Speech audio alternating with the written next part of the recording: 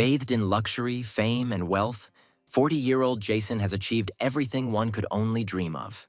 Looking in the mirror, he realized that perhaps everyone would like to return to their past and change the future.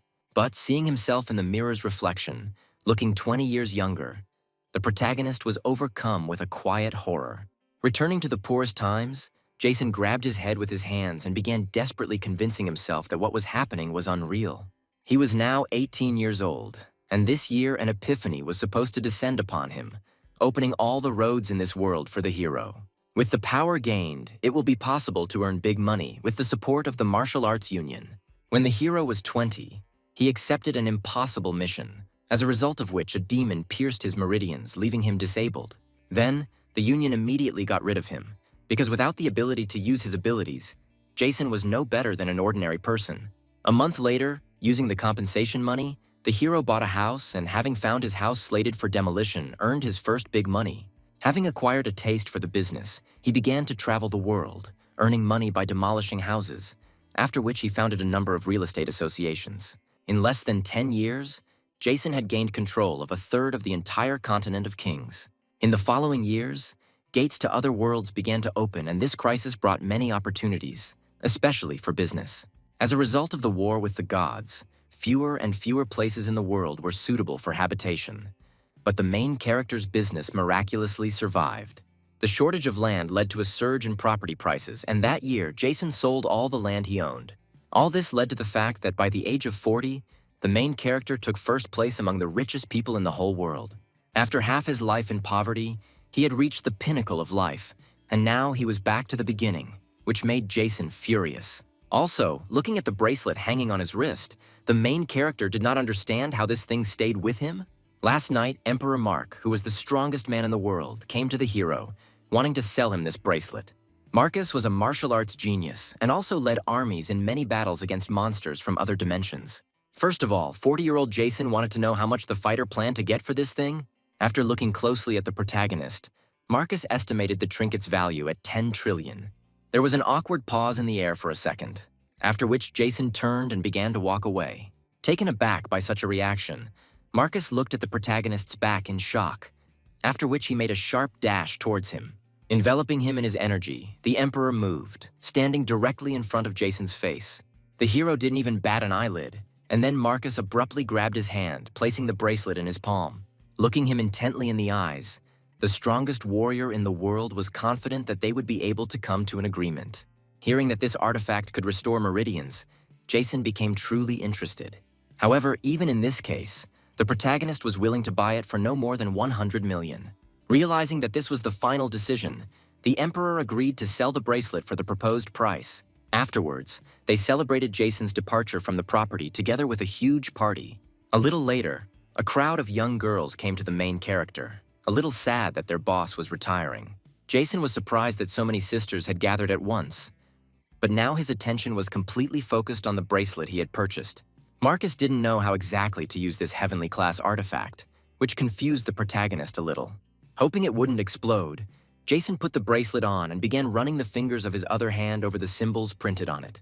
At that moment, the artifact began to flicker with a purple glow, which puzzled the hero a little. Suddenly, streams of energy began to emerge from the bracelet, enveloping the body of the stunned Jason.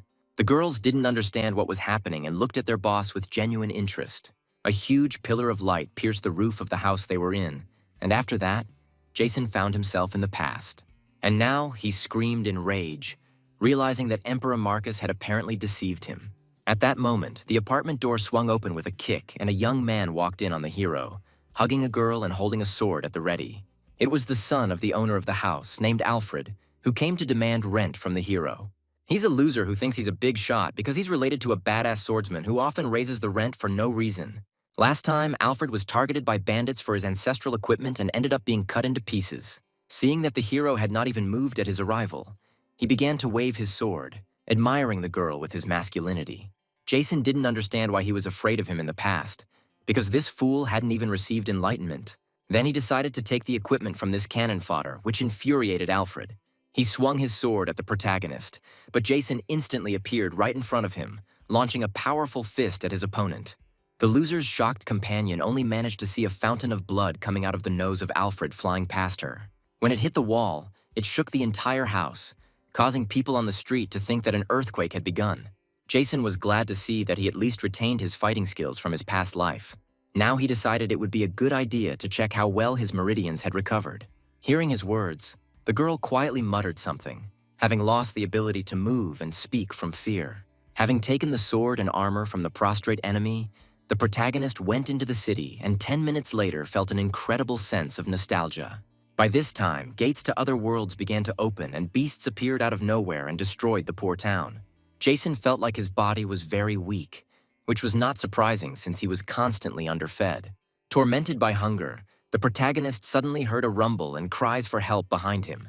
A flock of giant, toothy chickens chased several girls who fled in terror. Meanwhile, in the hero's former rented apartment, the investigation into Alfred's murder was already in full swing. The soldiers were fixing his body and looking for various clues that would point to the killer. Mr. Fitzgerald, who led the investigation, was shocked that the criminal simply left without doing anything to the girl. She cried bitterly because he only cast a cold glance at her and, unlike Alfred, he did not need her. Meanwhile, one of the operatives managed to find information about the suspect. He turned out to be 18-year-old Jason, whose mother died at the age of 2 and whose father disappeared the same year, leaving the boy growing up alone in the slums. Arriving in the area at 16, the hero rented a house, worked 5 jobs, and barely made ends meet. He had no criminal record, no martial arts history, and no entry in the martial arts registry. Fitzgerald was shocked that without any martial arts training, he had killed the big guy with one blow. Suddenly, a guard burst into the house shouting that dozens of demonic monsters were attacking civilians. Fitzgerald's first order was to spread the word and unite with other fighting alliances to request assistance. In addition, there were reports that martial artists were present at the scene. Meanwhile, the protagonist sat next to the sword stuck in one of the demons, breathing heavily and catching his breath. The rescued girls stood watching as Jason killed his opponents one by one. However, he managed to do this with difficulty due to his poorly trained body, which is why the hero was already starting to feel dizzy. But the monsters continued to advance, furiously flapping their wings and clicking their toothy beaks. As they approached Jason, they suddenly accelerated, making a lightning-fast leap towards the enemy. Gathering his strength, the protagonist jumped onto one of the monsters, dodging the attack and preparing to counterattack. Having smashed the mutant chicken into his fellows with his jump, the protagonist quickly soared into the sky. One of the monsters jumped up, ending up right behind him, intending to devour the hero in the air. But with a quick turn in the air, Jason swung his sword, cutting off his head. After which, like a meteorite, the main character began to fall on the monsters, swinging his blade again. Taking one of his opponents by surprise, Jason made a lightning-fast strike with his blade and cut his body in half. Having defeated all the monsters, the protagonist noticed another flock of mutant chickens heading towards the city. However, seeing dozens of dead brothers, they froze in place for a moment, looking at the hero with fear. Jason was shocked by the incredible number of monsters, which seemed to have no end in sight. Continuing the fight, the hero realized that his strength and endurance were an order of magnitude weaker than before returning to the past. Luckily, Alfred's family armor did its job quite well and even had self-cleaning capabilities. Besides, the sword was also interesting, as it could fly 800 miles in a day and probably had hidden powers. Whirling in a frantic swordsman's dance, Jason cut through his helpless opponents like a chainsaw. Suddenly, the main character had an idea, and deciding to test it, he made his way through the monsters to the large gates. Behind them, he saw a continuous stream of giant chickens crawling out of a spatial rift. The first priority was to destroy this portal, and Jason prepared to attack. But suddenly, right above his head, rockets whistled, heading into the spatial hole. The monsters watched with interest as the unknown lights flew into the place from which they came. One of them decided to catch an unidentified flying object in order to study it properly. But suddenly, the rocket exploded in his hand, stunning the nearby monsters. The explosion latched onto other missiles, causing a chain reaction and completely destroying the portal. At this time, the city guard surrounded the battlefield, actively searching for wounded people and capturing the remaining survivors, the monsters. Other people were happy to see them, and the main character was happy to finally get some proper rest. He didn't understand why they were so late, and in the meantime, Fitzgerald also arrived to them. He was infinitely grateful to the young hero for all the lives he had saved, looking at him with admiration. Suddenly, the commander saw something that left him in shock and complete confusion. Fitzgerald admired Jason's suit, wondering where he managed to buy it. Besides, he was eager to know the hero's name and which martial arts union he belonged to. Upon learning Jason's name and that he was still on his own, Fitzgerald fell into a stupor, and one of the soldiers began to recall a recent incident. Seeing their puzzled, distrustful looks, Jason thought they had misheard him. So he started shouting, confirming that he was a newbie who had only just woken up that day and had not yet joined any union. Fitzgerald's eyes widened at the hero, and the soldier standing next to him suddenly became wary. It suddenly dawned on the fighter that in front of him was the same killer Jason they had talked about before the attack. But the commander abruptly covered his mouth, not allowing him to scream, and continued to admire the incredible power immediately after his epiphany. In this regard, he wanted to take the main character's contact information in order to report to his superiors and give him a reward for bravery. But Fitzgerald thought this wasn't enough and decided to give Jason another $1,000 as a bonus. After these words, the main character suddenly pulled out several dozen business cards from his pocket and threw them into the air. Seeing the commander's frightened face, Jason understood that at this very time, newcomers with insight were very valuable people. He knew that over the next 2 years, martial artists would gradually replace the military and defenders. And now, the largest trade unions are offering large rewards for tips from newcomers who have seen the light. This is especially true for newcomers who have great potential, like Jason, so everyone rushed to pick up business cards. Only the newly enlightened can do what would take an ordinary martial artist 2 or 3 years to train to do. And if someone wants to get such a person, they will have to pay a lot of money, which is what Jason was going to take advantage of. Hearing that he was going to earn money and seeing the hero take up his sword again, Fitzgerald was greatly puzzled. Suddenly, Jason jumped onto the sword, stood on it with his feet and flew into the sky to the surprised looks of the people. The commander saw for the first time how a newly enlightened martial arts master was able to immediately fly on a sword. At that moment, after carefully examining the business cards, people realized that they contained the number and photograph of a prostitute. Hearing puzzled exclamations behind him, the main character did not immediately understand what was going on. But realizing that he had given them the wrong business cards, Jason frantically began to throw away the correct ones, flapping his arms like a dove's wings. As he watched the hero fly away, Fitzgerald suddenly heard someone start calling the Yellow Union. At the same moment, another person called the Green Union Helpline, wanting to report the find. One by one, people began calling various unions under Fitzgerald's bewildered gaze. A little more, and he would definitely miss his opportunity. So he and his soldiers also began to actively call. Without waiting for the operator's response, he immediately began shouting that he knew the coordinates of the young master who had regained his sight. Flying over the city, Jason only had time to throw out his business cards, and the people who called were already counting the payment for the tip. At this point, the main character's phone was already ringing off the hook with job offers, but suddenly he ran out of money in his account.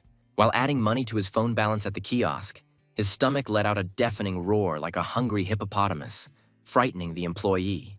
The kiosk worker thought that the main character was currently looking for work, when suddenly, someone's scream was heard off to the side. While Jason was looking around, the employee decided to offer him a job opportunity. However, the main character turned around abruptly and headed towards one of the richest clubs in the city. 2 muscular big guys guarding the entrance immediately stopped him, wondering what this guy was doing there. After all, only famous VIPs have fun in this prestigious place. At this time, a man appeared behind the hero, who decided that the young man had already become a VIP person. It was a representative of the Blue Union, who had already paid the entrance fee for the young gentleman. However, these words seemed quite loud to the girl who rode up after him. For the Yellow Union representative, this fee was a mere trifle, and she wanted to treat the hero to some truly delicious food. The thugs guarding the entrance were completely confused, unable to understand why representatives of 2 trade unions were here at once. But suddenly, they saw in the distance many more cars that were rapidly approaching the club. 9 major trade unions sent their people here at once, completely throwing the security guards into a stupor. Entering the club with them and sitting down at a large table, Jason immediately began studying the restaurant menu. He looked at each dish with all his attention, deciding what tasty things he would eat and what he would not. Having finally chosen his meal, the protagonist prepared to listen to the trade union's proposals. The Blue Union representative was sure that since he arrived first, Jason should join them. However, the girls from the Yellow Union had already fallen in love with the main character and wanted to take him for themselves. But the rest of the union members were not going to give in and began to argue furiously, insulting each other. Listening to their conversations, Jason devoured one plate after another with relish, realizing that there were only 7 of the 9 representatives here. The Black Trade Union, which belonged to Emperor Marcus, did not send its member, which seemed strange to the hero.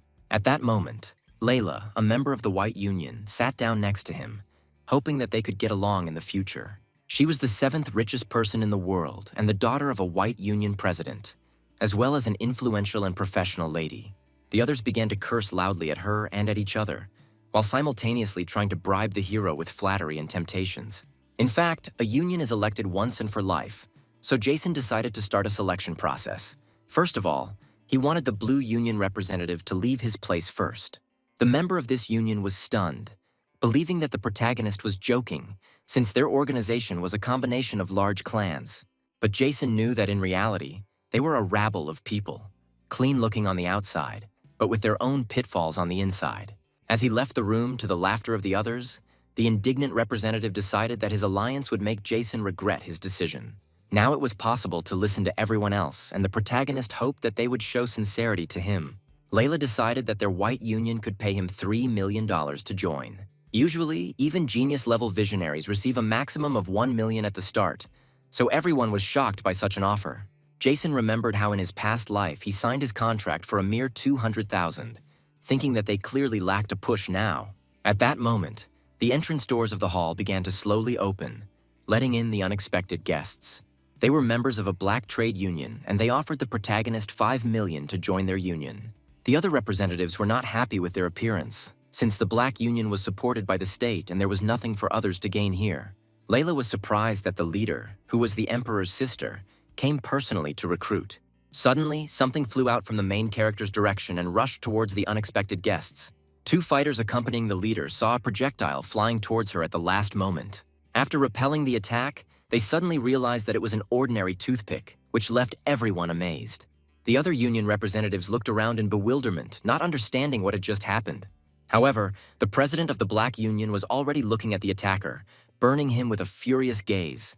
Smiling sweetly, Jason froze in a throwing pose, blaming the incident on an accidentally shaky hand. This sent the head's two pumped-up guards into a rage, and they rushed at the insolent man. These were two famous fighters who used long chains in combat, at the end of which was a giant horn, gold and silver. The two professional warriors attacked the newcomer with full force, their horns spinning at a deadly speed towards him. The other union members were horrified, because now he definitely wouldn't survive. But Jason easily changed the trajectory of the horns and deflected them, using chopsticks as a weapon. The thugs were shocked, their eyes wide open at the young boy, unable to understand how he had parried their blow with such ease. However, if the opponent had been anyone else, Jason might have had a hard time dealing with them, but these two were not a threat. Since the hero was able to withstand their explosive, rotating gyro blades, the warriors decided to fight in earnest. After all, in their opinion, he deserved to be torn to pieces, so they took a fighting stance. They decided to use their famous drill strike, which crushes everyone and leaves the enemy in mincemeat. Now, the union members became even more frightened, realizing that even a high-ranking master would have a hard time repelling this attack. But to everyone's surprise, the leader decided she had had enough and ordered her soldiers to stop. Obediently submitting to the mistress, the thugs stopped their attack when suddenly a shell flew into their foreheads. Seeing that these were Chinese chopsticks, they immediately guessed who was behind this and went into a real frenzy. Meanwhile, Jason, with his face twisted into a malicious grimace, was demonstratively indignant that his hand had suddenly trembled again. The fighters, overcome by such audacity, could no longer contain themselves and, combining their efforts, created a drilling tornado. Attacking simultaneously, they intended to wipe this scoundrel, who thought who knows what of himself, off the face of the earth. Seeing them flying towards him, spinning at supersonic speed, Jason began to swing the wooden board. Seizing the moment, he swung his weapon with all his might, counterattacking the enemy. A wooden stick, at great speed, rushed straight into the faces of the stunned fighters. Like a baseball game, the hero hit them hard and they rolled across the floor of the banquet hall like balls. Everyone stood in shock and watched as the two professionals found themselves back at their mistress's feet after the newcomer's blow.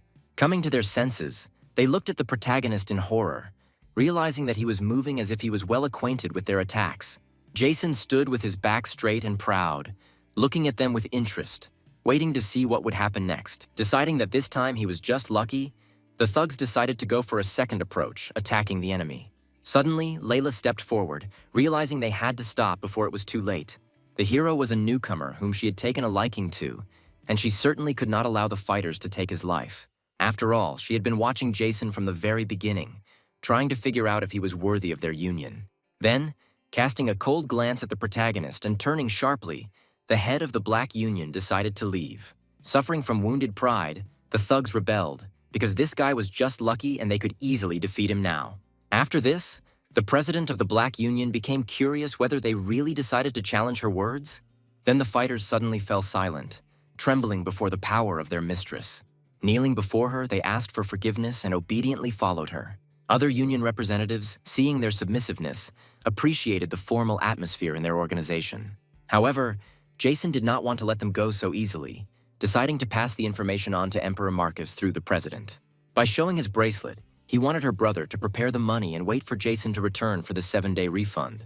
Raising her head and taking a deep breath, the president, without stopping, decided to clarify his name. She decided to remember this boy, realizing that he was not as simple as he might seem.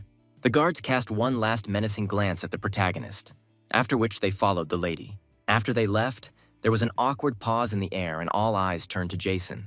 Layla decided to suggest that he find a quiet place to talk about signing the contract. But without giving her the floor, the young master suddenly became curious whether anyone would offer more than $5 million.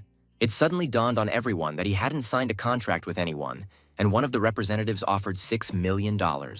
Realizing that this newcomer could take on 2 Black Union enforcers, the stakes quickly skyrocketed to $10 million.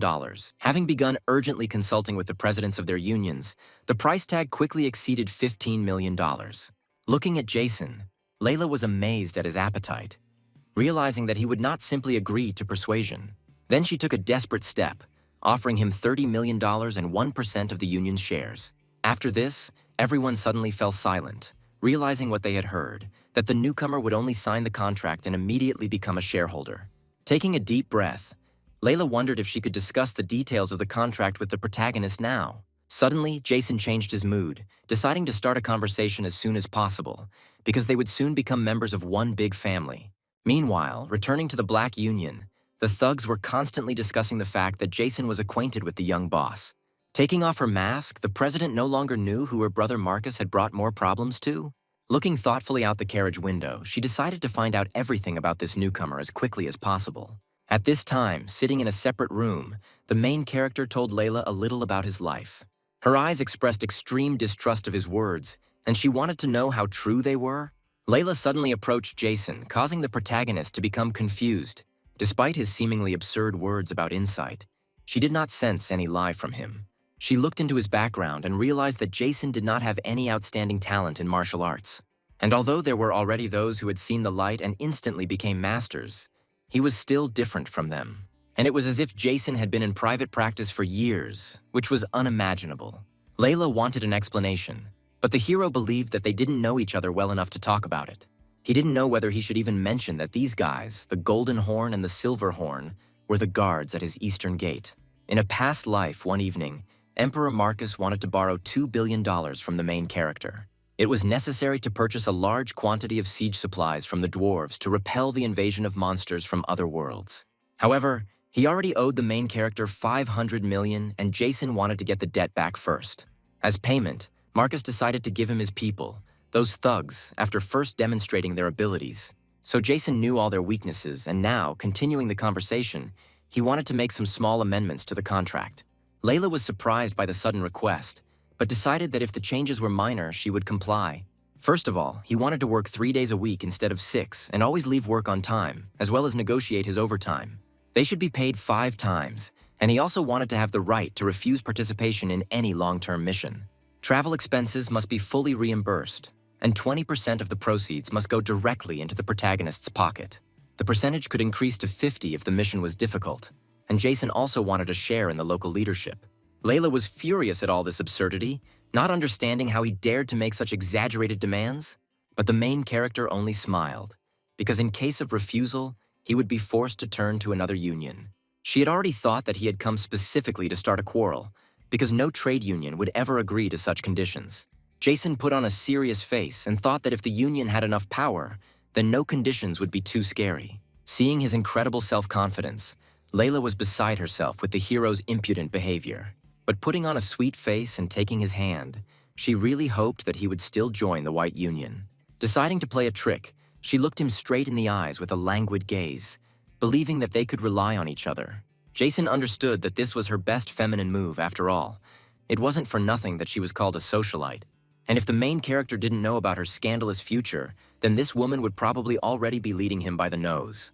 Pretending to be swayed by her caresses, the hero looked embarrassed and decided to give in a little in his wishes. So, for her sake, he will simply keep the condition of 3 working days a week, realizing that no one else has such favorable conditions. Then, Layla decided to prepare a new contract, and knowing that it would take a lot of time, Jason hurried away. Seeing how he stood on his sword and flew away into the distance, the girl continued to follow him with the waves of her hand for some time. Thinking about his condition, Layla had the unpleasant impression that the main character was leading her around by the nose. Meanwhile, Minister Berkeley received news of a demonic monster invasion that occurred in the slums this morning. Berkeley was the head of the King's Continent's Department of Emergency Management. It was determined that these monsters did not come from the barren lands in the south, but simply appeared out of nowhere. This fact greatly puzzled the minister, who carefully studied the documents he received. He also watched with interest the main character's battle with these monsters, watching a video on the internet. He wondered if any new fighters had come to register recently. It turned out that no, although many students from sections and random internships came to the exam. Berkeley sighed and dismissed the speaker, when suddenly a registration center employee entered his office. It turned out that the testing machine was faulty and it might be necessary to stop registering new masters. The minister leaned back in his chair, sighing resignedly, since this device had already broken down several times this month. After some time, one of the fighters who came for the test was preparing to deliver his crushing blow to the target. Gaining speed, he slammed his foot into the power meter, intending to destroy it. Seeing that he had only scored 10 points, the boy thought that perhaps the machine was faulty, since yesterday he had scored 50. However, nothing could be done, and the caretaker wanted to ask the minister to limit the number of daily tests. At that moment, Jason approached her, wanting to get the martial artist registration form. Realizing that he was a newbie, the girl felt sorry for him, because just starting out, he had already hastily decided to conduct a test. After waiting for him to fill out the form and taking it for review, her gaze suddenly stopped on the main character's name. Suddenly, the girl screamed with delight, realizing that in front of her was the same Jason who saved the city from the invasion of mutant chickens. This morning, she had already seen the recording of his fight, considering the hero an outstanding talent. It had been a long time since a true master had been born, and the supervisor decided to personally show him how the test was structured. Masters are divided into 2 types. Some are only physically developed, while others have attributes. There is also a classification by level. Attributes are divided into metal, wood, fire, water, and earth, but there are also unique features. Jason scratched his head and decided that he was probably just physically developed, which upset the girl a little. She led the hero into a testing facility where he had to harness his inner energy to create a powerful surge of power. But first, it was necessary to make sure that Jason did not have any artifacts that enhanced explosive power. To do this, before starting the test, you had to completely remove your clothes. However, without thinking twice, Jason immediately stripped naked on the spot, leaving the girl in a stupor because there was a locker room nearby. She closed her eyes and waited for him to get dressed before leading him further to the test car. The device was connected to a gate of pure energy, unlike otherworldly gates, which are connected to an unknown world. It was necessary to choose a level for assessing combat qualities, and the main character decided to set the lowest level. However, the girl warned him, because the higher the level, the more energy can be obtained from the gate. But Jason knew that a high level could summon a high-ranking monster, which is why many geniuses died in their past lives. That time, the main character barely made it past the passing grade, and he really wanted to know what would happen this time.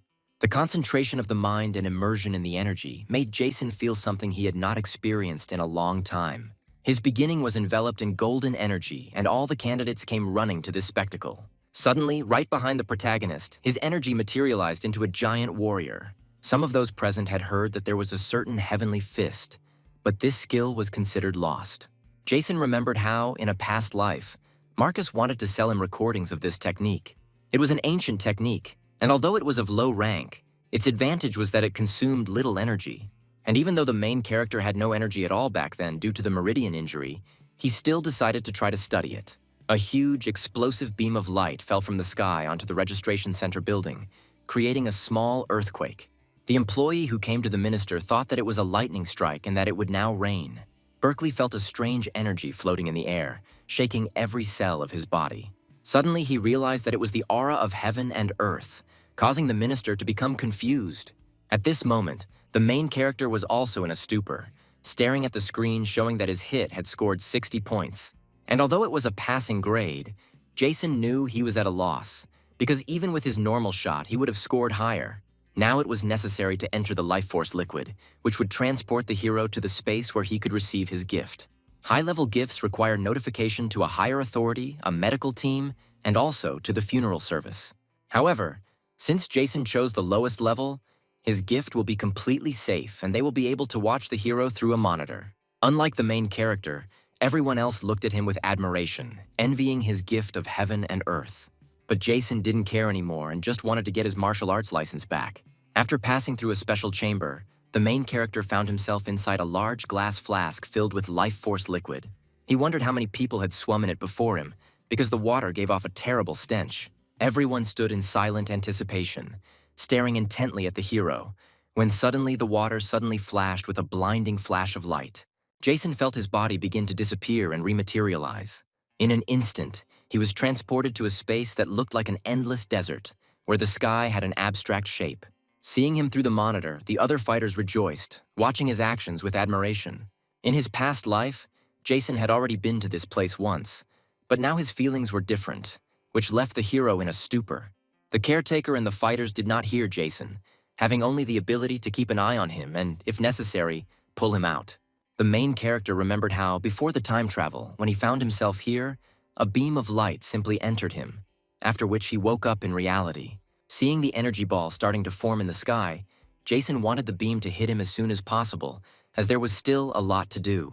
However, the protagonist noticed at the last moment that something was wrong and barely managed to jump back, amazed by the size of the huge beam of energy. As the energy began to dissipate, Jason was stunned with horror, not understanding what was happening. Enormous fangs, the size of blades, were arranged in rows inside a huge mouth that emitted the stench of 1,000 corpses. A huge monster with the paws and head of a dragon, covered in indestructible scales, looked furiously at the main character. In the huge holographic monitor hovering in this space, the puzzled faces of the fighters were visible, looking at the hero in surprise. Seeing how he waved his arms in fear and started shouting something, everyone thought that he was simply greeting them. Running away from the monster as fast as he could, the protagonist tried to shout to the people behind the monitor, not understanding why they weren't doing anything. But the fighters thought he truly deserved the title of master, seeing the kind of somersaults he could perform. Jason's terrifying scream turned into a desperate howl, because he was clearly no match for this monster. But why then wasn't he released? But the caretaker and the others thought that he liked to run and waited impatiently for the energy to descend upon the hero. Suddenly, a terrible thought pierced Jason's head, making every cell of his body tremble. Judging by their reaction to what was happening, one could conclude that they did not see this monster. An hour later, the monitor ran out of power and the connection with the main character was completely lost. But he still did not appear. Berkeley, who arrived at that moment, wanted to know why there was such a commotion. Tears streamed from the caretaker's eyes, from a complete lack of understanding of what was happening. Upon hearing that a certain mechanic had been gone for about an hour, Berkeley was shocked, and the workers who came with him discovered a breakdown in the machine. They couldn't understand why the unit's level was switched to the highest. The girl was horrified, because she herself had set the lowest level, but now it didn't matter. It turned out that the test machine was unstable and could produce false results, and in addition, there was insufficient energy. Even at lower levels, the test required special preparation, so now everyone was almost certain that Jason was already dead.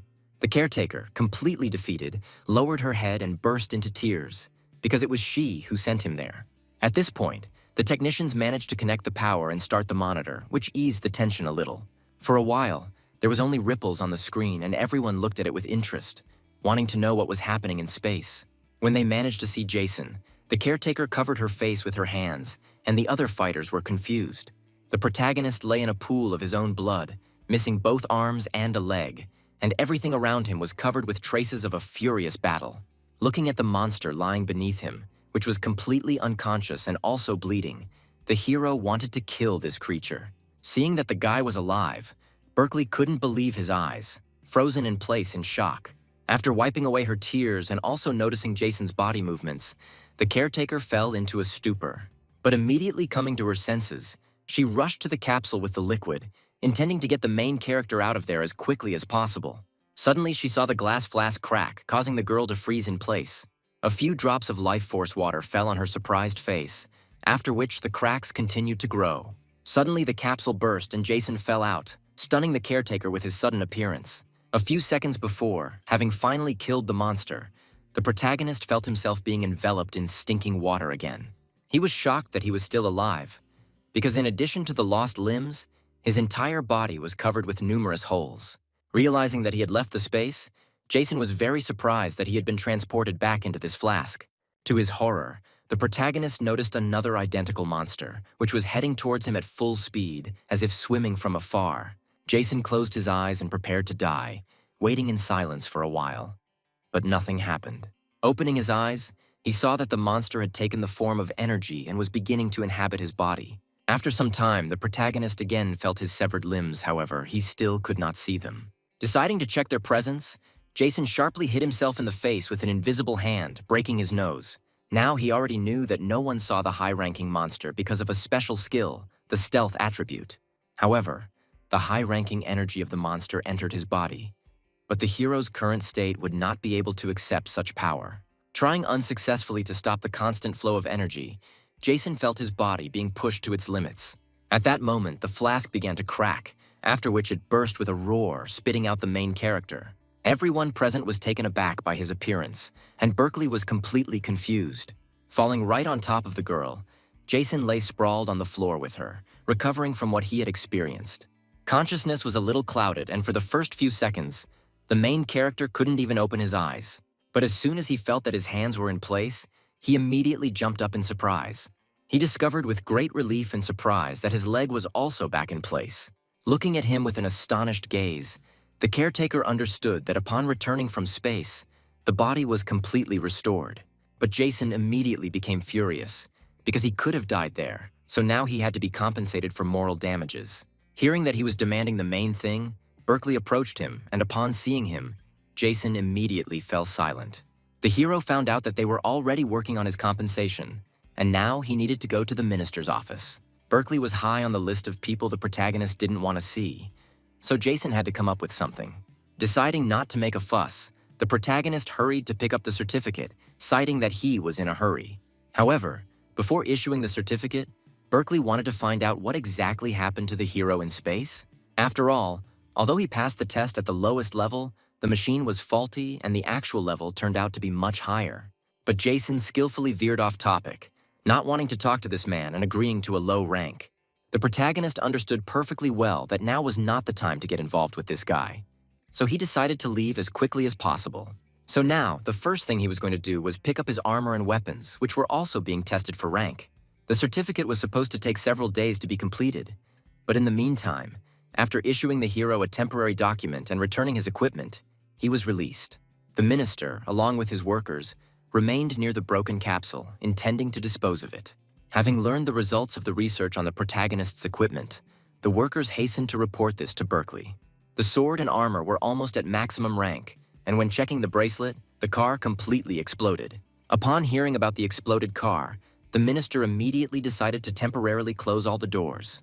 A little later, having bought some supplies for the trip and flying among the clouds, Jason had the feeling that he was being targeted. Therefore, it was necessary to urgently move on to the next money-making scheme. Hearing his name being called from below, the main character began to shake his head vigorously.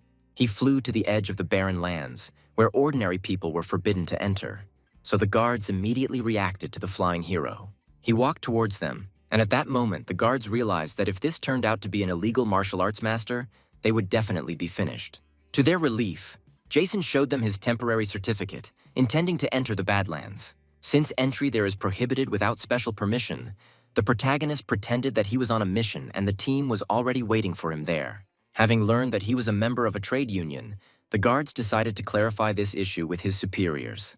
In addition, seeing a huge bag behind Jason, they wanted to examine its contents. In such things, it is best to rely on your connections. So the hero handed them a business card indicating that he was a member of a white trade union. He had an urgent task, and if they wanted to find out something, they could call Layla directly.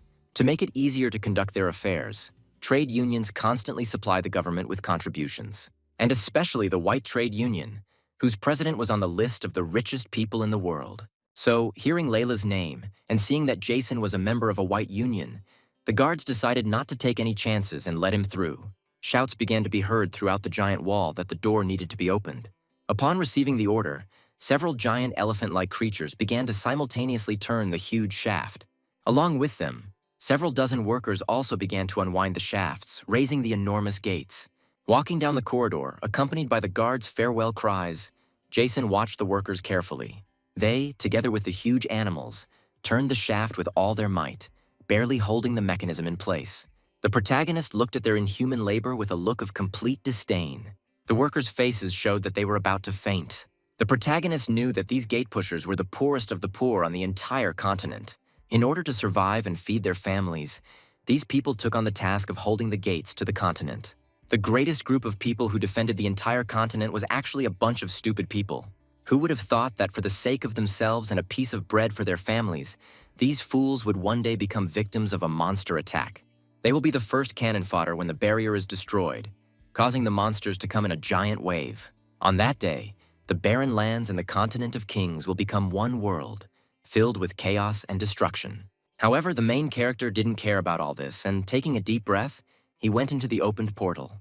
Working hard to make money in large quantities, even at the expense of his enemies, was Jason's goal. Finding himself in the barren lands, he was ready to conquer this place and confidently set out on his journey. Having turned off the portal and closed the gates, the exhausted workers began to rub their backs, exhausted from fatigue. Unexpectedly, they saw dry rations and wads of money scattered everywhere, looking at the find in bewilderment. At this time, the protagonist discovered a hole in his bag, furiously realizing that he had lost his supplies.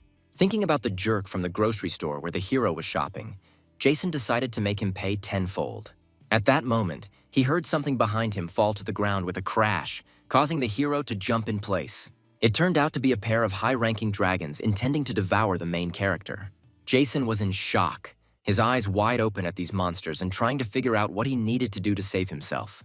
But the answer came to him itself, in the form of a giant worm that jumped out from under the ground next to the main character. Having instantly devoured one dragon, a second worm suddenly appeared, having devoured another, and they both glared at Jason. At that very second, a huge dinosaur appeared behind the hero, completely confusing him. Using his newfound stealth ability, Jason became invisible and hid from the monsters. While fleeing, the main character did not understand why they all climbed out, because he had just entered here. 5 years ago, the otherworldly gate first appeared on the continent of kings and stood for a whole year. They were connected to an alien world of demonic monsters with a very low level of intelligence.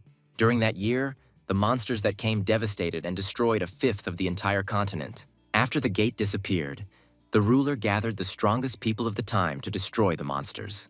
However, the monsters' ability to reproduce and adapt far exceeded human imagination. In the end, the continent's greatest minds came up with a not-so-smart plan to neutralize the monsters. They created an illusory barrier, relying on the low intelligence of the monsters, and lured them into it, calling the place the Barren Lands. But in the near future, monsters will still be able to recognize the illusion, penetrating beyond the barrier. And even a huge wall cannot stop demonic monsters that have the ability to fly and flock together. As far as Jason could remember, the first catastrophe that nearly destroyed humanity had happened right here. However, later a man appeared who saved the situation by taking command of the army. It was the most powerful man on Earth, Emperor Marcus, and in this unusual time, a second otherworldly gate appeared. Thus, in the Barren Lands, a gate appeared connecting with another highly developed world, the magical continent. It was a mysterious fantasy world of sword and magic that held many dangers and treasures. During those years, the Barren Land was completely transformed, becoming the most prosperous place on the continent. And of course, land prices in this central area connecting two worlds have risen drastically. Jason intended to get this area for himself before all this happened. And the land on which he stood right now was especially valuable, because it was here that the second gate would appear. While the main character was dreaming of becoming one of the 10 richest people, the shadow of the rock hit a monster who decided to hunt the boy. Waiting for the moment to attack, the monster periodically glanced at Jason, looking for a convenient opportunity. Suddenly, the main character disappeared on the spot, leaving the hungry monitor in complete confusion. At that very moment, the hero's blade pierced the body of the crazed monster, pinning it to the ground. Jason knew that before he could become rich, he would have to overcome some difficulties. The ability to hide obtained from the monster of heaven and earth was very convenient. but the effect wore off quite quickly. Suddenly, the main character heard cries for help in a language unusual for this place. It was the language of the magical continent, the portal to which would open much later. A little to the side of Jason, a group of thugs were chasing a little girl who spoke that language. The bandits were shocked by her endurance, barely keeping up with her. They didn't care what country she was from because any foreign girls were very expensive. Suddenly, she tripped over a rock and fell head over heels to the ground, glaring furiously at her pursuers. Jason watched from the cliff as they called the baby to them, pretending to want to take her to a place where there was a lot of good food. After carefully examining their clothes, the protagonists saw their tattoos and realized that these were the people of the Red Wolf. They did anything that brought in money, whether it was murder, robbery, kidnapping, or human trafficking. This is a very large and influential criminal organization, among whose members there are even martial arts masters. However, right now, Jason was more interested in this little girl who came from the magical continent. Unexpectedly, she decided to fight back against the scoundrels, preparing to use a spell. Jumping sharply into the air, she instantly found herself in front of the attackers, confusing them. At that moment, her body began to be covered in magical matter and transformed. Having stunned the bandits, she transformed from a little girl into a young lady, looking menacingly at her opponents. The Red Wolf's people did not understand what was happening and simply stared at the heroine, mesmerized. As she began to cast the spell, she assumed a fighting stance, gathering large streams of magical energy around herself. With a sharp release of a magical wave, the girl used the Red Lotus explosion spell. The thugs still stood rooted to the spot, unable to move from surprise. The only effect of her spell was that she returned to her child form, after which there was an awkward pause. Putting on a proud look, as if this was the intention, the heroine cast a furious glance at her enemies. Expecting something more from this unprecedented power, the bandits remained in a stupor for some time. Thinking that she was a martial artist who could produce fireworks and become a beauty, they were delighted. Seeing how excited they were about the upcoming sale of this girl, Jason decided to take action. At that moment, one of the thugs started calling his boss, wanting to please him with a valuable find. Landing right behind him, the protagonist grabbed his sword, intending to attack the enemy. With a sharp jerk, he flew headlong towards the bewildered bandit. Having cut off his head and thrown everyone else into confusion, Jason furiously attacked his opponents. Having approached, the protagonist cut through the enemy's weapon and body with one blow of his sword. After which, having walked between all the opponents, he headed towards the girl, leaving behind a mountain of corpses. The last enemy was behind the heroine, and Jason struck him with a lightning-fast swing of his sword. The little girl watched him in surprise and was shocked, not understanding who he was and why he was helping her. However, she was still infinitely grateful for her salvation, looking at the main character with admiration. Suddenly, the blade of his sword rushed towards the girl, poking her in the face and throwing the heroine into a stupor. Because in fact, Jason knew that she was the greatest witch named Laurencia. In the protagonist's memory, there were 6 catastrophes on the continent that could have destroyed the entire world. One day, 8 years later, a witch with macaroni hair appeared in the sky above the continent's capital. For the first time, she made Jason experience a feeling of hopelessness that he hated. He could only watch helplessly as she burned the city before his eyes, when suddenly she noticed the hero. Without a second's hesitation, the witch unleashed a huge, fiery blast at him, emitting terrifying heat. Jason had already said goodbye to life, but suddenly the fire dissipated without reaching its target. A dark, energetic sphere absorbed all of her flames, neutralizing the witch's attack. For his magnificent appearance, Marcus wanted to receive no less than 20 million from the main character. Jason was completely confused, his eyes widening at his savior. And at that moment, the fear and helplessness of the protagonist was replaced by furious rage and a desire to destroy the enemy. Marcus had to fly from the other side of the world, but it looked like he was still too late. But when he heard that Jason was ready to pay him $1 billion for the head of this scoundrel, the Emperor was amazed. Losing his temper, tears flowed from the hero's eyes, and his gaze, clouded with rage, was directed at the witch. Marcus agreed to the deal, hoping that Jason would not give in to hatred. Furthermore, the Emperor wanted the protagonist to try to stay alive, at least until payment was made. The fire, started by a witch, burned for 3 days and 3 nights, destroying approximately half of the capital. Hundreds of thousands of military soldiers and martial artists died in this battle against the Fire Witch. And although, through joint efforts, victory was achieved, it took years to restore the city to its original state. Moreover, at the time, Jason owned most of the buildings that burned in the fire. And seeing all this hell in real life, The main character was absolutely sure that the end of the world had come. He knew for sure that the culprit of all this was she, the woman with macaroni hair. No matter how many years pass and no matter what happens, Jason will never forget her face. The witch's evil grin, which remained on her face even after death, was clearly imprinted in his mind. And now, glaring furiously at the girl, Jason was 100% sure that this was the same fire witch Lorenzia. The only thing that confused the main character was why she turned out to be a child, apparently about 2 years old. Besides, it was completely unclear what exactly the witch was planning now. To his surprise, she suddenly wanted to become the hero's servant, in gratitude for saving her life. Lorenzia was willing to do his laundry, cook for him, and even scrub Jason's back in the bathroom. She could also change her age and size, demonstrating this ability to the hero by turning into a young girl. Besides all this, she could also burn the corpses of those killed by Jason, who had now become her paladin. Now she saw the main character as a partner and hoped with all her heart that he would help her. Now her only goal was to leave this world, and when she told Jason about it, she saw complete disdain in his eyes. Confused by his silent and cold gaze, Lorenzia suddenly realized that he didn't seem to understand her words either. She began to scream in her own language in a rage, wondering why these primitive creatures still did not know the magical language. Having calmly listened to her complaints, the protagonist decided to ask in her native dialect whether she had said enough. Looking at her surprised face, Jason found it hard to believe that in front of him was the same witch who had destroyed half of the capital. Hearing her language from his lips, the girl froze, staring at the main character in bewilderment, when suddenly her gaze changed dramatically.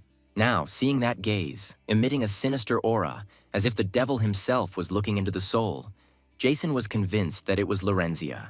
To her surprise, the protagonist turned around abruptly, letting the witch go her separate ways, as he didn't care about the children. Without asking twice, the little girl turned around and began to run away at great speed. Jason thought that the crazy witch, capable of destroying half the capital, was just trying to throw dust in the eyes with her innocent appearance. The future reward for Lorenzia's head was astronomical, and now the protagonist knew exactly where it was. When he returned to the Union, he planned to keep her under surveillance for several years, and then, at the right moment, capture her. Having run a decent distance, the girl suddenly stopped and began to listen intently. Turning back to the place where her meeting with Jason had taken place, she suddenly heard the loud howl of a demonic wolf somewhere in the distance. Having caught this monster, the main character decided to make shashlik out of it, singing a joyful song around the fire. Having impaled the wolf meat on a makeshift skewer, Jason placed it over the fire, turning it and seasoning it with aromatic spices. Using an ancient recipe, he began to coat the meat with honey, while Lorenzia watched him closely from behind a rock. Her gaze was firm and she hid in the shadow of the rocks, thinking up a plan of action. Suddenly, she felt the hot breath of a huge wolf enveloping her back, preparing to attack the witch. At that very moment, a sword appeared nearby, pinning the monster to the ground, leaving Lorenzia confused. Slowly turning her head, she saw the figure of the protagonist towering over the fresh corpse of a wolf, causing her hair to stand on end. Jason looked at the girl with a cold gaze and wanted her to get out of here at any second. At that very moment, with a sharp jerk, Lorenzia began to run away again at incredible speed. Having looked after her and made sure that she had disappeared into the distance, the protagonist hurried back to cooking, because there was twice as much meat. After cooking both wolves, Jason decided to let them sit for 30 seconds to allow the fat to penetrate deep into the meat.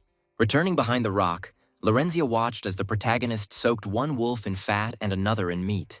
At that moment, another wolf also decided to hunt, sneaking up on the unsuspecting baby. Noticing his presence at the last moment, the girl again heard the blade of the sword pierce the monster's flesh. Slowly raising her head, she saw Jason's puzzled face above her, having saved her life again. His desire remained the same, for her to leave this area immediately. But this time, before he could even finish speaking, Lorenzia had already started running as fast as she could. After a while, she again watched as the hero juggled 3 wolf carcasses over the fire, and at that time, another predator approached her. This time, she wasn't even surprised to realize that she was in danger again.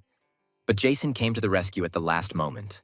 The protagonist was already starting to get annoyed by her periodic returns, which was written on the pulsating veins on his face. After a little more time, the hero's dinner already consisted of 16 wolves, and Lorenzia was tired of counting the kilometers covered. After half an hour, the stubborn witch quietly crept up to the rock, and another beast quietly crept behind her. Suddenly, she stopped abruptly, began to listen, and realized that she was being followed again. But this time, it turned out to be a harmless cat. And instead of killing it, Jason grabbed Lorenzia by the scruff of the neck, deciding that he had had enough.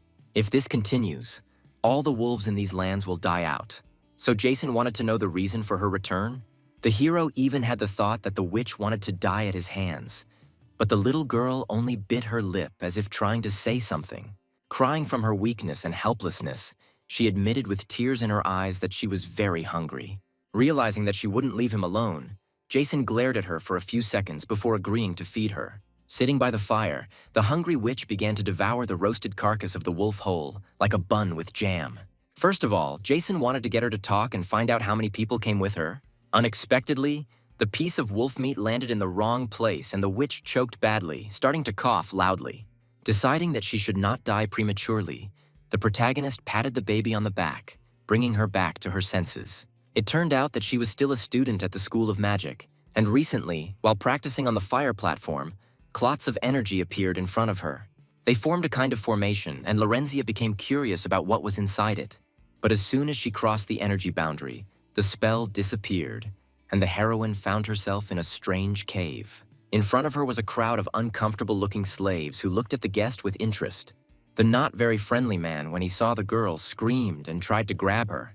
But Lorenzia managed to escape. After running a long way, she finally found herself on this earth, exhausted from fatigue.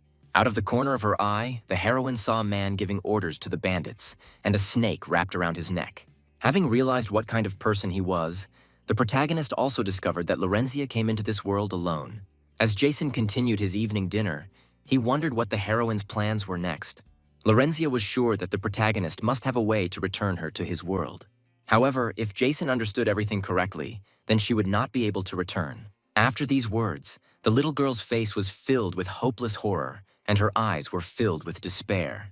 But quickly pulling herself together, Lorenzia was confident that if she studied magic diligently, she would definitely find a way to return home. Having decided to follow the hero, Jason demanded payment for the escort because every life costs money. The little girl understood that she had no money, but there was another way out and there were no other options left. Having transformed into a girl, she offered her body as payment for the protagonist's lovemaking. Jason was taken aback by such a proposal, not understanding what was going on in her head, and immediately refused.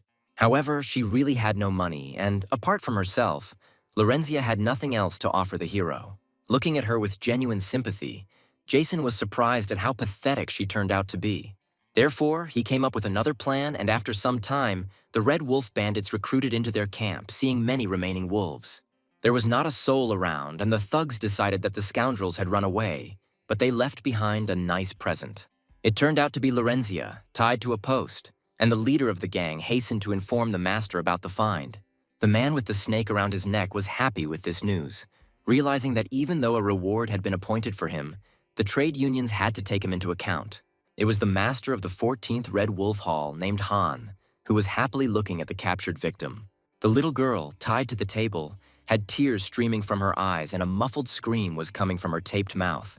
The bandits took dozens of people with them, and monsters inhabited the entire land. So Khan understood that the killer of his people would not escape. The master wondered how the little girl felt, realizing that she had simply been abandoned to her fate. He partly understood her feelings, because he himself had experienced something similar. So many years ago, the harsh reality of this world had shaken his childish mind. As they followed him, the thugs whispered to each other, unsure whether to tell Khan that she didn't understand human language. Moreover, having found several kebabs in the hero's camp, they still recalled with pleasure their incredible taste. And now, pursuing the fugitives, the bandits even thought they could still smell the meat, when suddenly, from behind the rocks, a shashlik actually flew out. Looking at him, one of the bandits thought he was seeing things and pointed him out to everyone else. However, his partners were more confused by the huge flock of monsters running after the fragrant delicacy. Khan was confused, not understanding how they ended up here, because the area of activity of these monsters was very far away. At that moment, the shashlik reached its target, landing gently in the arms of the stunned thug. At that moment, his nose and the noses of the people standing nearby were pierced by the magnificent aroma of a fried crust, incredibly juicy meat. Following the shashlik, the bandits were overtaken by an army of hungry monsters who began to furiously attack the gang. Then Khan gave the order to stop panicking and for everyone to start shooting with a crossbow, aiming at the eyes of their opponents. The bandits grouped together, formed rows, and launched a barrage of projectiles at the monsters. Most of the monsters lost their sight and began to scream in pain, going on a rampage. Some of them fell to the ground, and the thugs immediately received orders to pierce their heads. At that moment, the main character rushed past the bandits, striking several opponents with his sword. Not understanding what had just happened, Han suddenly jumped to the side, dodging the monster's attack. He was furious that these monsters dared to cause trouble on his territory. Writhing around his neck, the snake suddenly jumped onto the monster's paw, biting him, after which he immediately fell to the ground dead. His subordinates were amazed by the strength of the snake, which could kill anyone in a second with its venom. Suddenly, a hole shaped like a sword blade appeared in the body of the bandit who was holding Lorenzia. Having approached him using stealth, Jason began to gradually materialize behind the defeated enemy. Without hesitation, the main character immediately flew towards Khan, who, along with his snake, looked at him in bewilderment. A moment before the blow, the enemy realized where Jason's sword was aimed, after which he sharply pulled back the snake. But it was already too late, and the snake's head flew before the eyes of the frightened Khan. Jason was quite glad that the $6 million reward for the bastard's head was now his. In front of the astonished bandits, the main character began to photograph Khan's corpse as proof of his murder. Lorenzia could now confidently consider that she had paid for her dinner in full. Taking the snake's head for himself, Jason decided to pay off the rest of the baby's debt later. But today, an extra dinner awaits her, after which the heroes hasten to escape, leaving the bandits to be eaten by the monsters. Having found a place among the rocks, Jason and Lorenzia set up a new camp there, and the protagonist began to cook soup. The little girl was uneasy about the situation around her, but Jason was calm, because he had created a barrier of 5 elements that hid their presence. But it turned out that the real reason for Lorenzia's wariness was the hero's tonic soup, in which the remains of monsters were floating. The ingredients in it, especially the head of a poisonous snake, belong to monsters that will become extinct in the future. Besides, every martial artist dreams of food like this, so this was an opportunity they couldn't pass up. An hour later, writhing on the ground, Lorenzia thought they might have food poisoning. Having transformed into a girl, she was exhausted from the intense heat, trying with difficulty to even out her breathing. The protagonist did not expect that there would be so much energy from the sky and earth, which caused such heat. Feeling his muscles growing in size, Jason knew he just needed to be patient for a little while. First of all, to facilitate the process of strengthening, it was necessary to monitor your internal breathing. However, the heat became stronger and the girl could hardly stand it. Holding back her movements, the hero understood that if she continued to writhe like this, she would definitely go crazy.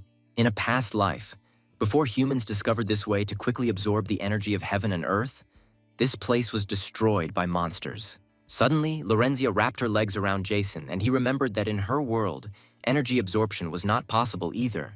The protagonist understood that if her convulsions continued, it could end fatally. Jason touched her face and jerked his hand away, thinking that she might catch fire. However, the hero couldn't let her die until he received the bounty on her head, so he decided to teach her a special technique. Having started to explain the essence of the technique to her in order to facilitate the process, Jason barely managed to dodge the column of flame coming from her mouth. The next morning, the protagonist lay on the ground, glad that he had managed to cope. He was able to double his strength, however. His physical body was not yet strong compared to Lorenzia. By creating a giant ball of fire, the heroine felt that her abilities had increased tenfold. With a sharp wave of her arms, she sent the ball flying into the nearby rocks, shattering them into pieces. Jason wasn't too happy about it because at this rate, the Red Wolf's people would be able to find them. Having returned to her child form, the witch looked at the protagonist's map, not understanding what the circles drawn in different places meant. These turned out to be places of treasure, for the barren land was full of possibilities. All sorts of alien creatures, plants and minerals, as well as unclaimed treasures and valuables lived here. Having decided to take Lorenzia on a treasure hunt, Jason was confident that, with or without money, she would definitely return home by the new year. Suddenly, the hero received a call on his cell phone, which irritated him greatly as he was currently very busy. To his surprise, it turned out to be Layla, who was sure that he would contact her first. Then the main character became interested in how the work on the contract was progressing and whether everything was ready yet. Hearing her displeasure that he didn't even say hello, Jason decided to hang up, but he suddenly changed his mind when he heard that Layla had discussed the contract with the president and there were no problems. However, The hero had to pass a test by fighting a martial arts master from a white union to prove his professional suitability. Then Jason wanted to know what they would do if he failed the test. Would they just kick him out? It turned out that in this case, they would not object to only some changes in the contract. The protagonist realized that they simply wanted to lower the price and agreed to take the test, with a small condition. When Layla heard that if he won, he would double his signing bonus, she was confused. Watching the masters destroy the training ground in a frantic fight, she found the hero's request quite funny. The treasure hunt was postponed for a while, and after finishing the conversation, Jason and Lorenzia went to the White Union. Returning to the city, the girl was hungry, and the heroes found a pastry shop on one of the streets. Having bought all the sweets in it, Jason loaded them onto himself, placing the little girl on top, and began to gobble them up together with her. The little girl was curious about where exactly they were going, but all she heard in response was that they were going to earn money. As she approached the White Union building, Lorenzia hoped that she would soon be able to taste some more roasted wolves. After passing the security post and finding themselves inside the headquarters, the heroes headed to the elevators to go up to the 10th floor. At the top, Layla was already waiting for them, accompanied by a sullen martial arts master with long blue hair. On her way to her, Lorenzia learned from Jason that this was the very girl who would give them money. The little girl looked coldly at her new acquaintance, and she really didn't like her overly convex forms. But the main character was confident that after training, Lorenzia would be in no worse shape. Meanwhile, Layla became curious about the cute child who was accompanying the young master. Jason introduced the heroine as a half-sister whom he could sell to Layla for cheap. The girl was stunned by this statement, digesting the information she had heard. But it was just a joke, and while chewing the candy, the main character intended to move on directly to the test. However, before they begin, the president of the White Union would like to speak with Jason personally. The protagonist was well aware that the leader was the 7th richest man on the continent, named Marshall. But beyond that, the president was the first martial arts genius to see the light. Entering his office, where the marshal had just finished sweeping the floor, a short old man with a shaking thin body appeared before the heroes. Delighted by the appearance of the guests, he hastened to shake hands with the dear new recruit. With a practically toothless smile, he was very happy to see Jason, because he had already heard so much about him. The protagonist, in turn, was also glad that he met Master Marshall at the dawn of his life. The president was shocked that such a young guy could already defeat 2 guardians of the Black Union. In addition, he already knew that Jason had put forward new demands for the contract and wanted to receive double payment if he won. Seeing the joy in the old man's eyes, the protagonist also smiled heartily, hoping that he would agree to his request. However, it depended on whether Jason was worth the price, and after that, the good-natured grandfather's gaze was replaced by the gaze of death itself. Amazed by the strength of his aura, the protagonist wondered if the old man wanted to test him. After this, the president suddenly rose into the air, releasing a pulse of terrifying energy from himself. Considering the terms of the contract and the fact that the hero wanted to double them, the old man was furious, thinking that the boy simply wanted to profit from others. A blast of Marshall's energy crushed Jason's body, who considered the old man a real monster. In a past life, pressure of such force would have scared the protagonist to death, but not this time. Knowing many techniques to counter such waves, Jason simply straightened up and smiled at Marshall. Noticing this, the president fell into a stupor, staring at the protagonist in bewilderment. Layla was also surprised, because she very rarely saw such interest in her father's gaze. Unexpectedly, Marshall decided that Layla would need to renegotiate the contract with the young master, as he was not satisfied with the previous one. The girl was stunned by the master's sudden proposal and was confused. The old man decided to raise the stakes and offer the hero to pass 3 tests for $300 million. Upon hearing the amount, Jason was stunned, considering the president a very interesting person, and agreed to the offer. If he wins once, he can sign a contract. If twice, he will receive a 4-fold bonus, and for 3 victories, $300 million. The master accompanying Layla thought that perhaps her father really was starting to age in mind. After all, he was over 100 years old. However, the girl knew for sure that the president's opinion could be trusted unquestioningly. Having given the order to rewrite the contract, Layla decided to accompany the protagonist to the testing site. Following her, Jason discovered that the White Union had many different programs and techniques to empower the masters. The heroes passed by giant flasks of true energy liquid, amazed that they could even obtain such a rarity. Observing the surroundings and the high-level equipment, Jason was no longer surprised by the rapid growth of this union.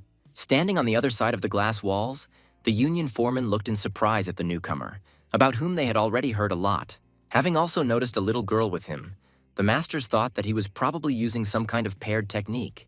After passing through the corridor, the heroes entered a giant arena, which also served as a testing ground. Numerous spells were installed around the perimeter to protect against various damages. In addition, one of the spells allowed the environment to change to different locations, testing the adaptability of the masters. Jason noted that a great many people came to view his test, but Layla didn't think this was anything surprising, since such testing for a newbie was a great rarity. The masters looked at the hero with interest, being aware of his conditions and the fact that he had decided to double them. The captain of the 3rd White Union team, named Alex, looked down on the arrogant newcomer. Standing aside from him were the girls from the Union, who were impressed by Jason's beauty. Alex knew that there had been scammers before who weren't afraid of death, but in the end, they were still killed and thrown away. At this time, Layla showed the protagonist combat suits that could withstand a certain amount of lethal damage.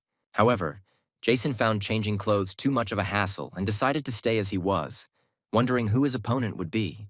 At that very second, the protagonist's opponent approached him, accompanied by the marshal. It was a member of the 1st White Union team, named Rick, who wanted to punish the insolent man for his pride. Jason stared at him in confusion, firmly convinced that his opponent's face looked familiar. He remembered that this Rick was currently a very talented newcomer who would become an outstanding master in the future. The enemy was a little disappointed to see the hero, as he had expected to meet someone more powerful since he dared to ask for such conditions. Rick was sure that the arrogant boy wouldn't be able to break his finger even with both hands. To this, the main character put his hands out, wanting to test the theory, and if he could do it, he would call Rick a puppy. The master was furious at such impudence, but the marshal calmed him down as there was no time for arguments now. Humiliated, Rick decided to punish the insolent man in a duel, and Layla had a hard time suppressing a laugh. Master Marshall would have been very grateful to Jason if he hadn't provoked the fighters too much. Taking a deep breath and smiling, the protagonist simply spread his hands, realizing that he hadn't started this. Seeing the fighters enter the arena, Alex and his team began to watch Jason closely. To keep things fair, the protagonist was allowed to use his own weapon or a union weapon of the same class. Rick's weapon was a composite fighting flail, with which he intended to drive Jason into deep despair.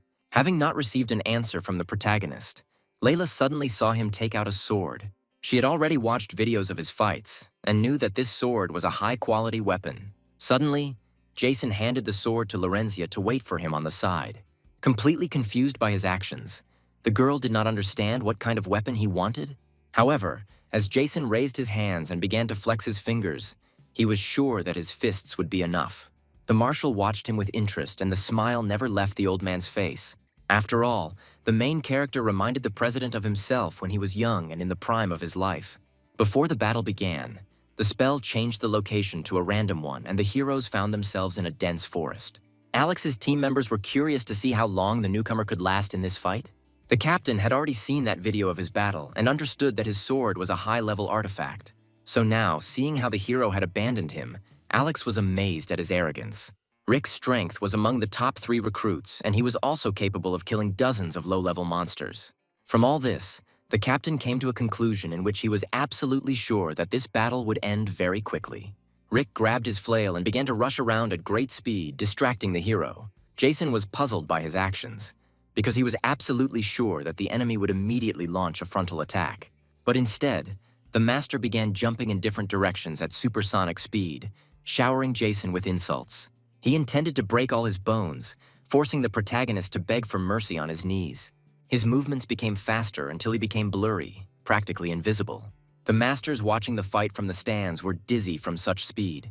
Alex knew that the more Rick moved, the faster he became, thanks to his wind attribute. To defeat him, he needed to make a move before Master Rick accelerated. But it was too late now. There was no more intrigue in this boring fight, so to the grins of his men, he decided to leave the stands. They were impressed by their captain's insight and looked after him with admiration. But this was not surprising, because with such speed, even experienced craftsmen would have had a hard time coping, not to mention a beginner. Suddenly, Rick decided to attack, and at that moment something happened that shocked everyone. With one blow of his fist, Jason smashed his opponent's head into the ground, leaving a large crater underneath. Losing consciousness from the pain, Rick wondered how this guy was able to counterattack him at such speed. But the main character only smiled, impatiently awaiting the next opponent. Layla was shocked by this turn of events, and Master Martial's eyes sparkled even brighter. After the fight, the medical team, led by Layla, immediately went to the loser. Returning to the stands, Jason saw Captain Alex's figure at the other end of the corridor, who was just about to leave. Suddenly, the captain heard the loud cry of the marshal, joyfully calling him to him. Turning to the president, he suddenly saw medical workers carrying the injured man. Master Marshal decided that the third team captain would be the next opponent. Confused, Alex didn't understand why he should fight Rick. But suddenly, his gaze fell on the stretcher. Seeing the defeated master on them, he was shocked and felt goosebumps run down his body. At that moment, seeing the main character, Layla decided to find out if he was injured, but Jason just chuckled, because it was only his fist that hurt, since he had overdone it a bit. As the hero looked at the approaching opponent, Marshall unexpectedly thanked him for that fight. Before the impact, most of the energy was instantly dissipated. Otherwise, Rick would have died from such a blow to the head. But Jason pretended that he was hitting with full force, and if the enemy had attacked immediately, it would have been difficult for the hero to win. Looking at him carefully, Master Marshall realized that the protagonist's martial art was called the Heavenly Fist style. Jason was shocked by the old man's insight and looked at him in horror. The marshal had already been fortunate enough to see this blow in his youth, and he never thought that he would see it again in his lifetime. Taking a fighting stance, the protagonist laughed, because this Heavenly Fist was in one patriotic opera, which made the old man laugh. At that moment, Layla was watching them, when suddenly Alex approached her, happy about the long-awaited meeting. The girl hoped that the captain of the third team would hold back in a test match with a newcomer. However, in Alex's opinion, this was just a $60 million recruit, so he didn't need to go all out. The commander proudly noted that in the end, he himself signed a contract for $80 million, having passed the same test for newcomers. Hearing his opinion that Jason's contract was worth $60 million, Layla was a little surprised. As Alex approached the hero, tension was palpable in the air, and Marshall hastened to introduce the opponents to each other. Smiling and extending his hand to the newcomer, Alex was happy to welcome Jason and hoped to see him on his team after the test.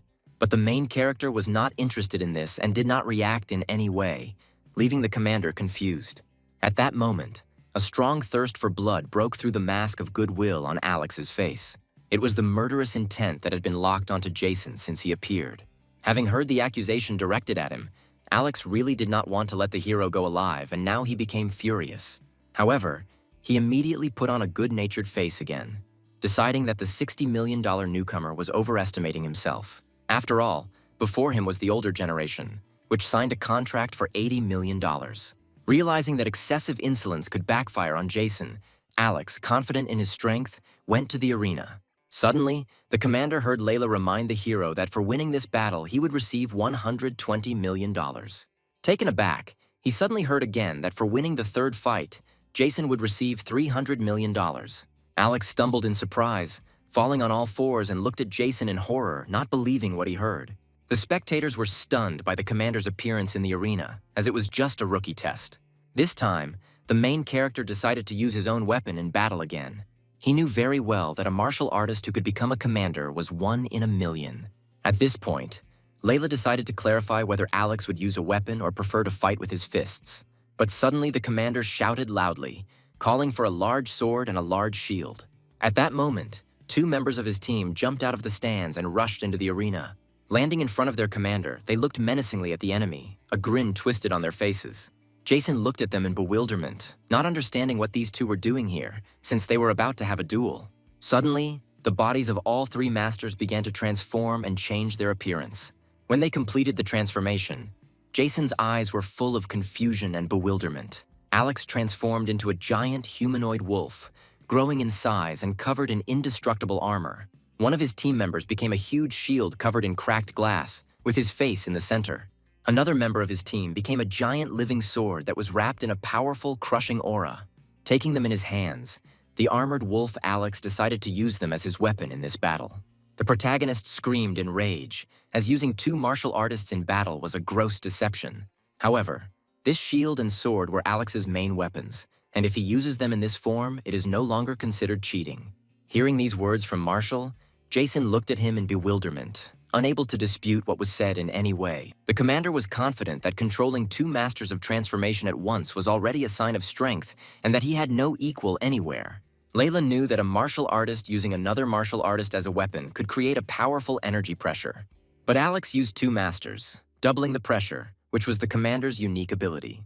But Jason still considered it a deception and in a rage began to call for Lorenzia to come to him. In his anger, he forgot himself and began shouting at her in human language, so she did not react at all. Then he shouted in a language she understood and she immediately rushed to the hero's aid, sword at the ready. The spectators thought it was normal that he didn't dare fight with his bare hands, since his opponent was the commander. However, what they saw next left everyone watching completely confused. Even the marshal gaped in surprise, staring at the main character in bewilderment. Layla and Alex also watched what he was doing, not understanding what was going on in Jason's head. In one hand, the hero took his sword, pointing the blade to the side and preparing to attack. In his other hand, he held by the scruff of the neck a little girl who accompanied him all the time. Lorenzia also did not understand what he had in mind, and Jason furiously shouted to his opponent that he was ready to begin the fight. The protagonist thought that since the commander could use other masters, then he could take advantage of it too. By lifting the girl to his head and whispering in her ear, Jason made it clear that she could roast and eat this wolf. At that moment, a loud roar of laughter pierced the air, coming from Alex's direction. The commander thought that if they wanted to die together, then he had nothing against it. Just in case, Jason decided to check with the president if he could use the baby. The only condition was to hold the weapon in your hand, since it cannot attack on its own, but otherwise there were no problems. Once everyone had come to an agreement, the duel began and the heroes were transported to a random location, which this time turned out to be a desert. Making a lightning-fast dash and furiously rushing towards the enemy, the armored wolf Alex hoped that he would not blame him for his death. Then, placing Lorenzia in front of him, the protagonist fearlessly rushed into the attack. Knowing she was just a child, viewers were shocked by Jason's incredible cruelty. The heroes clashed in a furious battle, exchanging hundreds of blows every minute. Layla couldn't believe that the hero and his half-sister worked so well together, not inferior to Commander Alex's trio. Alex and the others had a wealth of combat experience, and their lives had been on the line more than once to achieve such perfect compatibility. Looking at the main character, Marshall was amazed at how truly ruthless a person he was. Every move he made was precise, with the goal of inflicting fatal damage on the enemy. The Marshal saw that Jason was truly willing to sacrifice his life, and was surprised at how great his resentment and hatred were. At that moment, Alex attacked the hero with a sword, but the protagonist put the baby out, forcing the enemy to deflect his blow. Regrouping, Jason swung his sword sharply, intending to deliver a powerful, stabbing blow. But the blade of his sword hit the shield that the commander was using to cover himself, leaving a deep cut on it. After that, Alex counterattacked the enemy with a lightning-fast sword, but Jason managed to dodge, dashing back. The armored wolf made a sharp lunge, attacking the enemy, but the protagonist again skillfully covered himself with Lorenzia. Alex was furious that this bastard was actually using people as a shield. But when Jason struck his shield with his sword in response, it was like a bastard talking. Continuing the fight, the hero thought that Alex's name was familiar to him, as if he had heard it somewhere in a past life. After the otherworldly gates opened, many craftsmen were killed or maimed, but this guy was fired from the Union in disgrace. The reason was that on the way to his mission, he visited a brothel. Later, even more bad habits of this pervert came to light. This includes drawing pictures of women from his union. So now, the protagonist watched ironically as Alex stopped his furious attacks when he put the girl out. The battle dragged on, and the master, who was a shield in the hands of the armored wolf, understood that the time for his transformation was running out.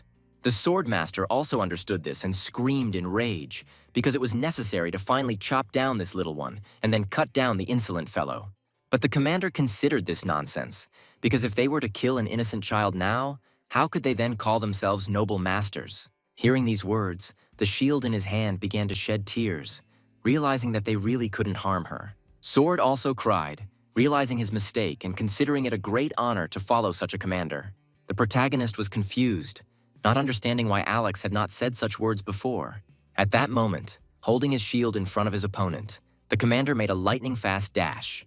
Leaving the shield in front of Jason, he abruptly moved behind the hero, swinging his sword to attack. At that very moment, the sword in his hand transformed into a master, taking the protagonist by surprise and snatching Lorenzia from his hands. Taking advantage of Jason's confusion, the armored wolf swung his fist at his opponent at high speed. While the master who grabbed the girl flew away, the main character received a crushing blow to his body. The energy pulse caused by the attack sent the hero flying and slamming him into the wall of the stands. Layla was shocked by the force of the attack, and Marshall calmly watched what would happen next. Grabbing the shield, Alex raised it victoriously, astonishing the audience with its magnificence. Using the abilities of the transformed martial artist, he managed to take his opponent hostage.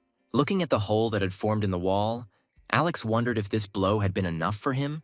The protagonist remained on his feet, his head down, catching his breath from the sudden attack. The master, who was a sword, was very glad that the child was in perfect order.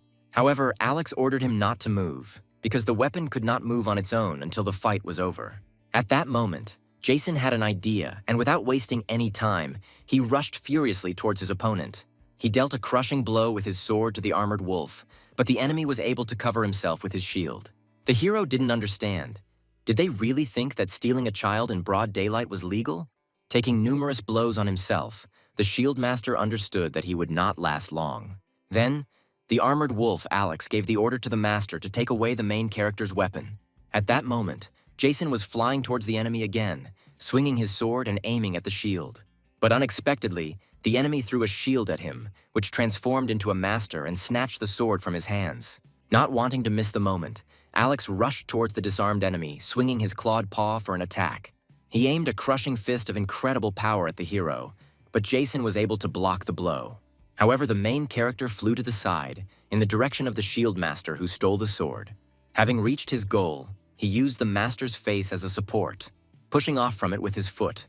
With a sharp jerk, Jason headed towards the other master, who was currently holding Lorenzia. The enemy, unable to move, could only watch helplessly as the protagonist caught up with him. Taking advantage of the opportunity, Jason, with all his might, launched his knee into the enemy's nose on the fly. At that moment, an armored wolf appeared right above him, coming to the aid of its guns. He clasped his hands and sent a meteor-like strike straight at the protagonist, but Jason was able to dodge it. In addition, the hero redirected the enemy's attack at the helpless master, who took the full brunt of Alex's blow. Enraged by such meanness, Alex kicked Jason away, stomping a little more on the master, who was screaming in pain. Layla was confused by what was happening, and Marshall was delighted with the protagonist's actions. After all, his greatest strength was not in the physical weapon he held in his hand, but using the rules of combat, he tactfully directed his blows at Alex's weapons, which were highly mobile combat masters. It was a brilliant tactic, and now the protagonist once again found himself next to the helpless master. Jason suddenly appeared above him and began to shower the master with a hail of deadly blows from his fists. He understood that this might be very mean of him, but the hero really liked it. The commander screamed in horror, rushing with lightning speed to help his shield. Throwing Jason aside, he wanted to find out if everything was okay with the master, but the hero had already moved on to the next one. Seeing the main character rapidly approaching him, the swordmaster understood that he could not withstand it. Enraged by his actions, Alex wanted the masters to pull themselves together and with their combined efforts cut him down. At that moment, the master's sword, who had been lying motionless until then, threw the girl away and began to transform. Turning into a sword, he headed straight for his opponent, spinning to cut him into pieces. The audience did not understand what was happening, looking at the actions of Alex's trio in bewilderment. Layla was also completely confused, and Marshall became serious and looked intently at the commander. Jason dodged the blade, and then the weapon headed towards its owner. Getting ready to catch the sword, Alex decided to block the enemy's movements first. To do this, he threw a huge shield at him, but Jason was able to easily dodge it. But suddenly, the shield turned into living shackles that wrapped around the main character, shackling him. Realizing that he had nowhere to go now, Alex made a sharp dash and was already swinging his sword to attack. But Jason was calm, because since the weapon attacked on its own, it was a violation and an automatic loss. The spectators were amazed, wondering how the commander, fighting at full strength, managed to lose. Alex began to hear ridicule directed at him from everywhere, so eventually, 3 masters had to attack one newcomer at the same time. Jason knew that if he completed the attack, he would be condemned. But suddenly he heard the whisper of the sword, asking the commander to act. Thinking that only the grave could straighten out a hunchback, the protagonist gave the order to Lorenzia to begin the attack. The audience was shocked, not understanding what this little girl could do to such a big guy. But at that moment, something happened that left even Marshall completely confused. Transforming into a young girl, she rose into the air and created a giant ball of fire. Seeing her unleashing colossal firepower on the enemy, people thought she had 2 attributes. Alex was so taken aback that he didn't even have time to understand anything and took on the incredible power of Lorenzia's crushing, explosive attack. A powerful blast wave passed through the stands, hitting the main character among others. Looking at the aftermath of the explosion in amazement, Layla hoped that Alex would survive after this. While Jason was indignant that she had also hurt him, the Shield Master rushed to help his commander. Maddened by anger and shameful defeat, Alex went berserk and wanted to personally finish off the main character. Using his sword, he moved in sharply and attacked Jason with a powerful lunge for underestimating them. At that very second, his blow stopped, and Lorenzia looked at the main character in bewilderment. Layla froze in place and gaped in surprise at what was happening. All the spectators froze from the suddenness of the moment and looked at the arena in shock. The armored wolf's furious gaze was replaced by the look of a cowardly little dog. The blade of his sword hit his opponent's index finger, causing it to crack. It was Marshall who was enraged by Alex's vile intentions to kill Jason. Wanting to cool his ardor, the president snapped his finger and threw the commander several dozen meters to the side. The shockwave caused by his click was significantly stronger than the one from Lorenzia's attack. She walked across the entire territory of the Union, enveloping everyone in terrifying energy, and rushed into the sky with lightning speed. Having crashed into the wall, Alex was completely defeated, instantly incapacitated. He immediately lost consciousness, causing his transformation to dissipate and his battered appearance to be revealed to everyone. The Marshal was very surprised by this battle, truly impressed by the strength of the protagonist. The next fight was for $300 million, and the president was wondering if Jason wanted to take a break. But it depended on who the next opponent would be. However, now the hero wanted a one-on-one duel.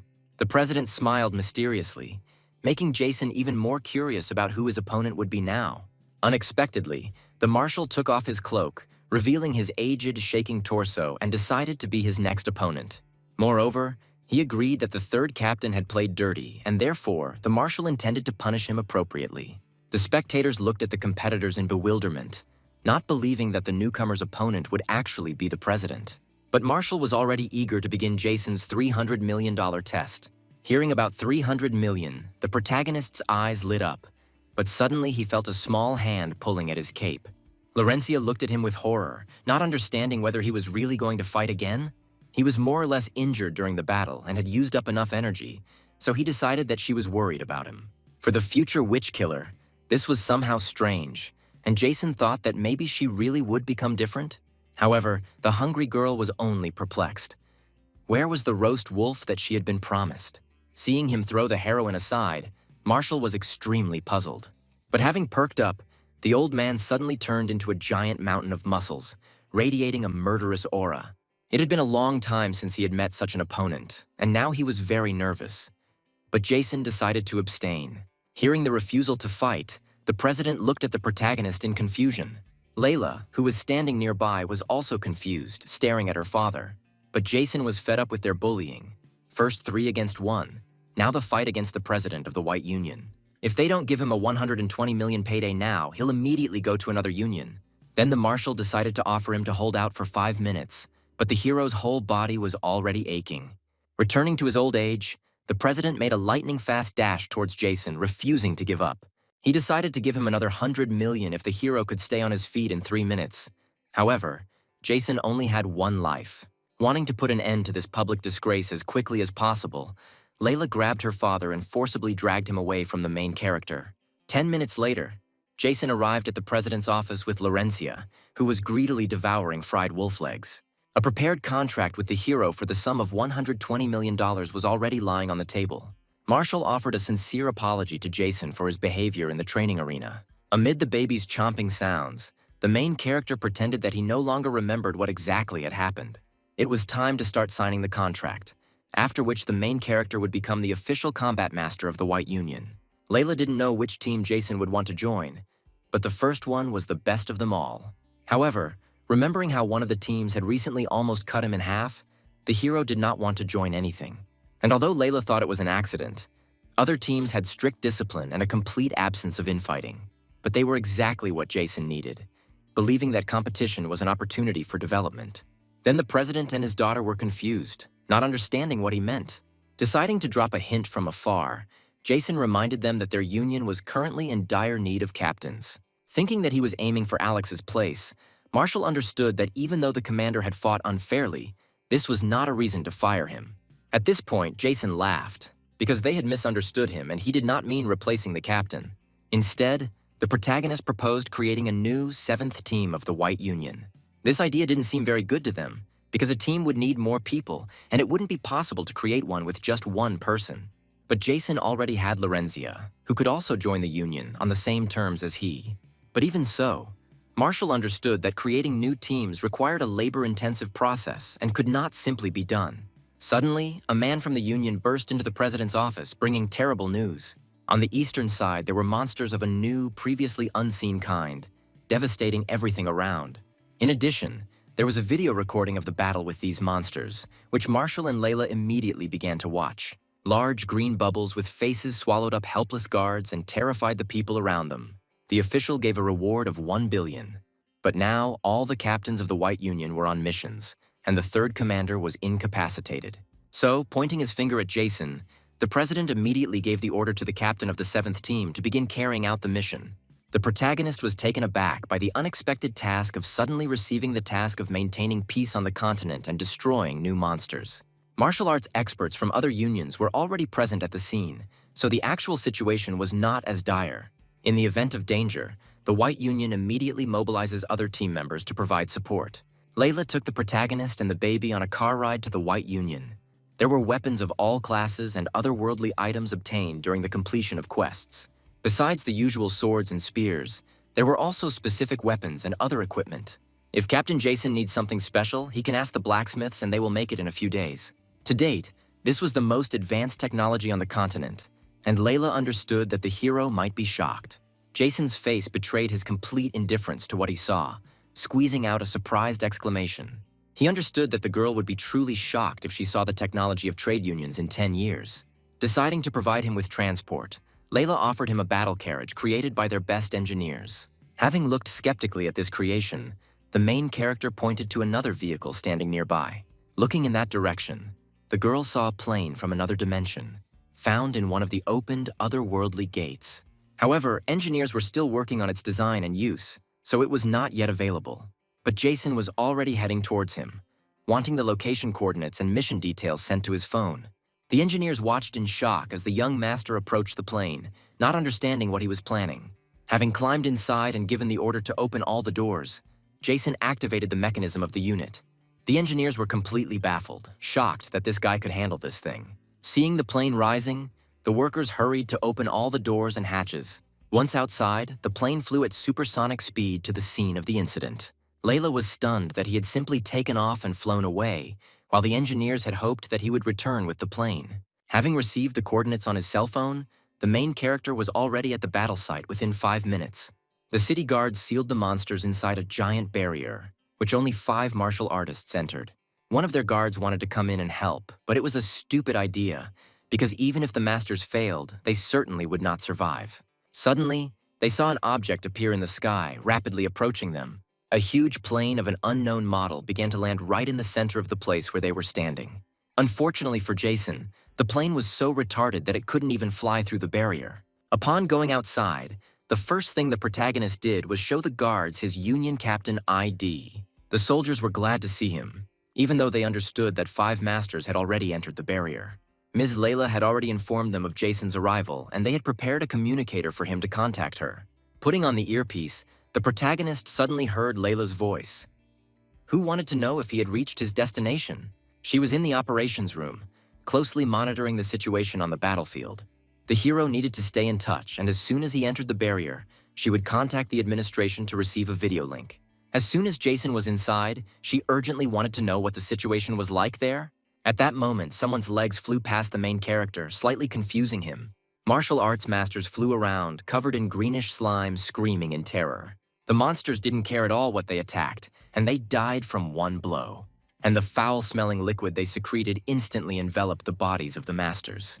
The captains of the blue and green unions watched in horror as attempts to capture the monsters failed one after another.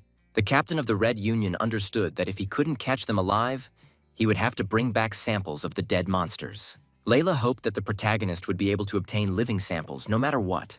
As promised, overtime pay is tripled and cash only in case of a successful capture. Finding the nearest martial artist, Jason decided to borrow one of her catch bags.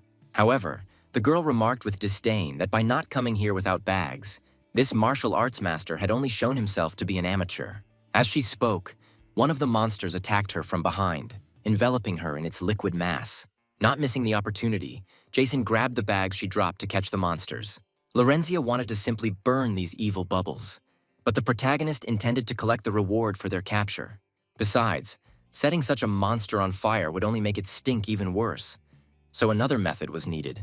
At that moment, one of the bubbles attacked Jason from behind, but the hero turned sharply, putting his hand on it. Using a special fighting style, he began to spin his opponent's body in the air. He understood that in fact these creatures were very weak, but the trade unions just didn't know about them yet. With the help of simple combat techniques, you can shake off excess liquid from them and the body will be exposed. At that very second, another monster suddenly appeared from the otherworldly gate. The other captains began to notice that while they were repelling the attack of the new monster, Jason was calmly capturing new monsters. At that moment, 3 bubbles simultaneously pounced on the captain of the Blue Union, intending to devour him. But with a lightning-fast movement of his katana, he instantly cut them into small pieces. He also began to watch how the main character easily neutralized the monsters, putting them in a bag. Then, having dealt with the newly arrived monsters, the captains rushed towards the hero. Just at this time, Jason also finished collecting trophies and intended to return to his union. However, the captain of the Green Union called out to the hero, wanting him to stay a little longer. After all the captains really wanted to talk to him a little, looking enviously at his bag. At that moment, realizing that everything was being recorded on video camera, Jason pretended to be afraid of being robbed. The commanders immediately started coughing, not understanding why he was being so straightforward, since it was very embarrassing for them. The captain of the Green Union found him quite funny, thinking that he was probably a newcomer to the White Union. But the main character continued to scream furiously, because they probably just wanted to make fun of the newcomer. Then, the captain of the Red Union decided to calm him down, because everyone had suffered losses, but no one except him had the necessary samples. As a rule, any union participating in a battle is entitled to a share of the spoils. But Jason continued to argue that big guys would always bully little guys, because ultimately everyone does evil.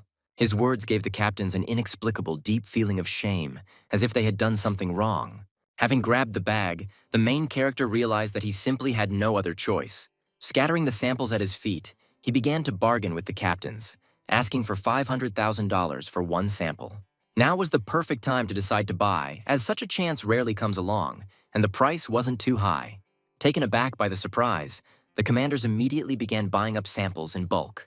At this moment, Layla was completely confused, not understanding what Jason was planning. After all, the potential of the monsters was still unknown, so how could he simply take them and sell them for money? But suddenly she discovered that, according to the hero, these creatures are only needed for cooking and adding a special flavor. He knew this supposedly because they lived in the juices of his hometown, which left Layla stunned. Suddenly, the girl heard strange interference and tried to figure out what was going on. It turned out that at that moment, a giant monster appeared next to them, landing on the otherworldly gate.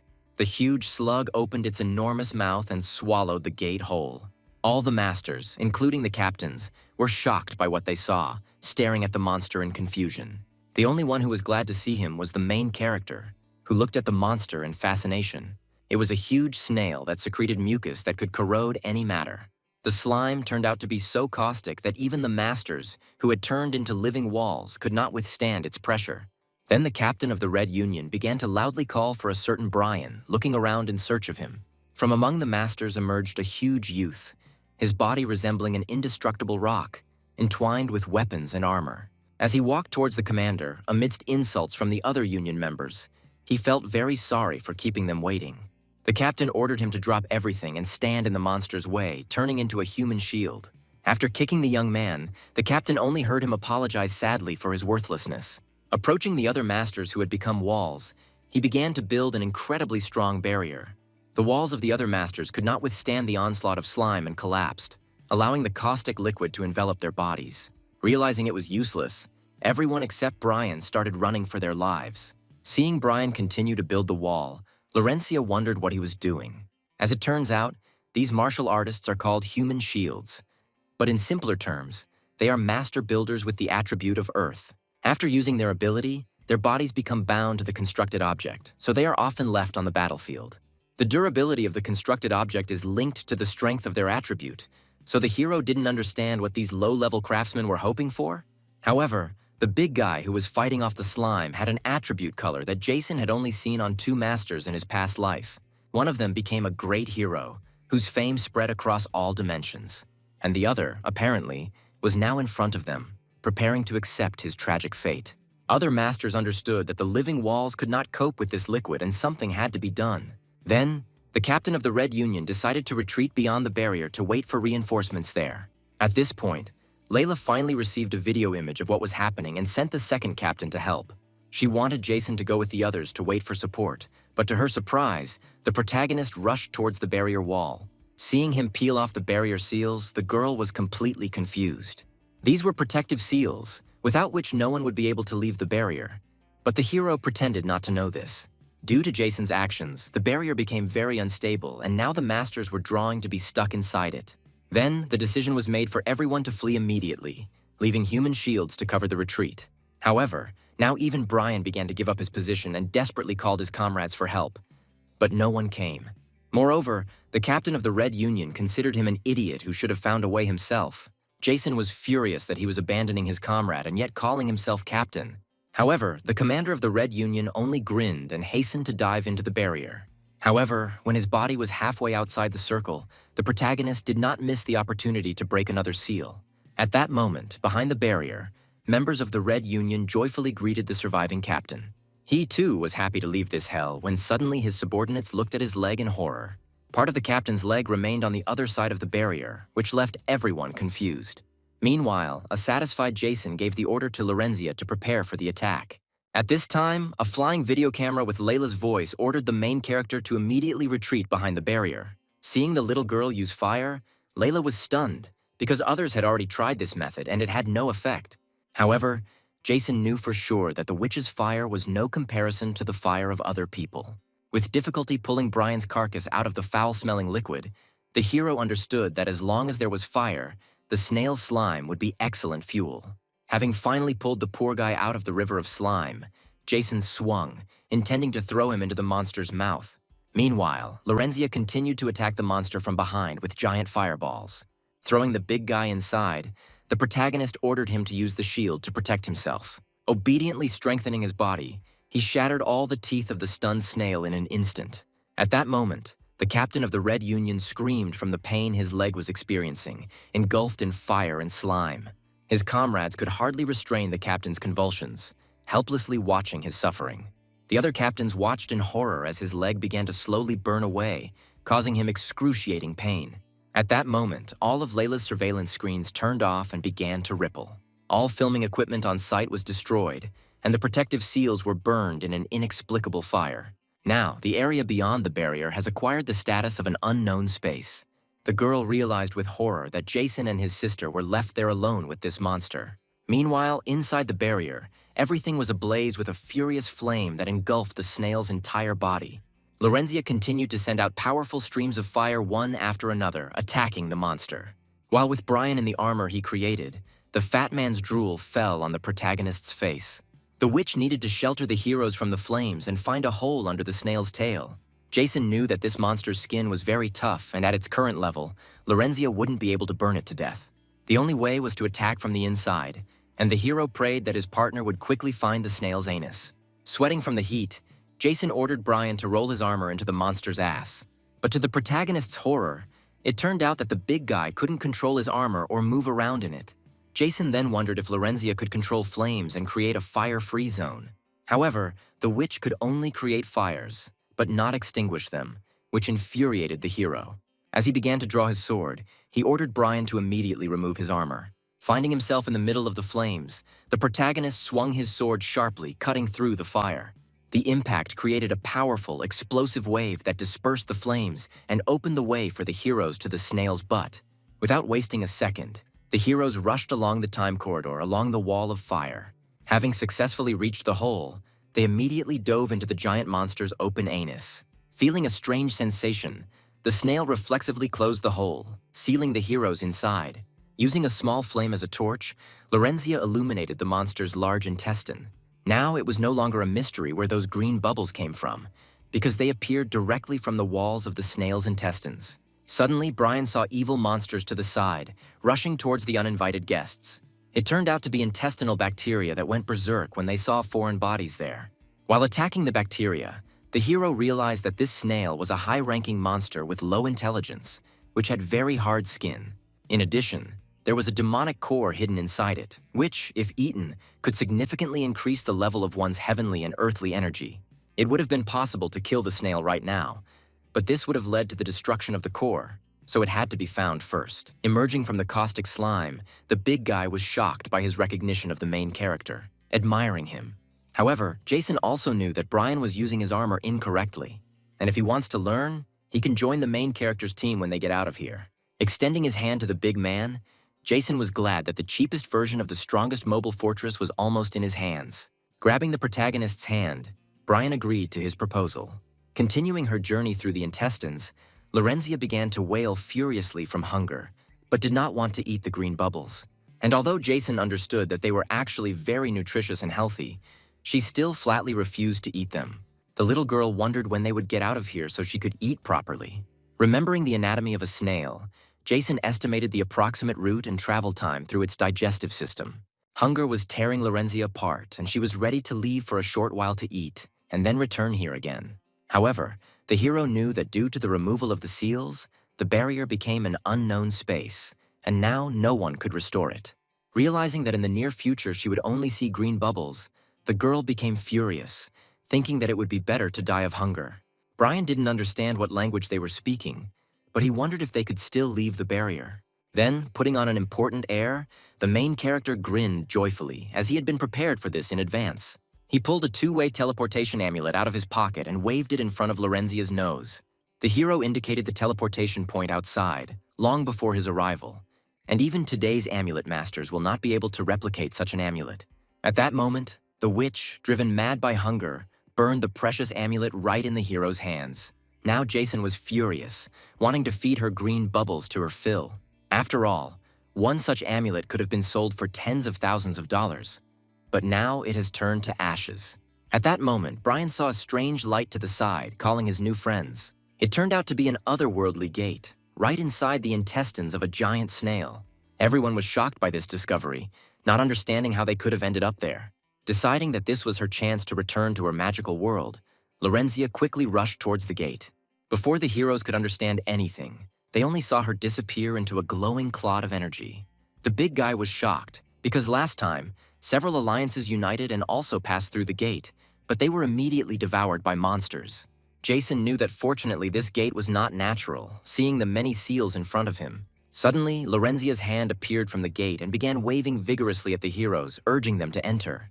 Even the main character was taken aback by such an unexpected turn of events, staring at the hand in fascination. At that moment, the girl's head also appeared from the portal, wanting them to quickly enter after her. Without thinking twice, the protagonist kicked her back, which puzzled Brian a little. After this, the main character resolutely followed her through the gate. The big guy followed him in, and all the heroes were shocked at where they ended up. These were those very barren lands, and the main character became curious. Had the snail really escaped from here? Besides, who's bored enough to want to use a portal to connect the continent and the Badlands? And most importantly, this method of creating artificial gates was extremely interesting for its time. At that moment, the heroes heard strange sounds and saw a squad of monsters moving along the gorge. They were short, green men, dressed in iron armor and holding guns at the ready. These guys were weak individually, but they always moved in close-knit groups and lived in tribes. What was most irritating was their huge number, because in one tribe there could be hundreds or thousands of them. Suddenly, Lorenzia began to twitch strangely, looking around the place and remembering that she had already been here. Not far from here was a secret lair of red wolves, from which she escaped. Comparing the information he had received about the red wolves and the artificial gates, Jason began to suspect something. Meanwhile, furious cries could be heard from the lair, indicating that the area beyond the barrier had become an unknown space. The Red Wolf member was furious with the Red Union, which couldn't even defend the gate and yet dared to send its man. Holding the envoy by the throat, the master of the 11th Red Wolf Hall named Barak, in a rage, wanted to strangle him. However, no one expected the arrival of a newcomer from the White Union who destroyed the protective seals. Moreover, this snail escaped from here, and it was the Red Wolves who were responsible for it. But Barak did not want to listen to anything and ordered the messenger to return and report to his superiors that they were obliged to get them out of these lands. The messenger ran away in horror, followed by the master's furious gaze. Using stealth, Jason stood nearby and saw everything, marveling at the Red Wolves' advanced gate-making technology. Moreover, he did not know that the Red Trade Union had connections with the Red Wolves, which was quite curious. The protagonist knew who exactly had sent the man from the Red Trade Union and was already imagining how he would give him a good beating. At that moment, the bandits brought one of the little green men into the lair, which puzzled Jason a little. Barack grabbed him in a rage, because they were the ones who let the monster escape, which also devoured the artificial gates created in the city. He intended to kill their patriarch, but to his surprise, he was already dead, and the little men were no longer going to serve them. The protagonist was shocked to realize that the Red Wolves had created a portal leading from the barren lands straight to the city, and the gate was swallowed by the escaped snail, so now the other end is connected to its stomach. Since the green-eyed, bug-eyed man had inherited the patriarch's experience, Barack decided that he would be the one to replace him. Throwing it to the ground at Jason's feet, he decided that now this monster would obey him again. After all, the master still needed their help in the barren lands. Suddenly, the green, bug-eyed man soared into the air, leaving him and those around him completely confused. Before anyone could figure anything out, Jason, invisible due to his stealth, rushed off towards the exit. He saved the little man for a reason, and if the monster refuses his offer, he will become the hero's hostage for several years. After he returns to his people, the little man will need to ask the warriors to deal with the pursuers. But the monster did not want to become a slave, tearfully floundering in Jason's arms. Suddenly, in the inner pocket of the hero's cape, he saw a bracelet sticking out, a gift from Marcus in a past life. The puzzled little man stared mysteriously at the bracelet, completely stupefied. Running up to the place where his friends were supposed to hide, the main character began shouting that they needed to leave immediately. Brian found himself trapped in a giant boulder of his own making, but Lorenzia was nowhere to be found. The main character was confused, not understanding where she could have disappeared to so suddenly. Meanwhile, the little girl stood in front of the place where the portal from which she came out had once opened. Raising her hand to the stone, she sadly thought, "Is it really true that there is no way back?" After feeling a little sad, she suddenly saw a small crowd of people in shackles slowly approaching her. One of them, with a bandaged eye, suddenly pointed his finger to the side, wanting to warn her. Barack stood on that side, instantly appearing behind the heroine, rejoicing at her return. Then Lorenzia turned sharply, intending to hit the enemy with a firestorm. But the spell didn't work, and Barack sent the girl flying with a powerful kick. He decided to be sarcastic, asking if she really couldn't use her martial art. This cave contained a special power that could disable the powers of martial artists. Otherwise, if so many awakened masters had gathered here, chaos would certainly have begun. Meanwhile, the atmosphere at the headquarters of the White Trade Union was tense to the limit. Marshall wanted to know how Layla's command over Team 7 was going. However, she had no way to contact Captain Jason, and all the barrier seals had disappeared, as had the entire area. It's good that all the people were evacuated before the monsters invaded, except for the 7th team. But the old man believed that the protagonist was not one of those who could simply die, at least not before receiving the signing bonus. At that moment, the man who had sent the messenger to Barack, who also hoped that Jason would return alive, came to them. It was the president of the Red Trade Union, named Gerard, who came in the company of his subordinates. The marshal became interested in what he had done to deserve this visit. Maybe he could help Gerard? However, the head of the Red Union was furious, as his nephew lost his leg when the new captain broke the protective seals. And now the president was wondering if the old man could give a reasonable explanation for this. But unfortunately, the captain of the 7th team had not yet returned, so Marshall suggested waiting for him a little. But Gerard only grinned, because the border was destroyed, and the main character himself had probably already been eaten by the monster. The White Union violated the border, which led to the failure of the mission and caused incalculable damage. Gerard hoped that the $20 billion compensation would not undermine Marshall's ranking among the richest people. In addition, the Red Union received information about a secret lair of red wolves in the Badlands. Gerard intended to take care of the matter personally and hoped that the White Union would not interfere this time. As he left the president and Layla completely confused by the information they had received. The girl understood that if her father did not make it into the top 10 richest in the next ranking, it could harm the entire White Union. However, Marshall was most interested in information about the secret lair where Gerard wanted to go alone. At this time, near the lair, the protagonist became furious, not understanding why Lorenzia decided to go inside. Brian felt very sorry because he couldn't understand a single word she said. but he remembered them. Having started repeating the girl's words, it turned out that she had gone to the gate through which she had come here. She just went to check and hoped that the big guy wouldn't be too bored. Jason was impressed by his pronunciation, thinking that this guy must have been an excellent student. But the hero also understood that the probability of unstable gates appearing in the same place was negligible. Having thrown the green bug-eyed one to Brian, the main character rushed to the rescue of his little girl. Using stealth, Jason ran into the lair without any problems, right in front of the surprised big guy. The bandits standing nearby overheard their conversation and decided to inform the others, but suddenly they saw giant green bug-eyed creatures heading furiously towards them. These were berserkers, against whom only heavy weapons were effective, and the bandits hastened to hide from them. At this time, an army of green men along with berserkers descended on the camp of the Red Wolf people, attacking the enemies.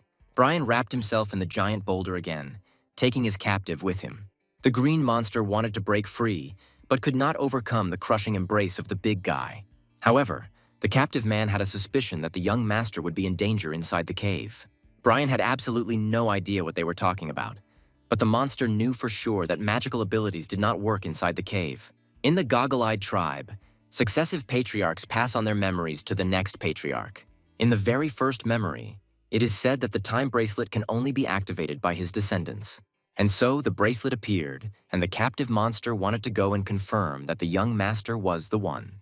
However, judging by the expression on Brian's face, the hero did not understand anything the little man said. Then the bug-eyed one continued to rage, demanding to be released immediately. At this moment, Jason was examining the interior of the lair, while simultaneously twisting the neck of one of the guards. Due to the blocking of the martial artist's abilities, he could no longer use his invisibility. As he moved further and cleared the area of enemies, he realized that in his past life he had never even heard of this place. Suddenly, the hero heard shouts from the depths of the cave that if they wanted to blame someone, then let them blame the trade unions. News about the new enlightened martial artist will be sent to the Red Union as soon as possible. The Union uses this to provide the Red Wolves with information about orphans whose abilities are just beginning to emerge. After that, they are kidnapped and brought here, where the orphans hone their skills, only to be sold on the black market. It's only because Barack only knows basic martial arts that he was sent to this hole. And he knew that in the future, these children would have to defend themselves from soldiers, other masters, and various monsters. Later, they will be sold as research material, after which they may become monsters to take revenge on the Union. While Barack was saying all this, Lorenzia saw the familiar silhouette of the main character in the distance. Hearing footsteps, Barack turned around in a rage. Not understanding who had risked disturbing him, Jason walked at a calm pace, sincerely hoping that the baby would be safe and sound. Seeing that the protagonist had come alone, Barack laughed, realizing that he had now led himself into a trap. However, Jason hastened to check with Lorenzia whether this guy had hit her.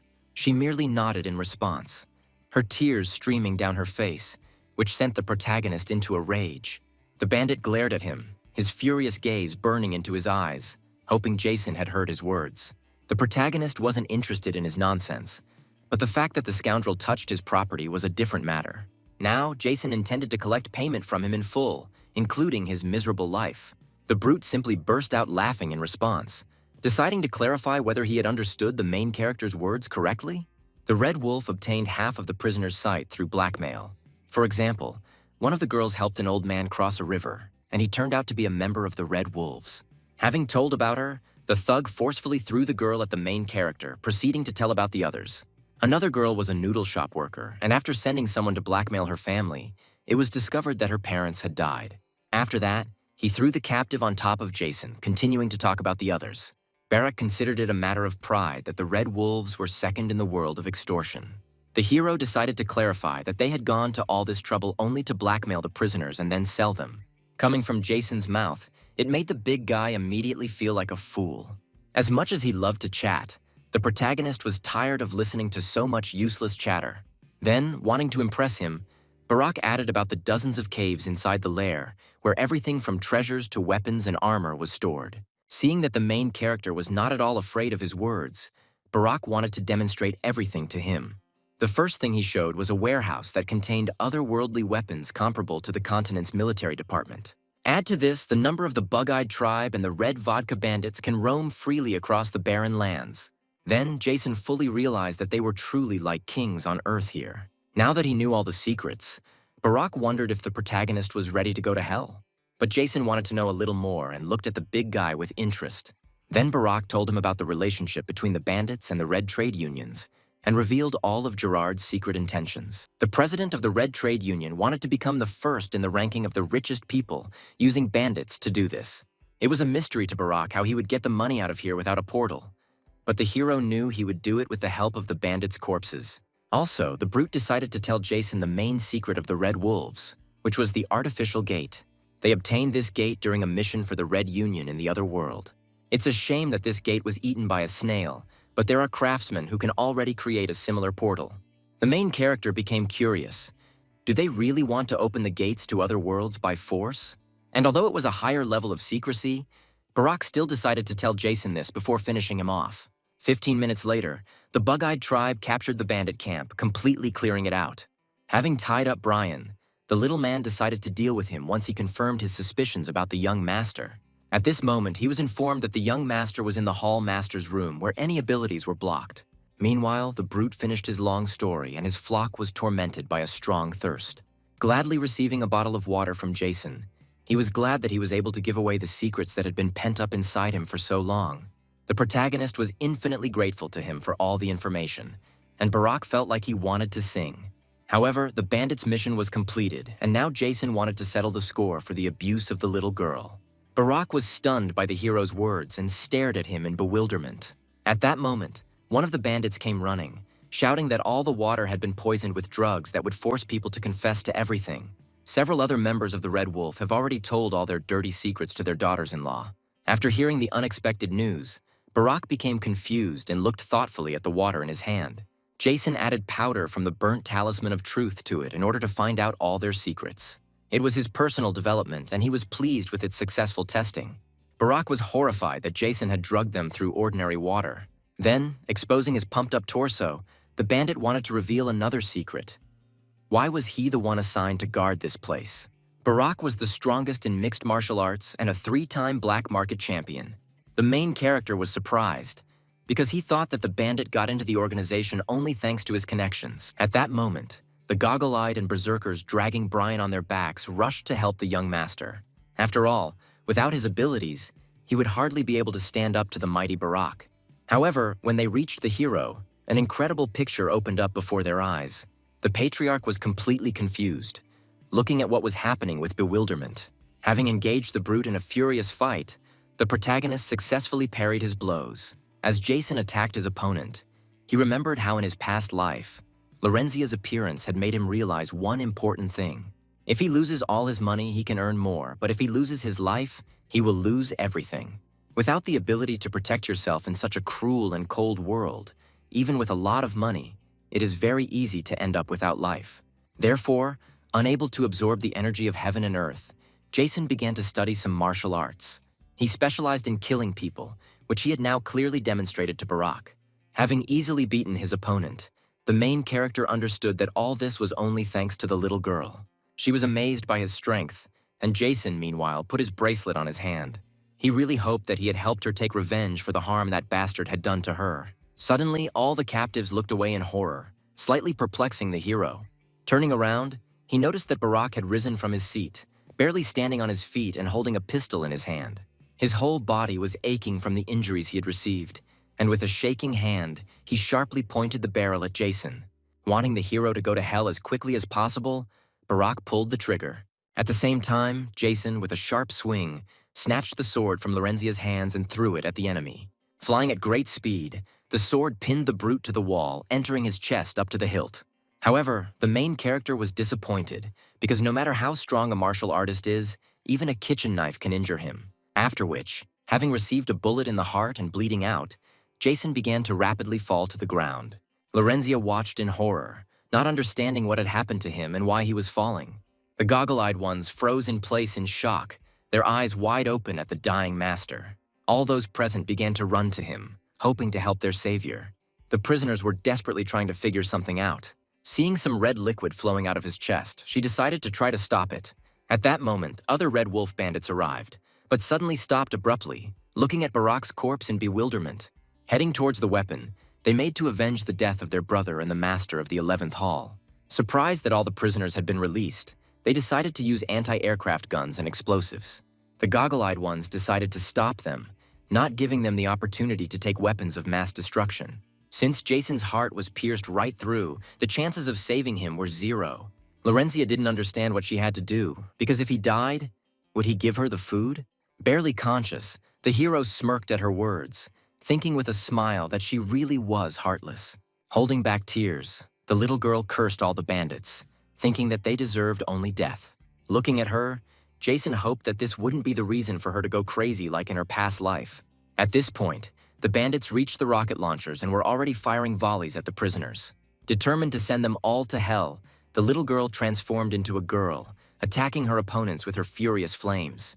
The goggle-eyed ones opened their mouths in surprise, amazed by her incredible energy and deadly aura. At that very second, Brian decided to cover all the heroes with his massive body, strengthening it with armor.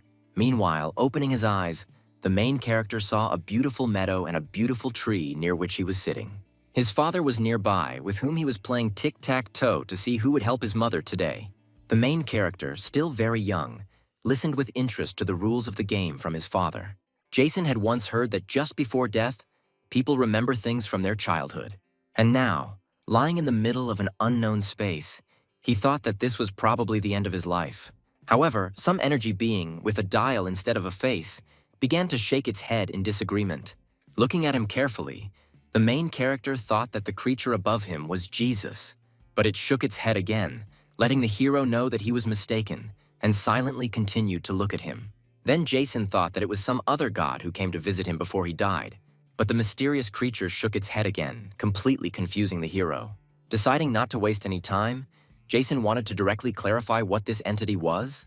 To his surprise, it turned out that it was his father, which left the protagonist in a stupor. Recognizing his father's voice, Jason immediately jumped up and rushed towards him with lightning speed. He couldn't be mistaken and was absolutely sure, so he hit the entity in the face with all his strength. Jason continued to punch, shocked that the bastard wasn't dead yet. However, the father could not be sure of this, because what the Duke saw was a piece of his soul. But Jason didn't care, and he wanted to know why this bastard left him and his mother alone. But the part of the father's soul could not answer this question either, continuing to endure the hero's blows. Moreover, the entity did not know where his real father was now. Then Jason became curious. What question could he even answer? The hero discovered that a piece of his father's soul could tell him how to survive. Now, the hero was in a time rift, which meant that he was on the brink of life and death. The only way to survive was to use the time bracelet that Jason had. The protagonist remembered the artifact he bought from Emperor Marcus in his past life. It turns out that his father knew what happened to him before the time transition, which confused Jason. But the piece of his father's soul didn't know about this either. So the hero simply decided to find out how he could survive. As the saying goes, time is money and time is life. That is, life is equal to money. In this system, $100 million equaled 1 day of life, which was a pretty good deal. But Jason didn't share his enthusiasm, not understanding how anyone could live on such unfavorable terms. As a part of his father's soul, the entity granted the hero 10 minutes of life, of which 2 passed and 5 remained. The main character thought that perhaps the physical education teacher taught him mathematics. The entity hoped that he could survive and find the remaining pieces of his father's soul, which would answer the remaining questions. The father hoped that his son's wealth would surpass all his wildest dreams. At that moment, the bandits with their guns destroyed the entire lair of the Red Wolf. However, with their powers restored, several living shields, including Brian, protected the others. The goggle-eyed ones stared at what was happening, frozen in place in amazement. The bandits peered into the depths of the cave, looking for surviving prisoners and listening to the sounds coming from them. Then, one of them decided to check whether everyone had really died or if there were any survivors. Seeing a giant shell of a living wall of a big guy at the site of the shell explosion, the opponents decided to repeat the attack. Once again, they launched a hail of missiles, unleashing all their firepower on the dome. At that moment, the baby was unconscious, but came to from the noise of the explosions. Opening her eyes, she heard a familiar voice demanding that the fat man get off his back. She saw Jason alive, trying furiously to get to his feet, but he was being crushed by Brian's body. Not believing her eyes, Lorenzia decided to check what she saw by pulling the hero by the cheeks. Caught between 2 fires, Jason remembered that now he only had 5 minutes left to live. He couldn't understand how the fact that life is money could work in this situation. At that moment, he heard the voice of the entity that a counter was implanted in his hand that could be activated by blood. Dipping his hand in blood, the protagonist saw the timer counting down the last 4 minutes of his life. Deciding not to waste any time, he decided to get out from under the armor, leaving Brian in a stupor because there was a flame blazing outside. Meanwhile, the green bug-eyed creatures desperately resisted the Red Wolf's bandits. But suddenly, one of the enemies snatched the control panel for the explosives and demonstratively waved it in front of the little men. It was a bomb created by the bug-eyed tribe, and as soon as the bandit pressed the button, the timer would start and then everyone would blow up. However, at that very moment, the thug pressed the button, confusing his opponents and even his comrades. The bandits didn't understand why he did this, because it completely contradicted their original plan. But the thug suddenly shouted that he was just nervous, especially after Barack's death, and all the bandits started to run. At this moment, the main character finally got out of the big guy's human shield. He only had 2 minutes left to live, so he had to act quickly. Gathering all his remaining strength, Jason prepared to attack his opponents. Making a lightning-fast dash, he began to deliver a hail of swift and deadly blows to the bandits. He remembered being under the shield and wondering what his friends would do if they only had 2 minutes to live. After some thought, Laurencia decided that if she had 2 minutes to live, she would eat her fill of delicious food. However, Brian decided to do it differently, and he would simply find a comfortable place to lie down. At this moment, the main character continued to furiously throw enemies in different directions. His eyes were blazing with rage, and he brutally beat one bandit after another. At that moment, several opponents attacked simultaneously, but Jason only needed one blow to push them all back. The protagonist recalled how, in a past life, Marcus brought him a book that he received during his journey. It was a complete guide to using demonic abilities, with stories of masters from other worlds. The techniques and abilities described in it are locally referred to as demonic abilities. After picking up the book and studying it carefully, Jason wondered if he could learn these techniques too. But unfortunately, this was impossible, because without the ability to use energy, he was just a rich invalid. However, the last time Marcus dined at the Heroes, one chair was rocking wildly and the book could have been used to prop it up. The protagonist was surprised, but still happy with the offer and wanted to know the price. The Emperor wanted $100 million for the book, but Jason instantly bargained it down to $1 million. After that, Jason periodically opened this book, unsuccessfully trying to master the techniques described in it. But now, having experience studying them, the main character managed to use demonic powers. Specifically, he applied an instant burst of all his energy into his body, pushing his abilities to their limits for 5 minutes. And although the side effects would be difficult to bear, the protagonist couldn't just leave these scumbags behind. Grabbing one of them, Jason demanded that he immediately reveal the location of their money.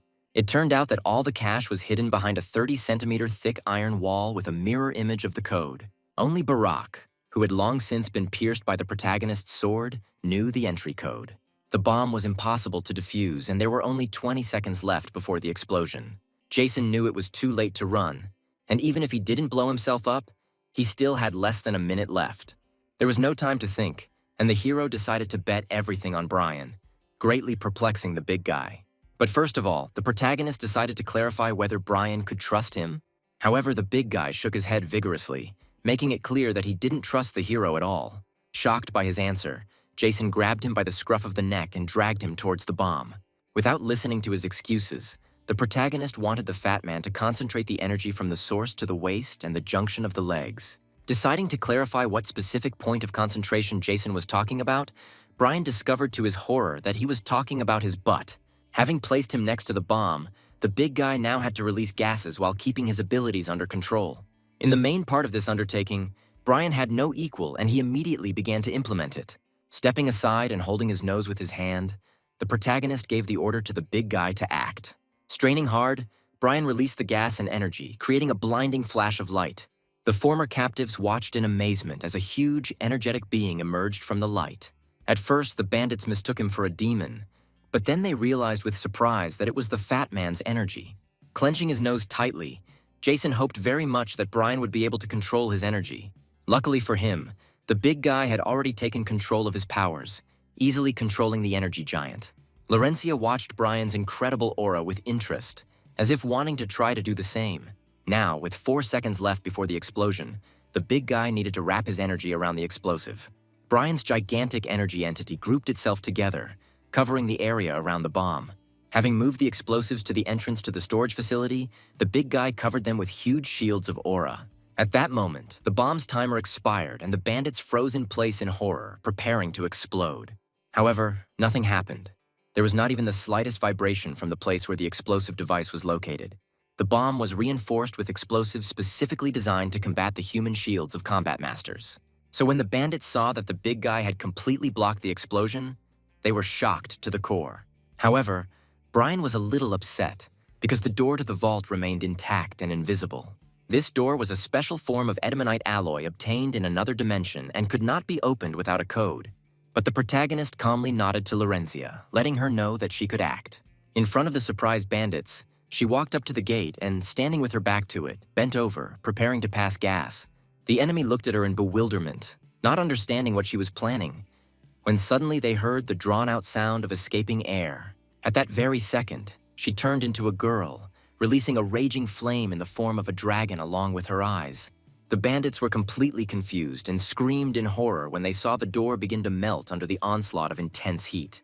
Jason knew that this power was a natural ability of Brian, but the baby surprised him. Seeing how she successfully melted the door, the main character decided to definitely feed her a tasty meal today. However, there was one moment in Lorencia's flame that bothered Jason a little. If she doesn't lower the temperature, she could burn all the money inside the vault in addition to the door. In addition, the protagonist wanted the big guy to make a container out of his armor and collect the melted doors in it. Liquid edemonite was an excellent material for making shields, and if you could find a blacksmith, you could get a good price for it. Now that all the riches of the Red Wolf bandits were his, Jason decided to see how much longer he had left to live. But to his surprise, time had still not increased, and he had 43 seconds left to live. The hero didn't understand how it worked, and in confusion, began to call upon his father's spirit, thinking that maybe he should eat the money.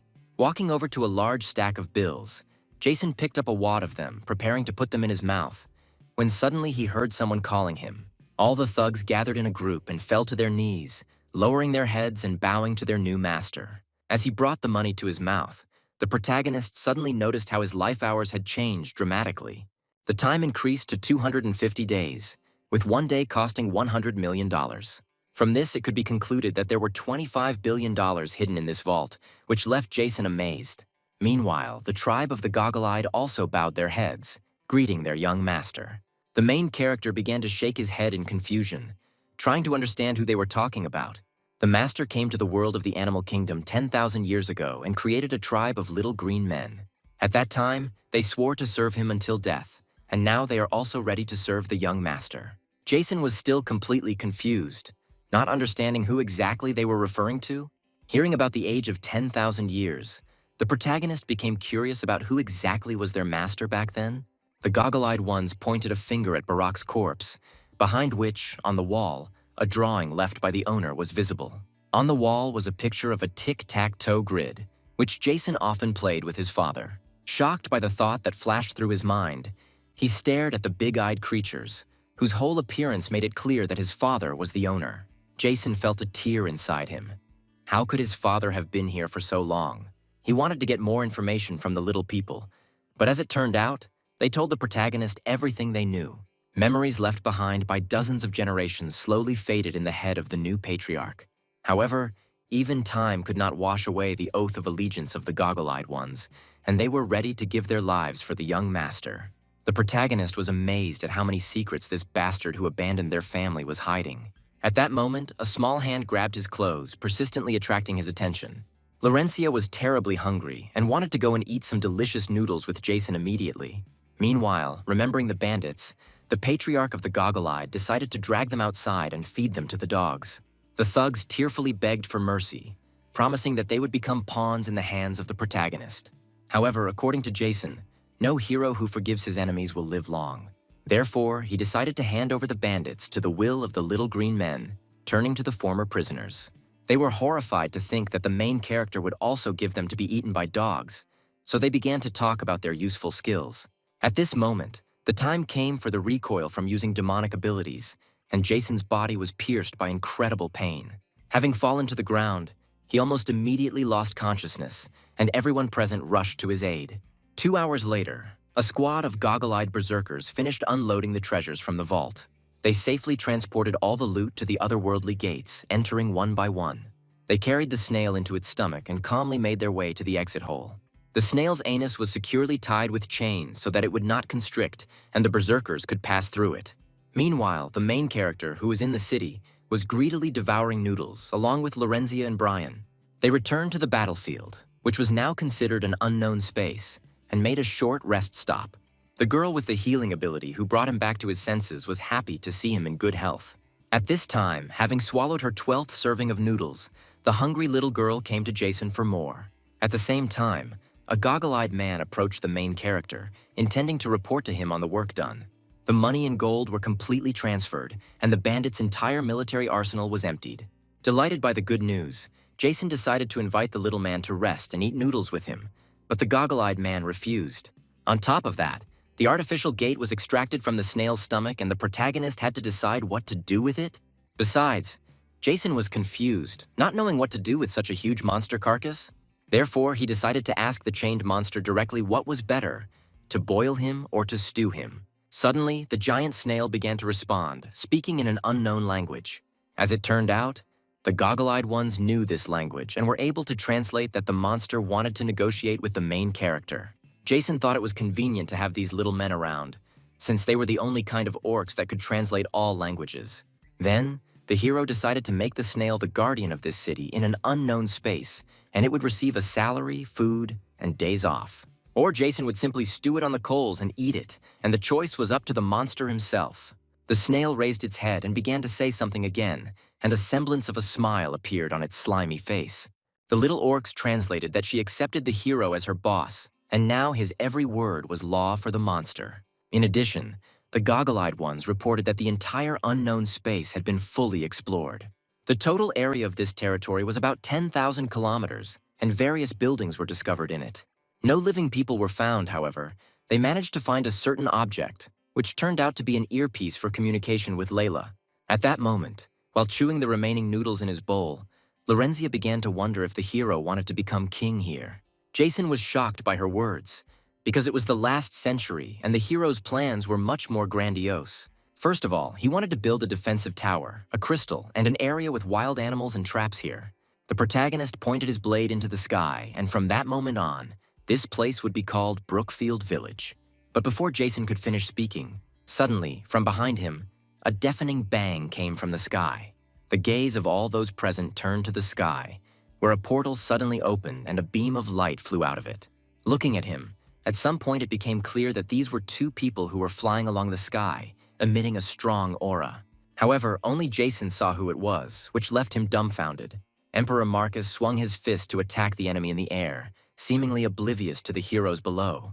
At that very second, a new portal opened and he flew into it along with the enemy, instantly dissolving into thin air. Everyone present stood in complete bewilderment, not understanding what had just happened.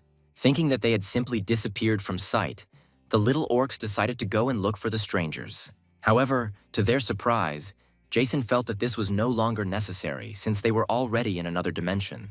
The protagonist was shocked by Marcus, who already possessed such incredible power at this time.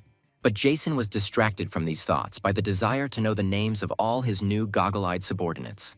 As it turned out, they all had names consisting of only 2 letters, but differing only in the number of times they were repeated. In addition, the hero gave them a choice. Either they build the village themselves, receiving a salary, or Jason will force them to do it. To his surprise, they bowed their heads before him, not wanting to receive wages for their work, since this was payment for the kindness of the master. However, the hero did not like to abuse people and knew very well that these big-eyed people loved sweet potatoes and precious stones.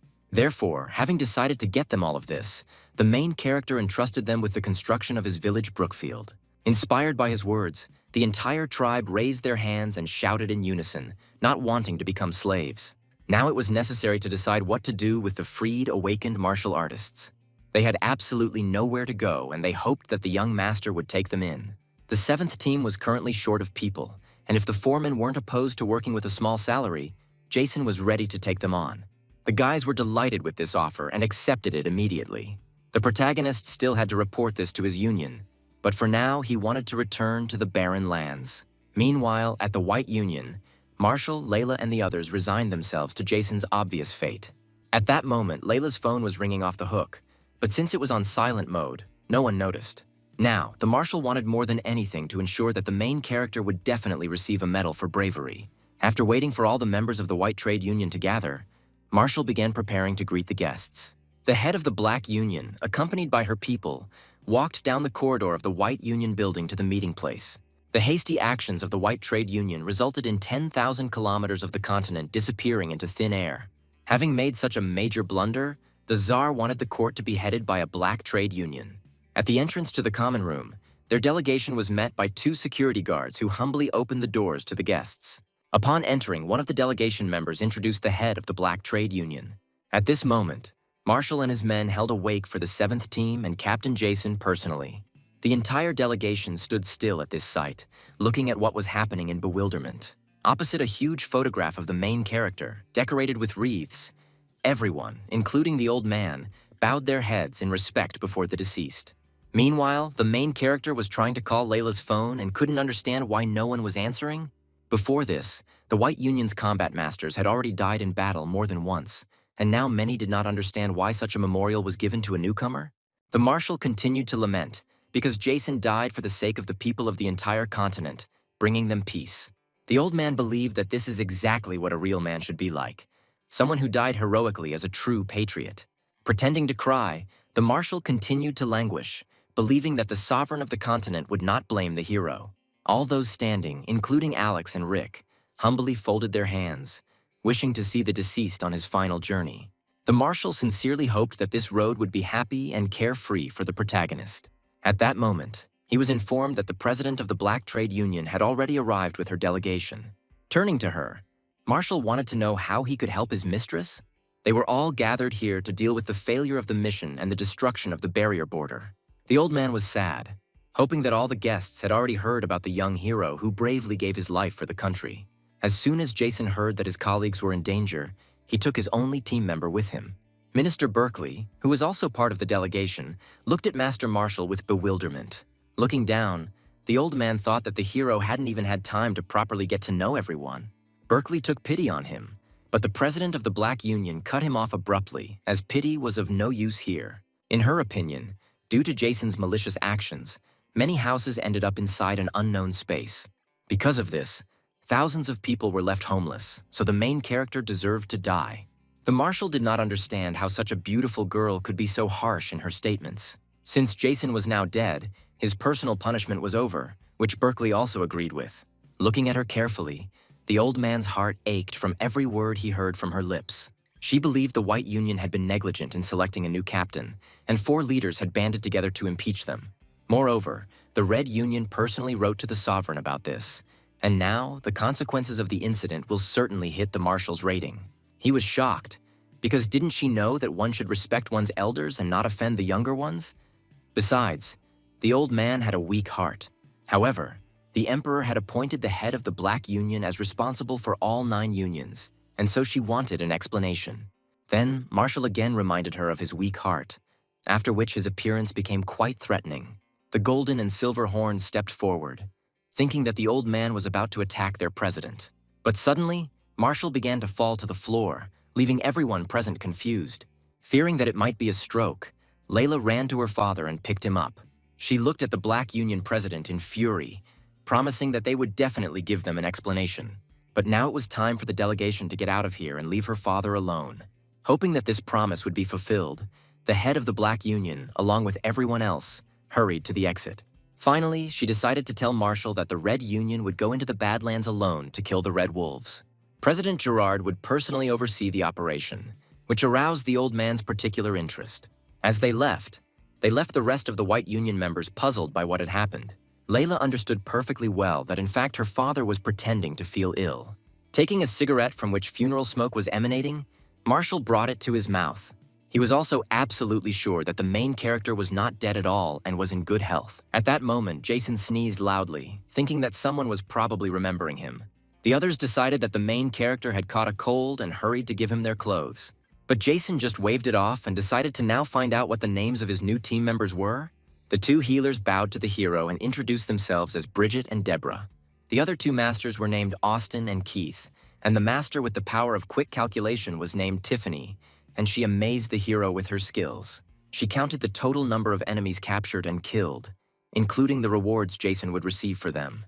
After paying this amount, together with the existing 25 billion and even taking into account the payment of salaries, his account will be huge. Jason appreciated Tiffany's usefulness, noticing that as his money went away, the time on the clock dropped dramatically.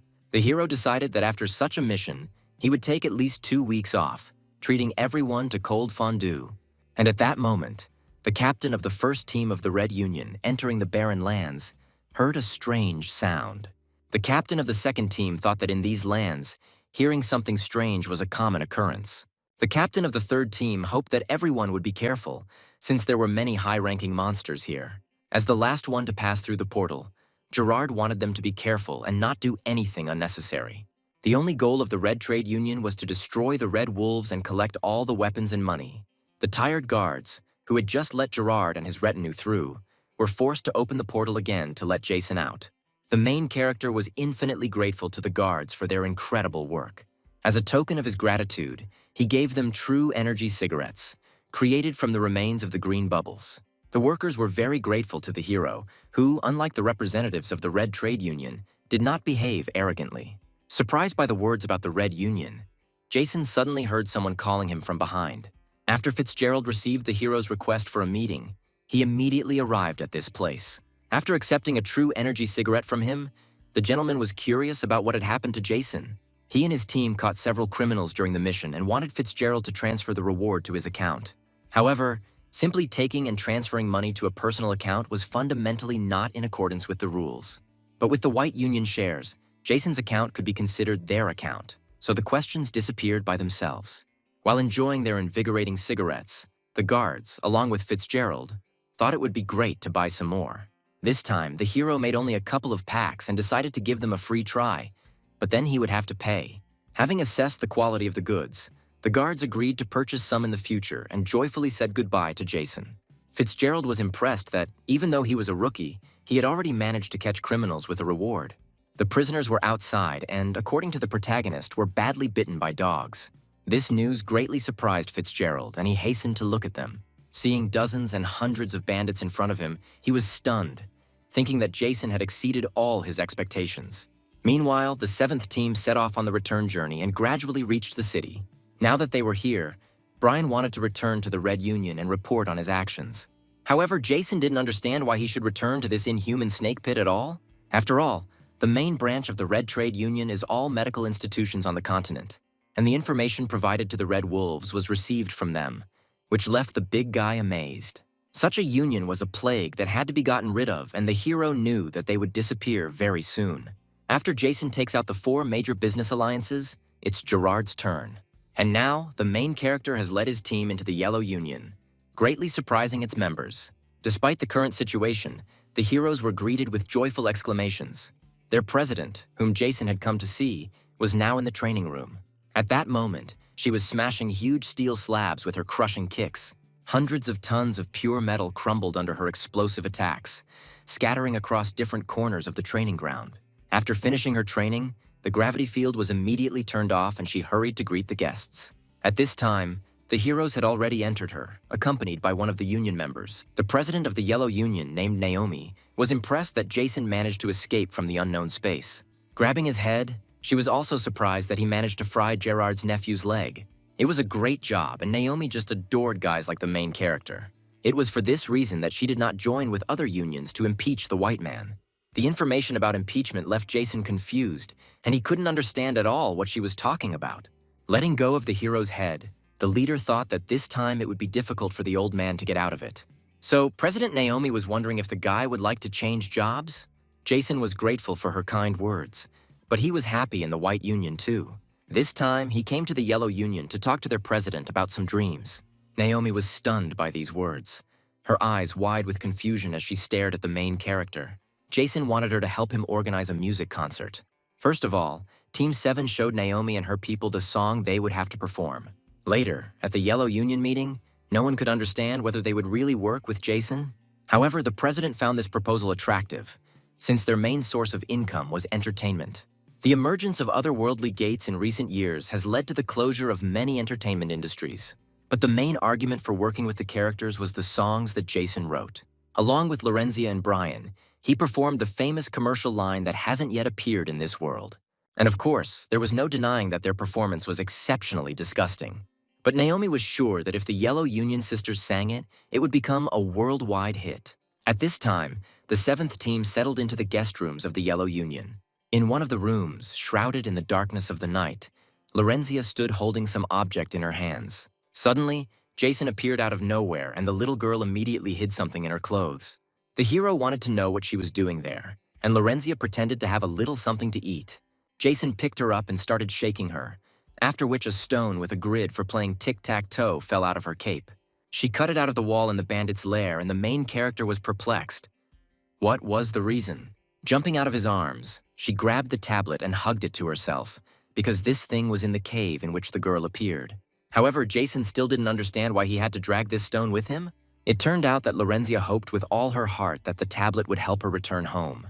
Having fallen onto the bed with a large bag, the protagonist wanted to ask Lorenzia a few questions. In response, the little girl wanted to know if Jason had anything edible for her. Then the hero opened the bag, from which various goodies found in the cafeteria poured out. Seeing how she began to devour them with both cheeks, the hero began to wonder if she had always had such an appetite. After all, the incredible hunger that she constantly experienced seemed quite curious to Jason.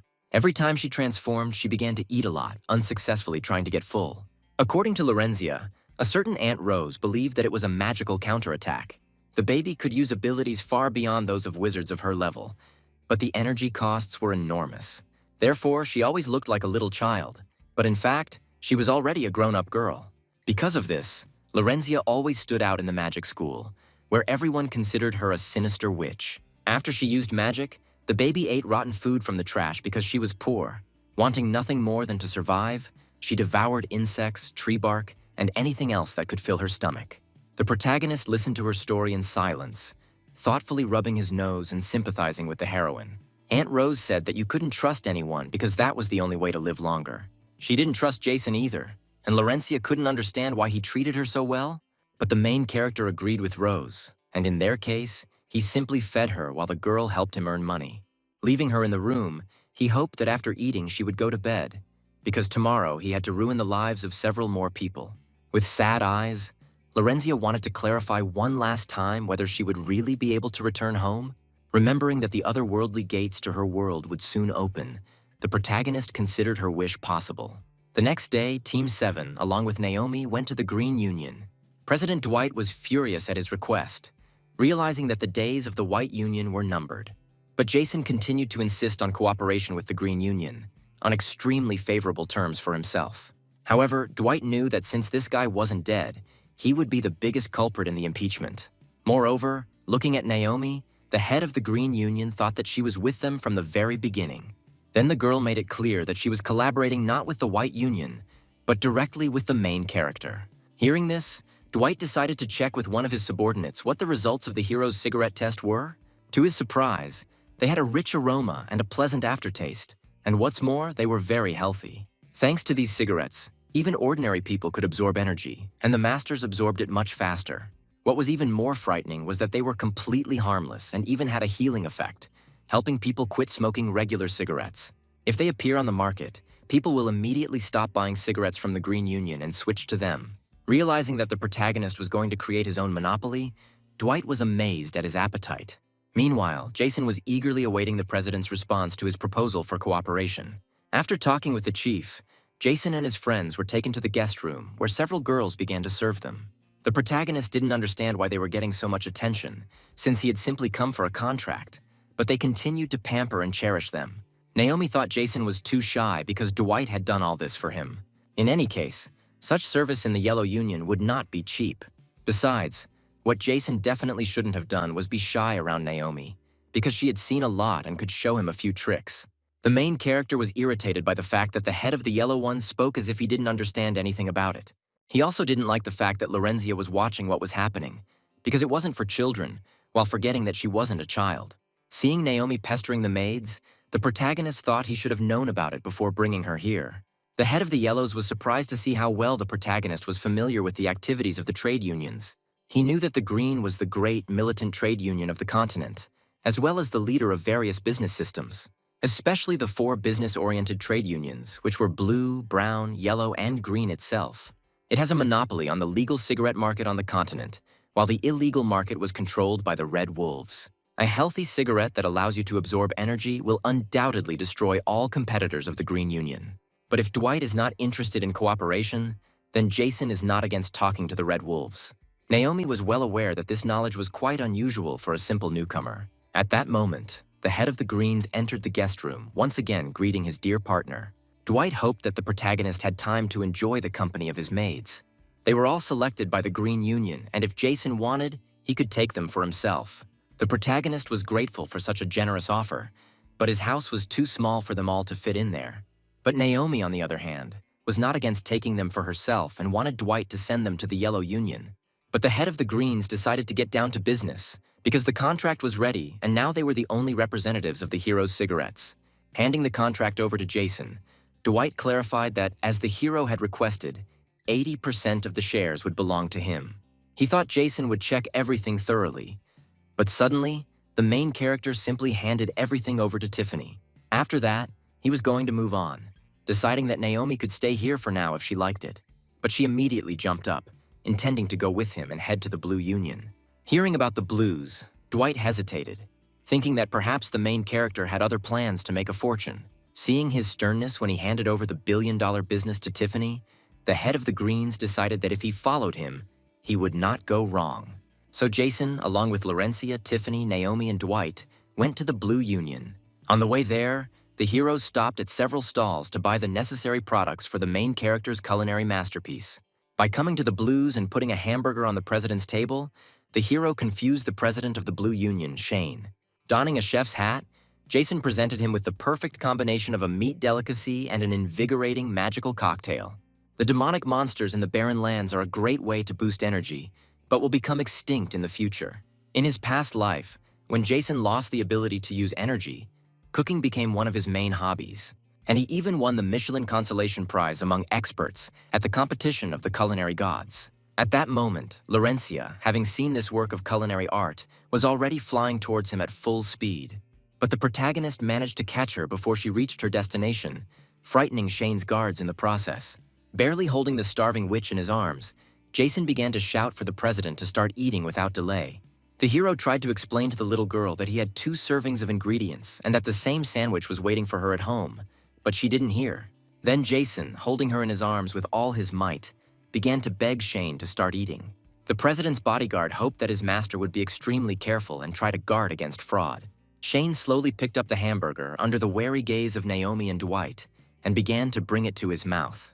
Having bitten into it, the first thing he felt was how the juiciest dish sprayed its juices all around, including on the faces of other presidents, which confused them. Unexpectedly, the aroma and taste of the dish revealed itself in all its glory, striking every cell of Shane with its magnificence.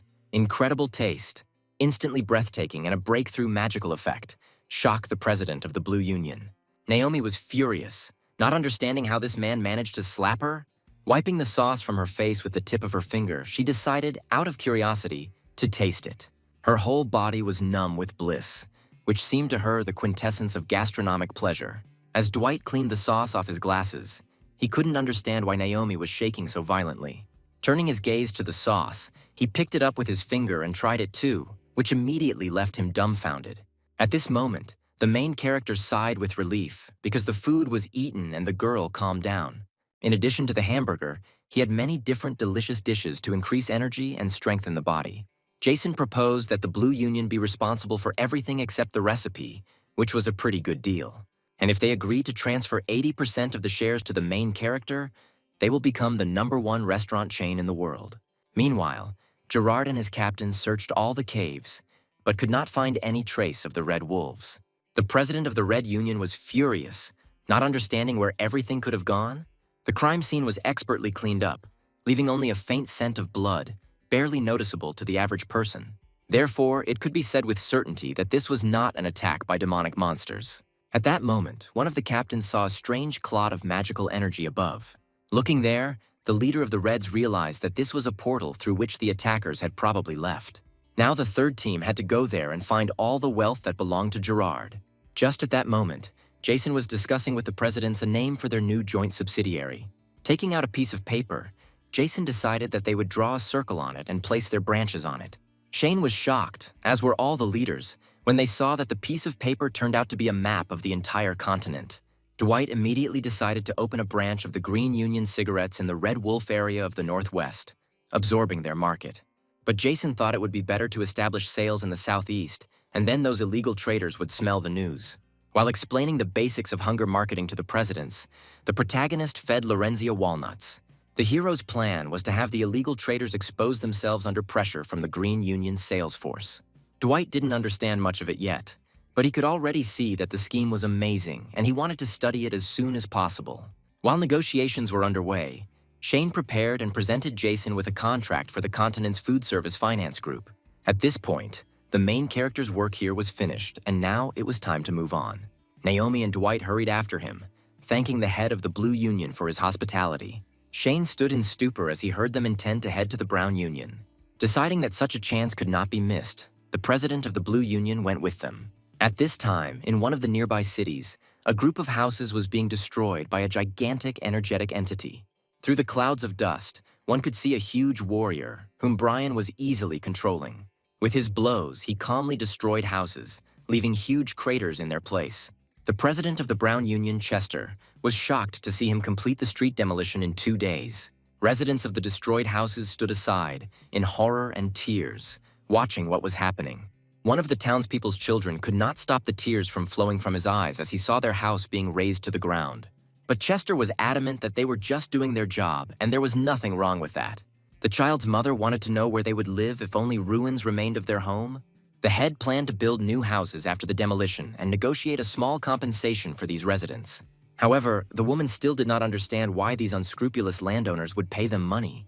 But the Brown Union had only signed a contract for demolition, so it didn't want to listen to this nonsense. Seeing how this fat man was successfully destroying houses, Chester wondered if his people could do the same. But the living walls of the Brown Union could not move at all when using their power. Even the strongest of them, having undressed, could not release their energy in the same volume as this big guy. Chester was at a loss. How could a low-ranking master release true energy of such a scale? Moreover, being a human shield, he's able to continue moving and deliver deadly blows. Moreover, his Earth attribute was very strange and greatly puzzled the head of the Browns. Jason, putting his hand on his shoulder, also thought that this was simply incredible strength. Chester, like all his people, was shocked by the sudden appearance of the hero, not understanding who he was. But suddenly, he also noticed the presidents of the yellow, green, and blue trade unions, which further confused the head. Jason introduced himself and, like everyone before him, wanted to offer Chester a joint collaboration. Upon hearing the protagonist's name, the president's expression suddenly changed. Realizing that this was the same idiot who had destroyed the barrier's border, everyone thought he was dead, but now Chester intended to hand him over to the authorities alive. Jason wanted to explain everything, but the little girl accidentally stretched his mouth, not letting him say a word. At this point, Naomi decided to stand up for her business partner and paint Chester's face a little. The head of the Browns gave her a chance to step aside, because this guy was wanted by the government. But the girl was outraged that some match was telling her what to do. Then, Chester activated his fire attribute, hoping that she would not blame him for being rude later. But she was just waiting for the attack, deciding to see what the president of the Brown Union was worth. A second before his attack, the protagonist's hand stopped Naomi with a gesture, slightly confusing her. Chester was also stopped, shocked by Jason's sudden appearance between them. All the members of the Brown Union were confused, their eyes wide open at the protagonist. But Jason understood that if Chester lost, he would end up in the hospital, and if he won, he would go to jail. At this time, Gerard and his men found a mole hole from which a strong aura of barren land emanated. It all looked rather creepy, and the disgusting, pulsating bubbles were downright disgusting. There were eggs everywhere, which made the captain of the first team of the Red Union feel uneasy. Suddenly, Gerard felt a strange sensation and looked at his hand in amazement. The Blood Soul Stone pulsed in his palm, reacting to this place. Inside the eggs, the bodies of monsters were visible, their bodies similar to human ones. Now the body of the first team captain was completely overcome with trembling, which made him want to leave. Judging by the fact that the stone in Gerard's hand felt the call, but there was no feedback, one could conclude that the monsters were dead. This stone was taken from the body of a creature from another dimension, and it looks like it was his relatives. Placing his hand on the giant egg, the leader of the Reds poured some of his energy into it, after which he felt a push. Thinking that the corpses had come back to life, the captain of the first team instantly created several magical blades, preparing to attack. However, Gerard did not want him to fuss, continuing to observe the metamorphoses inside the egg. These fluctuations were caused by the power of the president, so there was no need to go crazy. Then the captain began to scream in horror, hoping that the ruler would not frighten him like that again.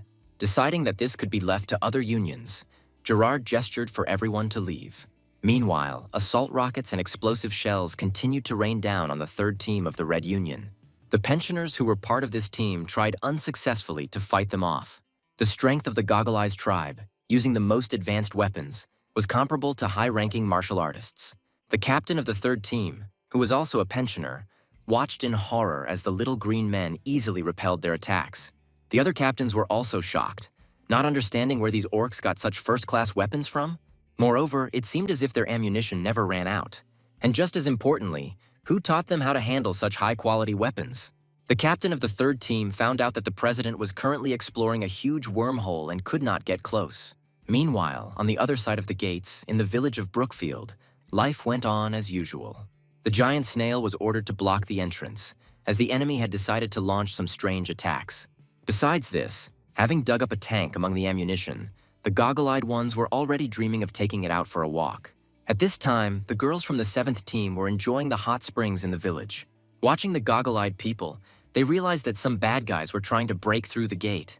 A tower was being built above them, and after it was built, even if a high-ranking master came here, a hole would appear through his body. The girls were curious to know how the young master's plan was progressing. They were quite happy to meet him, although some thought Jason was a bad guy. However, most considered him to be very kind at heart and were very proud of their new commander. One of the girls was entrusted with the responsibility of interrogating the prisoners or convincing the monsters to be good. She and the other heroines continued to frolic in the springs, filling the entire area with laughter. At this time, the engineer finally finished building the energy tower they had been talking about. Despite his excellent carpentry skills, it would not have been possible to build it so quickly if Jason had not left behind his plans. And although the young gentleman claimed that he had been involved in construction for decades, he looked like he hadn't even lived for 2 decades. Now, in order to test the tower, it was necessary to let one of the enemies through here.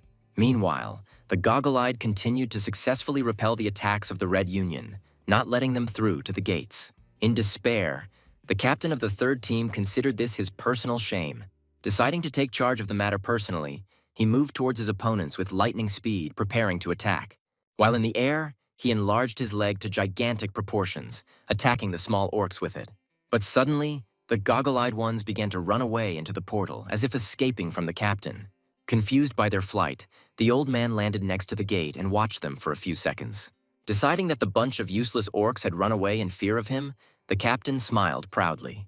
Wanting to destroy the nest of the goggle-eyed ones once and for all, the captain of the third team prepared to enter the gate. And at that moment, little green men ran out of the portal, signaling to others that the suicide bomber was already approaching. The engineer explained to the master that he simply needed to enter the tower and activate his own attribute energy. After this, the tower will automatically increase the attack power of the attribute countless times. Other workers, along with the goggle-eyed ones, found the last iPhones in the warehouse and decided to film the events for the young gentleman. As soon as the victim entered, the fighters intended to kill him with just one shot. Meanwhile, at the construction site, the surprised glances of those around were directed at the main character. Chester couldn't understand how this guy standing in front of his brown, fiery body remained unharmed. The president suggested that he also had a fire attribute, only of a much higher rank. However, Jason was not afraid of this, because on his shoulders sat a witch, whose fire was many times more dangerous. In a past life, she instantly wiped the Brown Union off the face of the earth. Noticing the hero, Brian, Austin, and Keith hurried towards him at full speed, joyfully greeting their commander. Chester was confused when he realized that the big man and the other craftsmen were his employees. In his opinion, with such a captain, the strong man could quickly ruin his incredible talent. Jason sincerely thanked Brian for the excellent work he had done during his absence. In addition, Tiffany announced that the territorial acquisition was successfully completed. The heroes managed to acquire all the slums in the southeast of the continent, which made Jason very happy. This cost $12 billion, which meant the loss of 87 days of life for the hero. Besides this, there were several more lands in the northwest of the continent, and Tiffany didn't know whether it was worth taking. If this continues, the main character might die, so it wasn't worth taking any risks right now. Chester was furious that this brat wasn't even reacting to his words.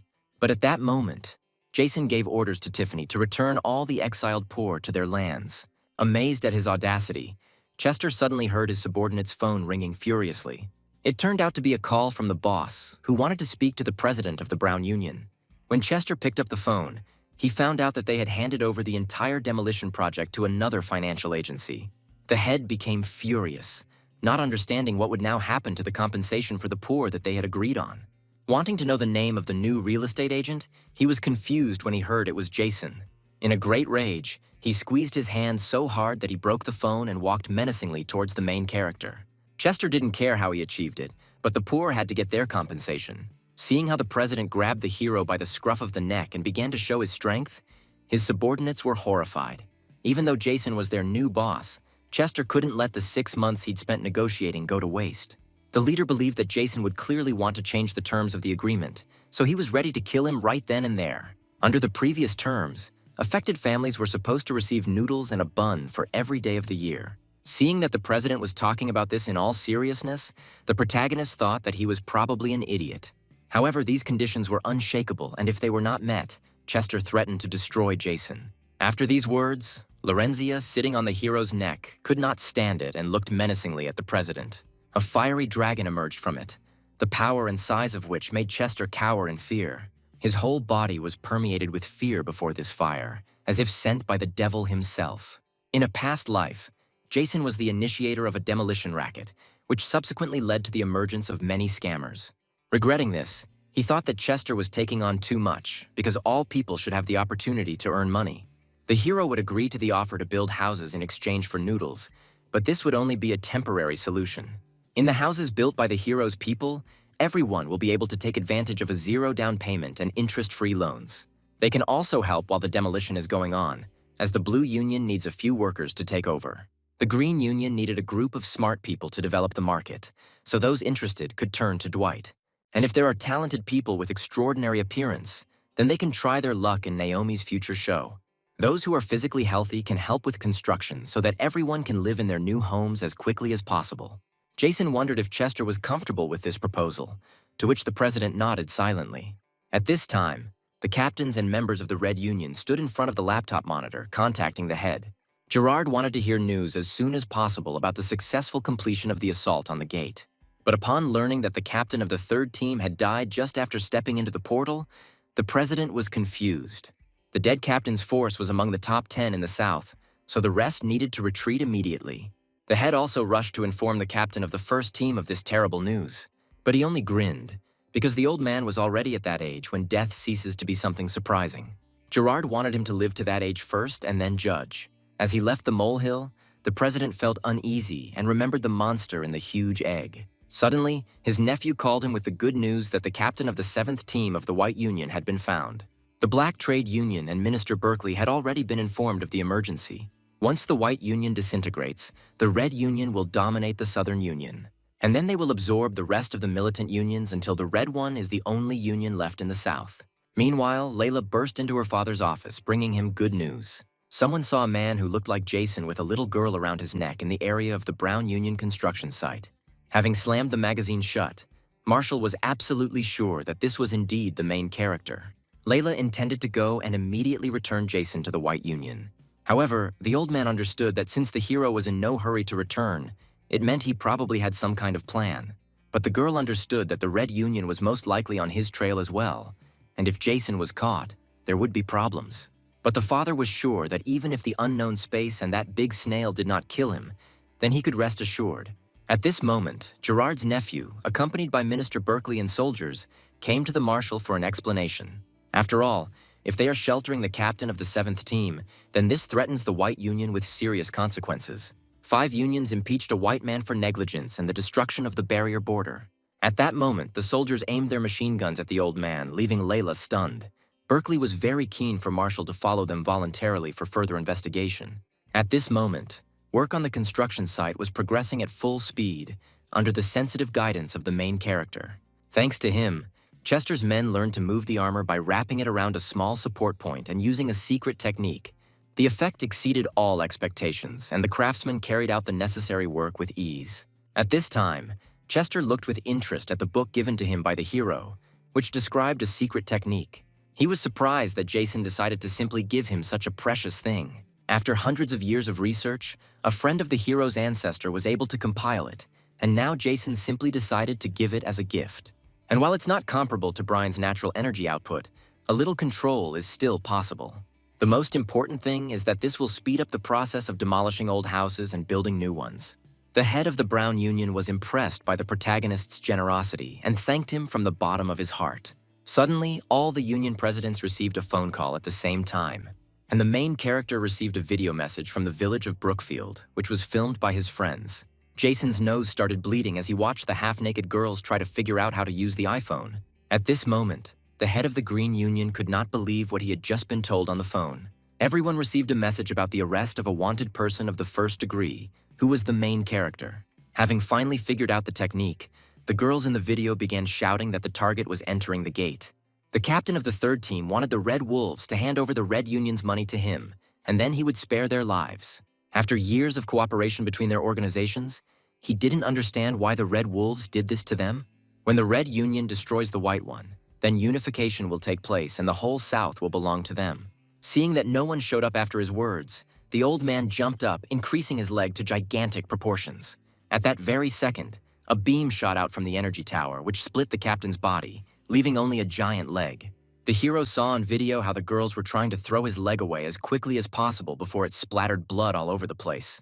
At that moment, Jason realized that something had clearly gone wrong and perhaps something had slipped his mind. Suddenly, Naomi felt that he needed to go on the run immediately to save his life. Dwight thought that he and the heads could take care of everything for now, and the main character could rest a little. Chester has already booked him a ticket for today's ferry, where his men will meet Jason. The main character was completely confused, not understanding what they were even talking about. Then Shane took out his phone and opened a wanted poster of a hero with a $50 million bounty on his head. Jason looked closely at the phone screen and was horrified by what he saw. After all, how could these bastards put such a small reward on his head? They could have started with $100 million. The presidents were shocked to hear him denigrate the sovereign, who clearly looked down on him. Naomi realized that he did not realize the seriousness of the situation, because by destroying the border, he destroyed an entire city. It then dawned on the protagonist that they didn't want to arrest him, despite the reward, which was surprising. Although they were all in collusion with the Red Trade Union, it was only a relationship of interest. From this, Jason concluded that he had simply become much more profitable for them than the Red Union. Hearing the accusatory words that weighed on their conscience, the heads of the trade unions were confused. Dwight was offended by the main character's words, because they were not that kind of people at all. And besides, Jason was a real speculator. But the protagonist didn't understand what was wrong with speculation, since even dishonest people need to make a living. Extending his hands to them, he demanded that they give him half of the reward they had received. The presidents did not understand what he was trying to do, because simply giving up could end in death for him. But the hero understood that he couldn't escape, and if they didn't arrest him, the Northern Trade Union would. Jason hoped that when he died, his new partners would take care of his people, and his gluttonous little sister will behave well if she is fed every day. People around did not understand how it was possible to arrest such a good man who provided them with work and housing. But the presidents reassured them, deciding to at least try to intercede for him. Taking the baby into her arms and holding her tenderly, Naomi decided to take good care of her. A little later, the delegation, along with Gerard's nephew, Layla and Marshall, began to enter the gate. The old man understood perfectly well that this road was not the one that led to the government. Instead, all those gathered headed straight to the barren lands. Layla wondered why the impeachment of a white union had to take place in no man's land. As it turned out, the head of the black union, Florence, decided that this place would be the most convenient for the execution. When they finally arrived at the execution site, Florence decided to double-check that everyone was there. Jason and the other union presidents were still on their way, but were expected to arrive soon. Gerard's nephew was glad to see the last meeting of the white union, looking at the old man with mockery. Layla understood that even if the impeachment of the white union was successful, there was no need for beheadings. The main character, who at that very moment was already approaching everyone, completely agreed with her. He walked, accompanied by other leaders, handcuffed and looking at those gathered with a smile. Fitzgerald was also there and was incredibly happy to see Jason. The president of the Black Union immediately gave the order to arrest the culprit. Layla immediately stood in front of Jason, intending to explain his mistake. Moreover, according to Naomi, the three major unions decided to call off the impeachment and were ready to cover the damages. Gerard's nephew was horrified by such a statement, not understanding what the protagonist could have put into their heads. Jason was grateful to Layla for her assistance, but everything had already been decided. He just wanted to know how long Florence would continue this performance, because the hero had a lot to do. After this, the head of the Black Union ordered Fitzgerald to read the verdict. He began by saying that the Red Trade Union had entered into a conspiracy with the Red Wolves to commit criminal activity.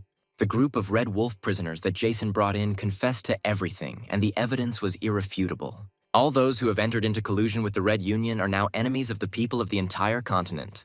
Jason, by bravely killing enemies, captured hundreds of them. Therefore, he deserves worldwide recognition as a great hero and a worthy man. After this, on Fitzgerald's orders, the soldiers brought in the remnants of the Red Union. Dwight realized with horror that when the Ori impeached the White Union, they were in collusion with the Reds. Other presidents also acknowledged that the main character turned out to be their savior. Some soldiers were perplexed, as they thought that today would be the day of the trial of the White Trade Union. However, the true goal was to pull together as many forces as possible who were colluding with the Red Trade Union. Mrs. Florence had long suspected these people, but she had no substantial evidence. But the captured members of the Red Wolf, whom the protagonist brought, completely filled the gap in evidence. Gerard took with him the strongest teams of martial artists in the Union, thus dividing the overall force. And now, the time has come to take their lives, at the moment when they were at their weakest. The Marshal was furious with Jason, who had appropriated all the government money for himself. After all, not a cent was added to the White Union's account, although all the bandits' money disappeared without a trace. Deciding to have a little fun before their death, the captains of the Red Union team suddenly activated their attributes. If they managed to survive, they intended to find the president and go north to join the Red Wolves. Gerard's nephew believed that he was saved, because they were high-ranking martial artists. While the guards were in shock, the enemies began to attack their opponents with lightning speed and deadly blows. The captains understood that a handful of simple soldiers could never match the strength of masters of their level. They decided to grab Florence, but suddenly a stranger appeared next to them. With a slight movement of his hand, he instantly tore off half the body of one of the Red captains. The stranger was puzzled as to how such a weakling could achieve such a high rank. Gerard's nephew recognized him. He was a martial arts master from the far north. The protagonist did not understand why the northern masters came here, having come all this way. The remaining captain began to attack the other master from the north, dealing multiple blows to his body. However, the master stood calmly, looking disappointedly at the enemy who could not even scratch him. As it turned out, it was just a clone, and the real master considered the captain of the Red Union rather boring. After which, with one wave of his hand, he instantly cut the enemy's body into many pieces. The president of the Black Union ordered the two to kill all the members of the Red Union except Gerard's nephew. At that moment, he was just calling his uncle, looking at what was happening with horror. Looking at his phone, the head of the Red Union could not understand why his nephew's face was distorted with fear. But while he was trying to tell his uncle that they had been exposed, the cries of the goggle-eyed ones came from the phone that the master would avenge them. Seeing their negotiations, Jason reacted with lightning speed and with one movement of his sword, cut off the scoundrel's hand. After this, the hero suddenly grabbed the hand that was holding the phone tightly and directed it so that Gerard could see his nephew. The president of the Red Trade Union was horrified at the sight of his crippled relative. The nephew held his hand, screaming hysterically in pain as his whole body convulsed. Gerard didn't understand who did it and wanted the scoundrel to show himself immediately. Florence was shocked by the hero's actions and immediately gave the order to the Northern Masters to stop him, because the villain was needed alive. Jason heard and felt a powerful, explosive impulse go off right behind him. The destructive fist of one of the Northern Masters slammed into Brian's indestructible body, tickling him slightly. The big guy wanted the master to understand him correctly and not be offended if anything happened. At this moment, another master using clones took out his sword and made a sharp swing through the air. The impact created a burst of energy that shot straight at Jason.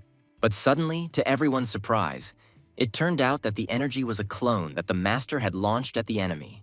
This only meant that the time had come for Lorenzia to appear on the battlefield. Seeing her stand in the way of the flying clone, Fitzgerald screamed, thinking she was still a child.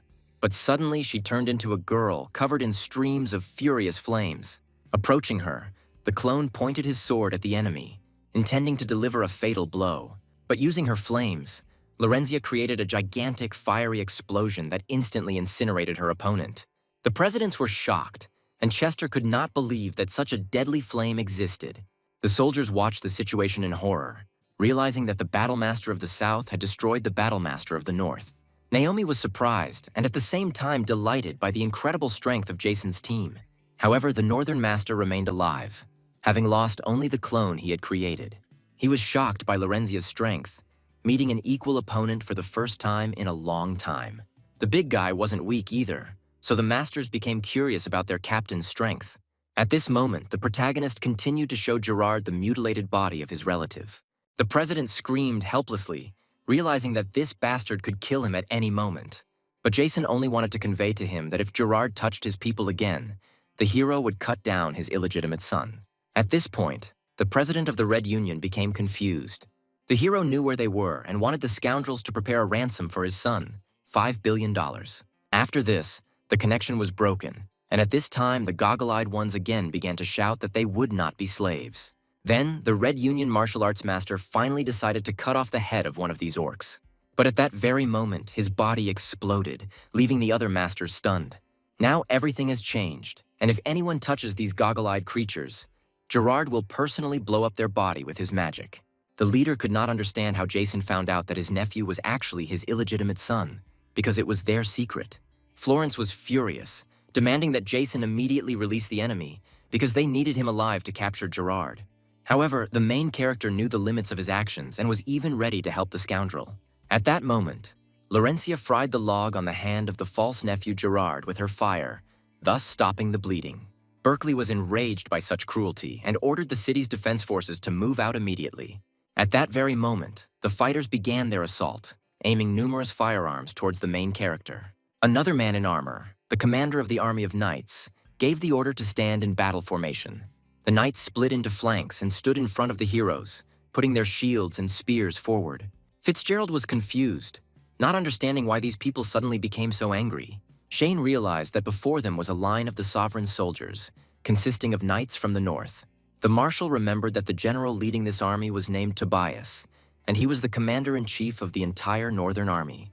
In addition, he was supposed to be responsible for guarding the otherworldly gates that often appeared in the north.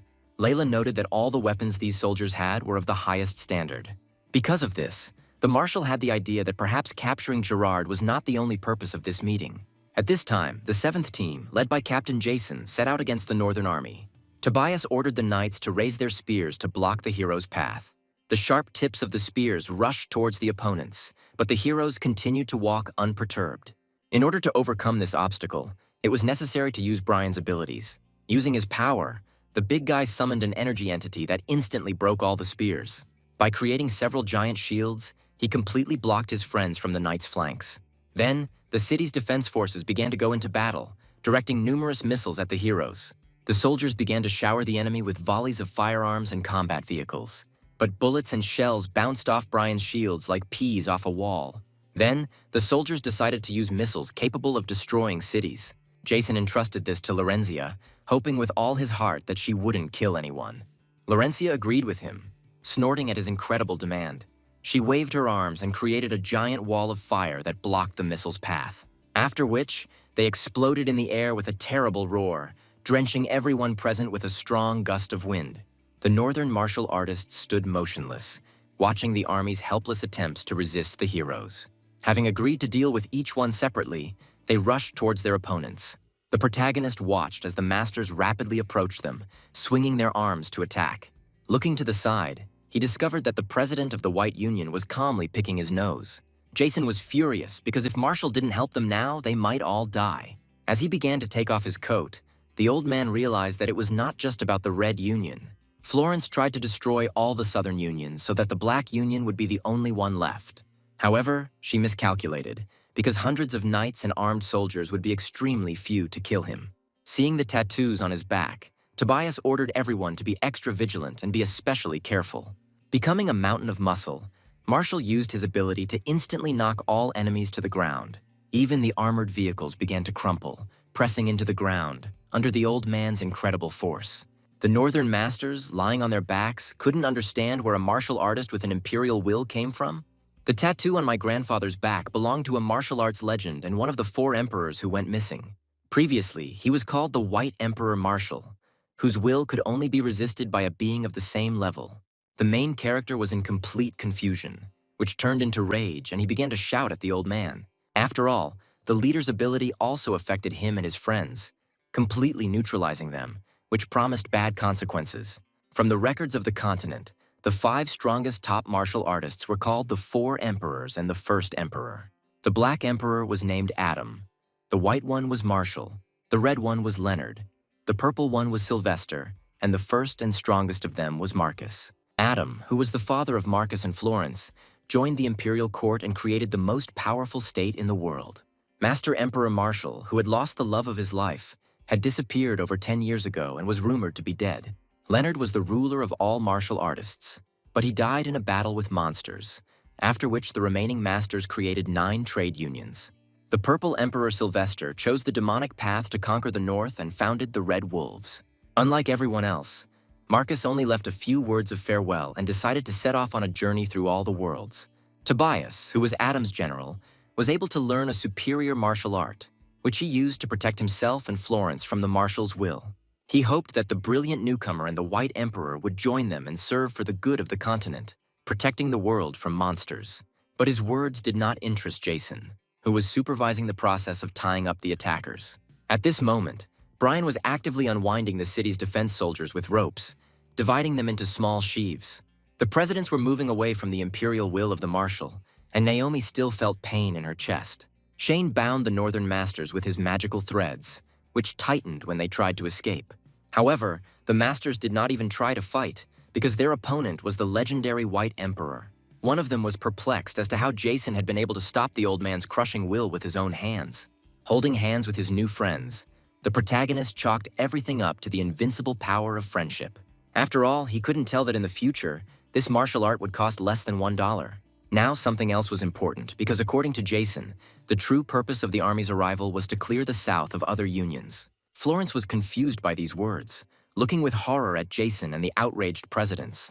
Before this, she had met with the governor, who was furious that other unions had colluded with Gerard. The head of the Black Union was sure that now was the best time to sneak up on his main camp. She proposed to use this to cleanse the entire Southern Trade Union of its filth at once, and hoped that the Tsar would send an army. After Leonard's death, the martial arts unions began to live as in primitive times, ceasing to think about their people. The ruler decided to send not only the Northern Army, but also 2 Northern Masters and, if necessary, the Black Emperor. However, Florence considered the unions in the South to be mere rabble and saw no need for such a large armed force. But the sovereign understood that restoring order was a secondary task and that the true goal would be the destruction of the Zerg. And now, looking at the main character, the head of the Black Union had the unpleasant impression that he saw right through her plans. Jason knew that in the future, all Southern unions, except the white one, would be completely absorbed by the black ones. So the hero came up with something. Seeing him approaching them, Tobias activated an unbreakable energy barrier, blocking the way to him and the lady.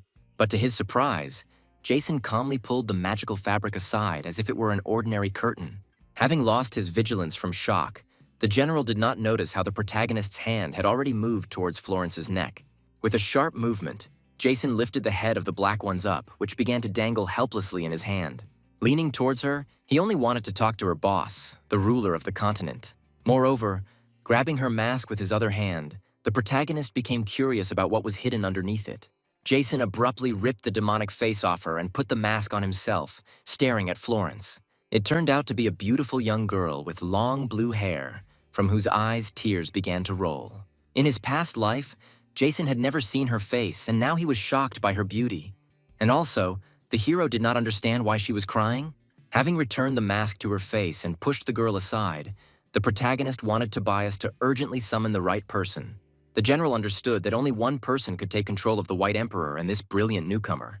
Suddenly, he took out a scroll, from which came a pillar of bright light, blinding those around him. A screen appeared from the light, on which a huge golden throne was visible, with the sovereign sitting on it, and behind him stood a certain figure.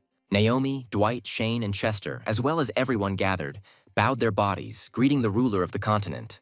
The emperor began to speak, but suddenly he was stopped by the hand of the Black Emperor, who emerged from the shadow of the throne. Adam's eyes sparkled with rage, and he wanted to ask only who dared to offend his beloved daughter. Everyone was stunned to see how he spoke tenderly to Florence, trying to console and encourage her. Looking at his daughter's tears, the Black Emperor decided to kill the entire family of the one who caused them. Having come to her senses a little, the girl pointed her finger at the culprit, who turned out to be the main character. Adam was completely beside himself, and his eyes blazed with the raging flame of righteous retribution. He suddenly rose into the air, breaking through several floors and the roof of the ruler's palace, heading towards the scene of the incident. Looking at the shining hole in the ceiling, the emperor could not understand how Adam could live with such a hot temper. But getting back to important matters, he wanted to get a report from Tobias on what exactly had happened here. It turned out that the general's troops had been taken prisoner, and that perhaps only one person had learned about the purge of southern trade unions. Pointing his finger at Jason, the general hoped that the ruler would forgive him and the hero would join their army to defend the front. However, the main character was in a stupor, realizing that something was wrong, because everything that was happening was painfully familiar to him, as if he had already seen it. Suddenly, he remembered that this event would be the first catastrophe, because due to the quarrel between Gerard and the Red Wolves, the Zerg would awaken in these lands. In a past life, the continent sent troops of mass destruction, as well as Tobias's northern army, to fight these enemies. Black Emperor Adam and White Emperor Marshall eventually united in battle against a common enemy. All the southern unions, including the presidents themselves, also joined the fight. As a result, they were all completely destroyed, unable to hold back the onslaught of the Zerg. The Black and White Emperors died in this battle, and the enemies broke through the borders of the barren lands and invaded the continent. A war began between humans and monsters, which lasted for more than a year until Marcus came and destroyed the Zerg and monsters. But the losses during this time were so great that they will go down in history as the first invasion. At this point, Brookfield Village wasn't finished yet and wouldn't protect them from these Zerg, so Jason had to come up with something. Deciding that it would be best to simply run away, the protagonist wanted the ruler to give him the difficult task of capturing Gerard. But Adam, who had arrived in time to help them, believed that Jason was still wet behind the ears and was not fit for this mission. Tobias decided to stand up for the main character, considering the Emperor's actions too impulsive, because the guy was a genius. Seeing that Adam was about to attack his captain, Brian stepped between them, wanting to protect his friend. Adam quickly approached the big guy, using the first breakthrough of the Black Lion Soul Destruction technique. Using an armor split strike, the Emperor launched Brian's body high into the sky. The protagonist was shocked by his strength, hearing the multi-ton giant fall to the ground, screaming in horror. It fell next to Lorenzia, creating a small explosion and instantly disabling itself. The little girl understood little, not understanding the language of those around her, and was in shock from Brian's unexpected fall. Seeing her comrade's clouded eyes and the wounds on his body left by the enemy's blow, Lorenzia became furious. In an instant, she became a girl and rushed furiously towards Adam, leading a wave of raging flames behind her. The Black Emperor was impressed by her considerable strength and prepared to use the second breakthrough to attack. But suddenly, the angry witch was stopped by someone's hand, which sharply grabbed her shoulder. Having thrown the heroine aside, the protagonist wanted her to settle down, since Adam could not be burned now. Remembering that his son owed him a lot of money, Jason wanted to negotiate with the Black Emperor. Then, Adam decided to kill the hero for Marcus and attacked him with a crushing blow, which Jason was able to block with his Heavenly Fist. The Black Emperor was shocked, because the Heavenly Fist technique belonged to the Red Emperor, who was dead. But the main character didn't care, and he just wanted Marcus to return his money. Marshall and the other presidents were shocked by Jason's power, while Adam decided to spare his life. However, he intended to destroy the main character's energy source and meridians, making him disabled. The energy essence of the Black Emperor crushed Jason's essence with a powerful blow. Having understood his intentions and having received a strong blow, the protagonist most of all did not want to become disabled again, as in his past life. At that moment, the time bracelet began to take away days of Jason's life, leaving him in a stupor. Adam was confused, not understanding why the hero's true energy began to grow at an incredible speed. At that moment, Jason's energy essence increased in size, and his strength became comparable to the peak of the Red Emperor. Then Adam struck, causing an earthquake that even reached the Emperor's palace. The stunned ruler looked in amazement at the monitor screen, which showed the battlefield. Florence stared at her father in confusion, not understanding what had just happened. Layla suddenly noticed that Marshall, who had been standing next to her, had suddenly disappeared somewhere. Placing his hand on Adam's back, The old man came to the conclusion that after so many years, the Black Emperor had become noticeably weaker. At that moment, Adam experienced a feeling that made his knees tremble, and memories of old times awakened in his mind. He understood that only one person could cause such a surge of adrenaline in him, and that was the White Emperor. At that very moment, the joyful old man pinched his old comrade on the back, causing Adam to gasp. The marshal showed him an old photograph of them, where they were still young and hot. Turning to the joyful old man, the Black Emperor at first did not even recognize him as his best friend, because his appearance was no longer the same. Layla and Florence hurried to their fathers, hoping that the explosion had passed without a trace for them. However, in Adam's opinion, such a brat could not harm him, and he wanted to know how exactly the hero dared to offend his daughter.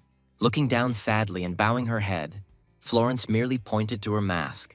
Realizing that this scoundrel had taken off his mask, encroaching on the honor of his precious Florence, the Black Emperor was shocked. Naomi and the other presidents were perplexed by what they saw, realizing that Jason was clearly hiding a lot from them. To Shane's surprise, the Northern Masters easily severed his strings, marveling at the hero who could stop the Emperor's blow. Meanwhile, looking at Jason, Adam wondered if he was going to die here. The main character stood there, completely exhausted and barely able to stand on his feet, while Lorenzia flew around, wanting to know how he was feeling.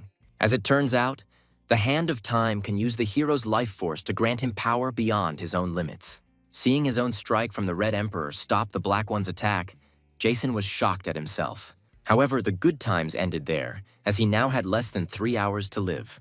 At that moment, the Sovereign was incredibly happy that both the White and Black Emperors were on his continent. Plus, a brilliant newcomer had arrived, which altogether was like a godsend. The ruler wanted to know if the protagonist was ready to sacrifice everything to protect the people of the continent from monsters and foreigners. But suddenly Jason interrupted him, wanting first of all to borrow $20 billion from the Sovereign. After this, the main character brought his phone to the screen with the ruler, on which the receipt for payment was shown. Without thinking twice, the Sovereign immediately confirmed the payment, transferring the required amount to the hero. All the Union leaders stared at Jason, not believing what was happening. Adam snorted in bewilderment, since his annual salary was around $70 million. The protagonist looked closely at his time, realizing with horror that one day was now worth $200 million. There were still several years left before Marcus returned to Earth, so Jason might not live to see him.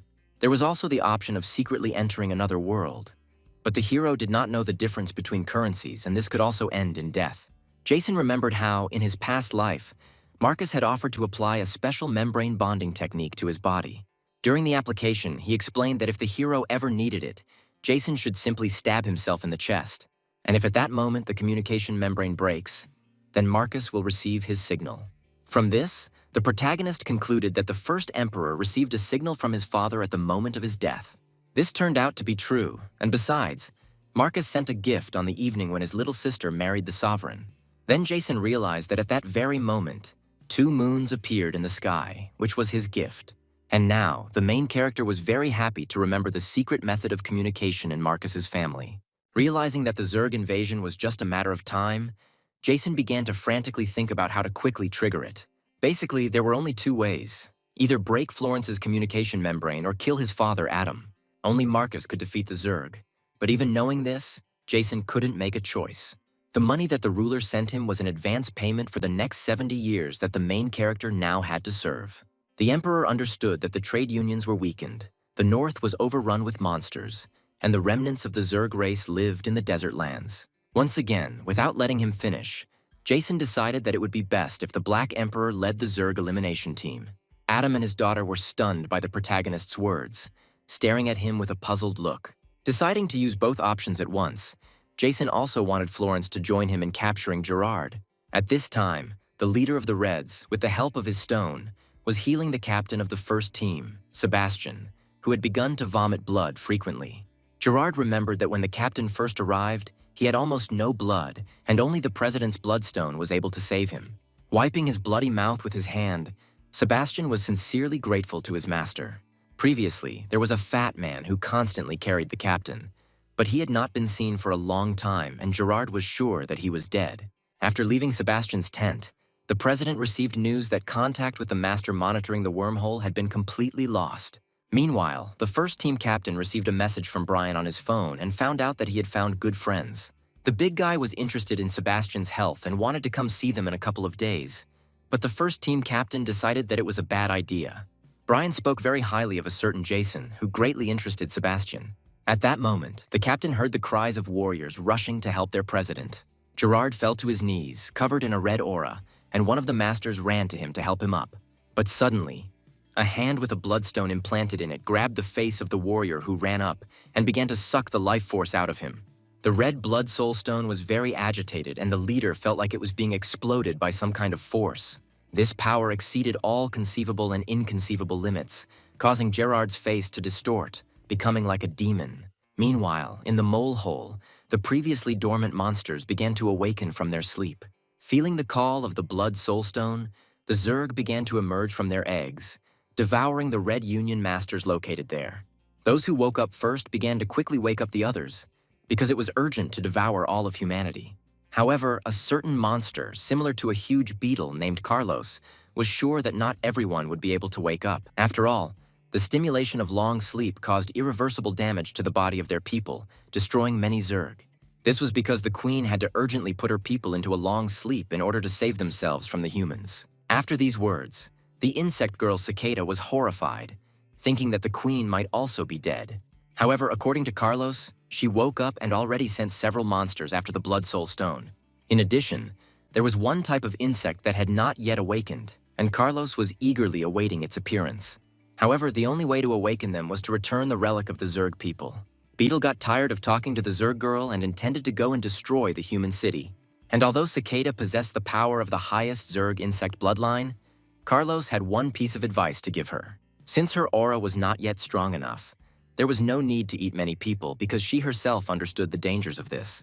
She risked side effects from using them, and besides, people were already facing a sad fate. At this time, the night expanses of the deserted area were engulfed by a loud sneeze from Master Austin of Jason's 7th team. For some reason, he felt a terrible chill run down his spine, like a premonition of something terrible. Jason and his friends were approaching an unknown area that was now cordoned off by the government.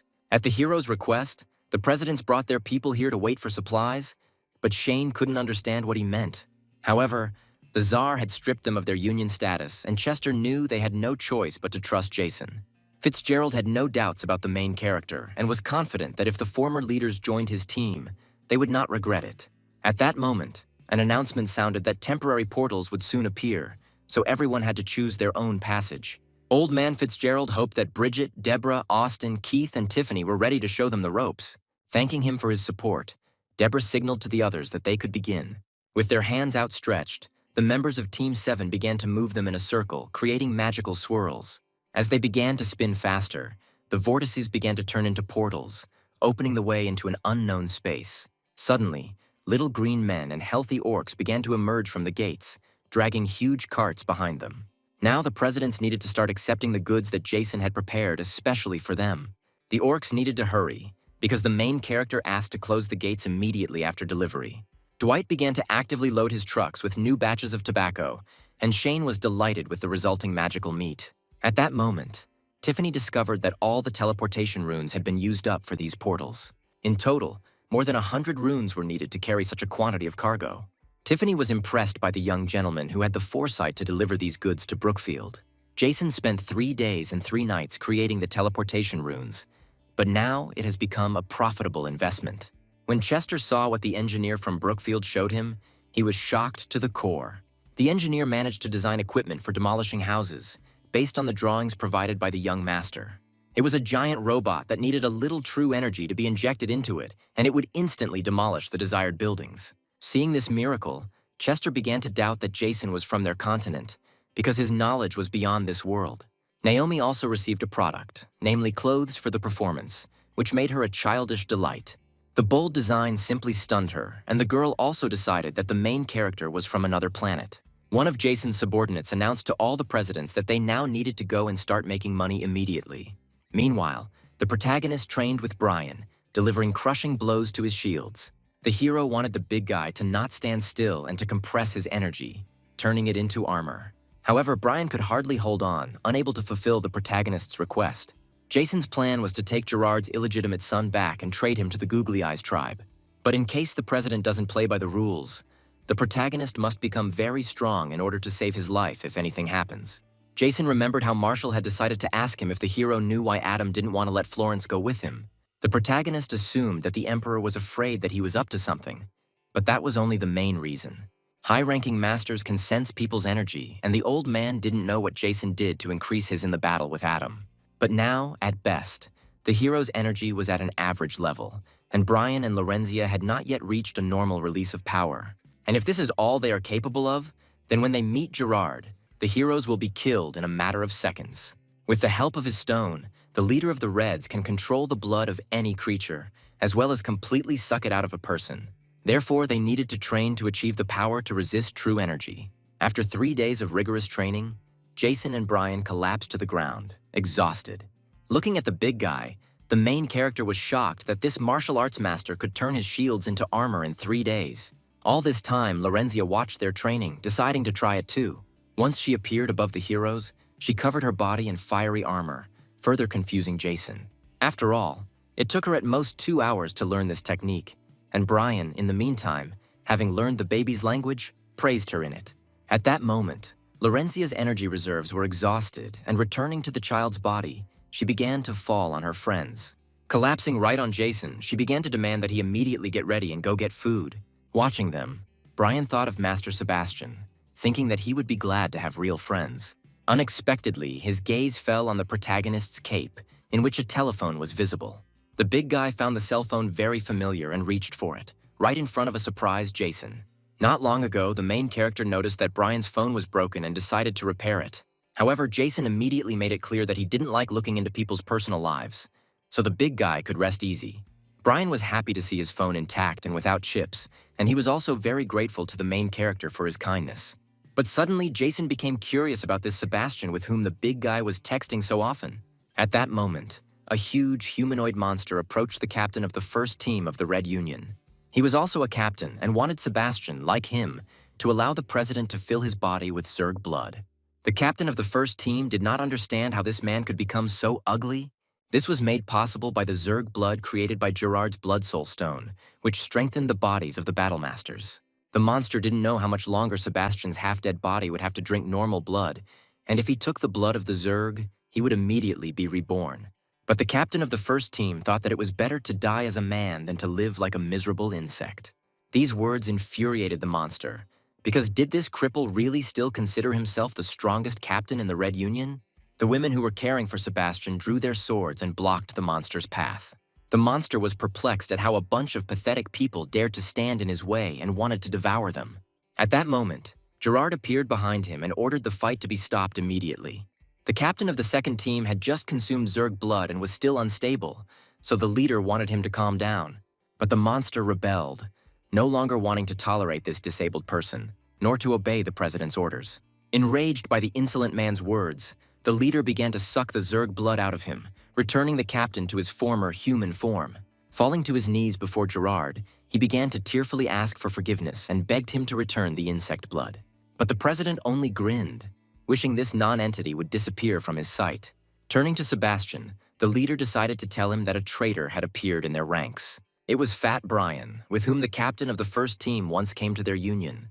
That's why he came to Sebastian to get an explanation from him about this situation. At this time, Jason, Brian, and Lorenzia were sitting next to each other, meditating and absorbing the energy.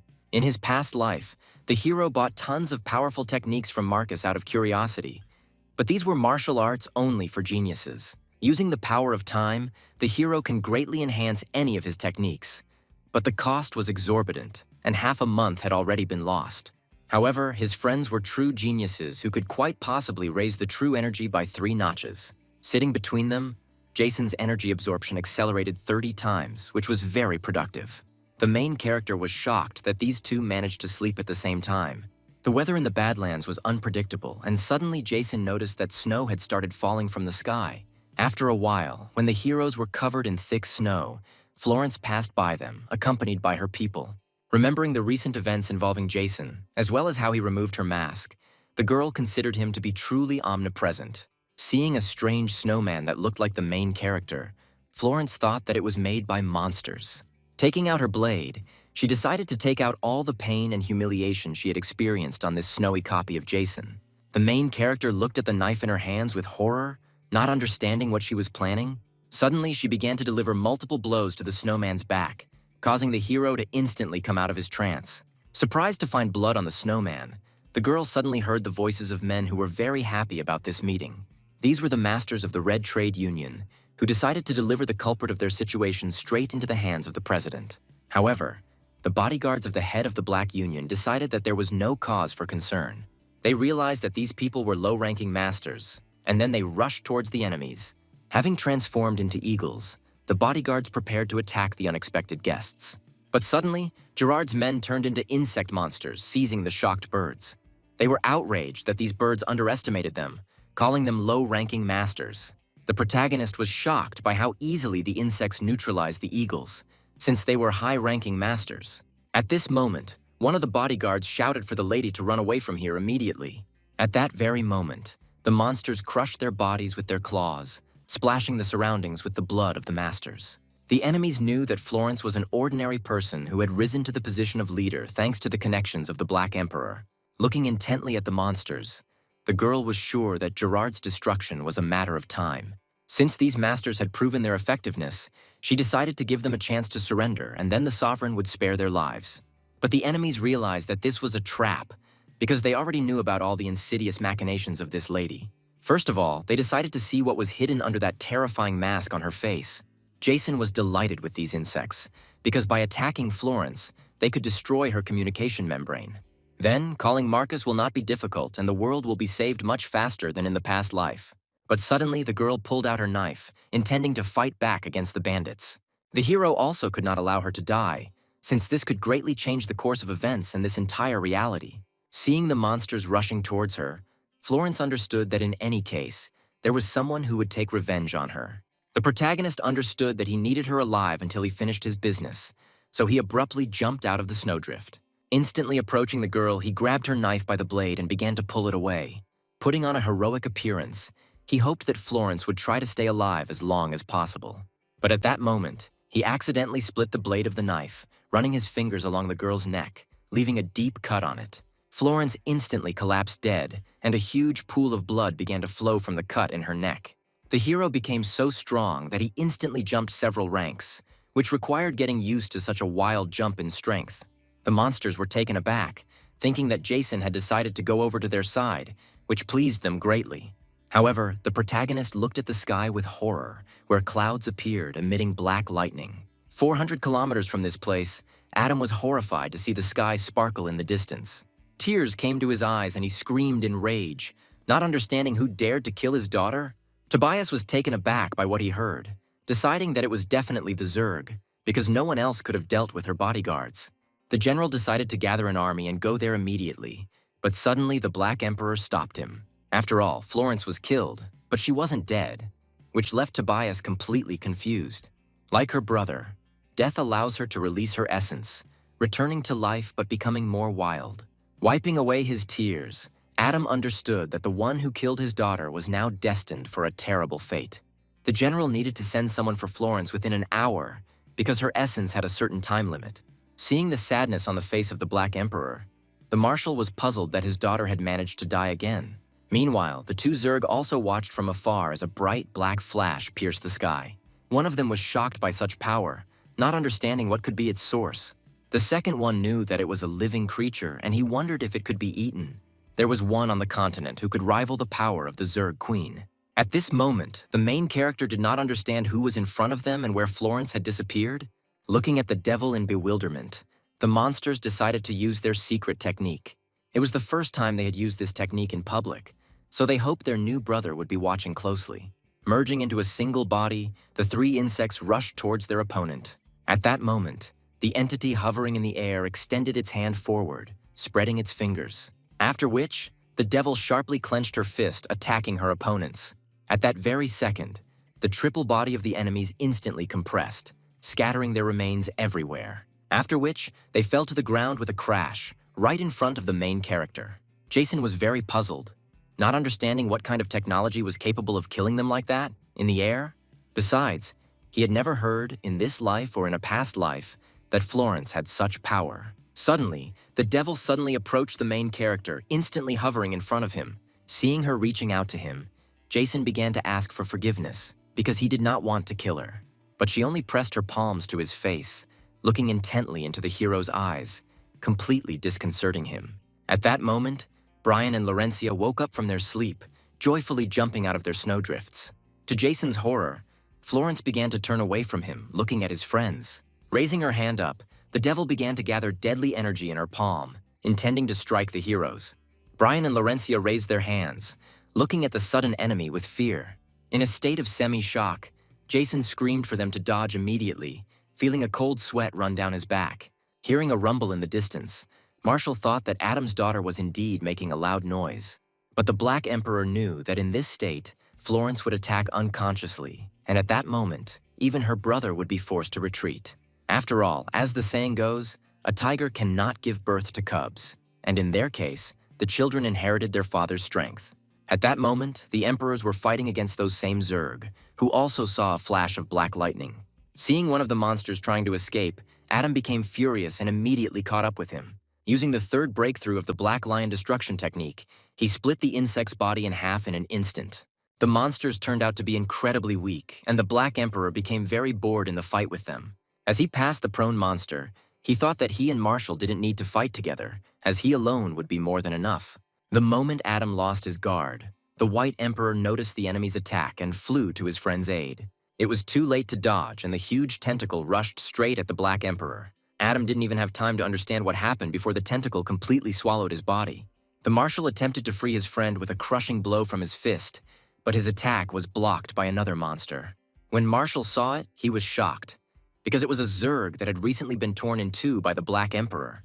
But now, his body was rapidly recovering, which spoke of the insect's incredible regeneration. This was one of the two unique abilities of the higher Zerg bloodlines: body restructuring. Suddenly, the old man saw how the body of the monster that had swallowed Adam began to transform, significantly increasing its strength. Becoming even more ferocious, the Zerg used his second unique ability, fusion, merging with the body of the Black Emperor. The monster was surprised, because compared to other masters, this one was incomparably more powerful. As he began to turn into a mountain of muscle, Marshall thought that Adam didn't like taking showers, so the Zerg was at risk of getting diarrhea. Looking menacingly at his enemy, the enraged White Emperor gave him one last chance to spit out his friend. However, after examining him closely, the Zerg came to the conclusion that the old man must be even tastier than that one. Taking a fighting stance, the Marshal thought that old bones should not be gnawed and prepared for battle. But the Zerg that ate the Black Emperor decided to try it anyway, also getting into a combat position. The opponents rushed at each other with lightning speed, leaving behind explosions of energy. At the same moment, 400 kilometers away from them, a powerful explosion was also heard, from the attack of the Devil Florence. Having barely managed to hold back her blow, Brian didn't understand what was wrong with this girl. Having managed to react to Jason's warning, he covered himself and the space around him with energy armor. At that very second, a giant firestorm was already flying in the direction of the enemy. Covering her body in fiery armor and extending her arms forward, Lorenzia turned herself into a deadly missile. However, Florence only needed one look, and the witch felt her body begin to change direction. Shifting course slightly, the whirlwind of Lorenzia's fiery rocket headed straight for the shocked big guy. Using the True Energy Defense Network, he was able to block his comrade's attack, and the baby plopped down on Brian's stomach. Watching what was happening, the protagonist thought that in the north of the continent, his friends would have already received high-ranking status. But the devil was insanely strong, and Jason felt like she was using some kind of mental attack. If the true energy armor is strong enough, it will be able to withstand a certain amount of damage from her mental abilities. At least she wouldn't be able to crush anyone into puree. However, there was one more strange thing that was bothering the hero. At that moment, Florence again attacked the big guy with the witch. But Jason simply stood between them, and the devil suddenly stopped the blow. The strange thing was that she did not harm the main character, and in front of his surprised friends, he began to expose himself to her blows. But not wanting to play with this crazy woman all day, Jason abruptly grabbed her hands, stunning his opponent. Having knocked her down onto the snow, the protagonist was puzzled as to why she was making such a fuss, since he had only lightly cut her neck. At that moment, Tobias and the knight stood behind the rock, watching as Jason pinned Florence down on the ground and tried to calm her down. The general was shocked, deciding that this brilliant newcomer was able to cope with the miss who could move mountains with her finger. At that very second, he received a report from his people that dozens of people were approaching them at a distance of 2 kilometers. To his horror, Tobias realized that the only people other than them in these lands could only be the people of the Red Union. At this time, the enemies were heading towards the place where the Black Lightning was spotted, hoping that their 3 masters had already captured the target. The Red President knew that the Black Lightning revealed the location of Florence, who was the daughter of the Black Emperor. She had a special status, and if you take the girl hostage, it will become a very strong trump card and will help control Adam. On the way there, the captain of the second team, who had received the blood of the Zerg, hoped that Sebastian would not dare to take away his merits. At that moment, Florence suddenly began to scream frantically, greatly frightening the protagonist. Seeing the she-devil begin to transform into energy and fly into the air, Jason urgently called Brian for help. The main character didn't know how exactly, but the big guy shouldn't have let her fly away. Then, Brian clapped his hands hard, releasing true energy in colossal quantities. Rising upward, the energy turned into several shields, which rushed like a whirlwind towards the hero and the devil. Having reached their goal, they began to build a fortress around the heroes like bricks, preventing Florence from leaving this area. Having made a giant heart on the top of the fortress, Brian and Laurencia stared in awe at the love nest. At this moment, the captain of the second team was glad that they had finally managed to find the traitor who had previously been Sebastian's porter. He wondered if Brian would take his own life or if the captain needed to help him. Brian stared at them in confusion, not expecting such a sudden appearance of his old comrades. Sebastian also greeted him, waving his hand and looking at the big guy with a smile. The captain of the second team decided to personally help Sebastian deal with this fat guy. However, as he rose from his wheelchair, the first team captain decided he didn't need help when it came to his brothers. Feeling that after so much time, Brian had become much stronger, Sebastian was glad that he could now defend himself. The first team captain, piercing him with a penetrating gaze, was sure that it was Jason who had helped him develop so much. But going against the Red Union was still not wise, and if the big guy gave up his friends, Sebastian promised to spare him. Brian already knew about all the atrocities of the Red Union president, so he decided to be with Captain Jason. Hearing him call him captain, Sebastian realized that the big guy had already jumped off the ship, which meant there was no need to hold back. Having finally decided to get down to business, the captain of the first team extended his hand forward, creating numerous magical blades in the air. Brian waved his arms in panic, not wanting to fight his friend and trying to appeal to his reason. However, Sebastian only smirked in response, suggesting that his former comrade think of it as normal practice. But only in their case, if the big guy loses, he will lose his life. And after these words, the captain of the first team began to attack. Dozens of magical blades rushed at the big guy, but the hero instantly created energy shields and was able to block the attack. Sebastian was delighted with what he saw and with all his heart wanted Brian to show him everything he had learned. However, the big guy had a different opinion, not wanting to continue this fight against his friend. The captain's furious blows rained down on the enemy, unable to overcome his indestructible barrier. Sebastian's retinue was shocked and watched in bewilderment as the fat man's shields calmly withstood Sebastian's swords.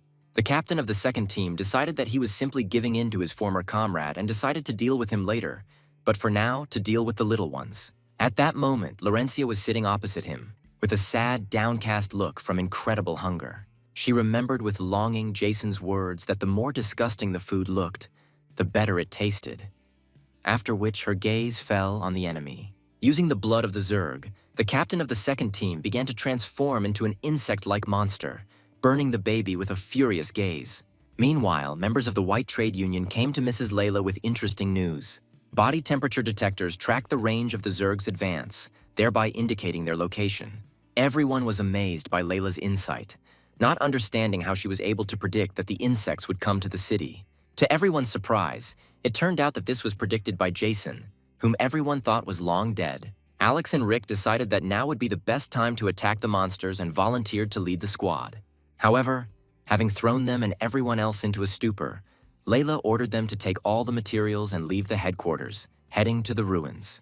Meanwhile, 100 kilometers from the Imperial City at the Palace of Culture, the show's participants were presented with new stage outfits. This was the last model of clothing designed by the world-famous designer, Jason. Seeing the overly revealing necklines, the dancers wondered if they could really wear this on the street. However, they had nothing to worry about, because even the hottest contestant on The Voice King had already worn clothes in a similar style. Having decided to immediately go to the fitting room, the girls suddenly heard a strange noise and felt the building begin to shake. A few seconds later, the entire community center began to crack and slowly fall apart. From under the rubble of the building, beetle-like monsters began to crawl out, furiously clicking their claws. They were all doubles of Carlos, who couldn't understand whether his clones really had topographical cretinism. After all, instead of the Imperial Palace, they found themselves in an unknown place. But at least it was within the city limits. The people around did not understand from what otherworldly gates these monsters came and hastened to call the guards. Deciding that at least they could eat, the monsters began to actively attack those around them. At this time, the sovereign entered the chambers of the crown prince, where his son's servants greeted him with a bow. The ruler wanted to take a little walk with him, because the prince had not gotten out of bed for 3 years and had not left his house for 6 years. However, Prince Herbert didn't understand why he should worry about anything when they had Adam, Marcus, and Florence around them. The prince was the strongest from birth, 1 in a billion, born to be at the top of the food chain. So what else can he do with life without a fight except lie down and die? His servants were distressed by the misfortune of the young master, who had such aspirations at such a young age. Suddenly, a guard burst in and reported the presence of a large number of Zerg less than 100 kilometers from the palace. Everyone was shocked because the report said that the monster nests in the Badlands were full of dead bugs.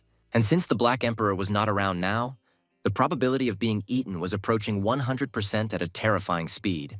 Luckily, it turned out that the monsters changed direction, as if they had gotten lost, and ran in the opposite direction from the palace. Hearing this, Herbert began to get up, thinking that there was no need for him to die lying on his back if he could die standing on his feet. The young prince demanded that the sovereign immediately send him to war to repel the attack of the monsters. The ruler was touched by his words and desire for life, deciding that if his son wanted to find his death, then as a father he should help him. At that very moment, everyone received orders to return the Zerg and for the Eastern Guard to go with Herbert as support. Meanwhile, the Marshal continued to fight in a furious battle with the insect that had swallowed the Black Emperor. The old man was perplexed. Did these monsters really come to the continent just to eat people? However, the monster did not want Marshal to think too much of herself, because among 1,000 other worlds, the continent was a drop in the ocean. Humans once killed the Zerg King and took the red blood soul stone, so now it's time for revenge. After these words, the Zerg delivered a crushing blow with his fist, knocking the White Emperor aside. The Marshal managed to stay on his feet, but the second enemy was already approaching from behind, intending to devour him. Meeting the insect with his fist, the White Emperor instantly exploded the monster's body. Seeing that the monster's regenerative abilities had weakened, the old man realized that he would only need 2 more blows to finish it off completely. The Zerg that had consumed Adam was impressed by Marshal's powers of observation, but still, age limited many of his bodily functions. Otherwise, the White Emperor would not have missed the 3 needles that were now sticking out of his shoulder. Feeling his body begin to weaken, Marshal punched himself hard, knocking the needles out of his system. Making a dash towards him, the Zerg understood that the needles only had a soporific effect, since in order to merge, the old man had to remain alive. At that moment, the monster noticed an unexpected enemy approaching him from the side. It turned out to be one of the Northern Masters, and turning sharply, the monster tore his body apart with its blow. But it turned out to be just a clone, who was holding a bottle filled with a greenish liquid in his hand.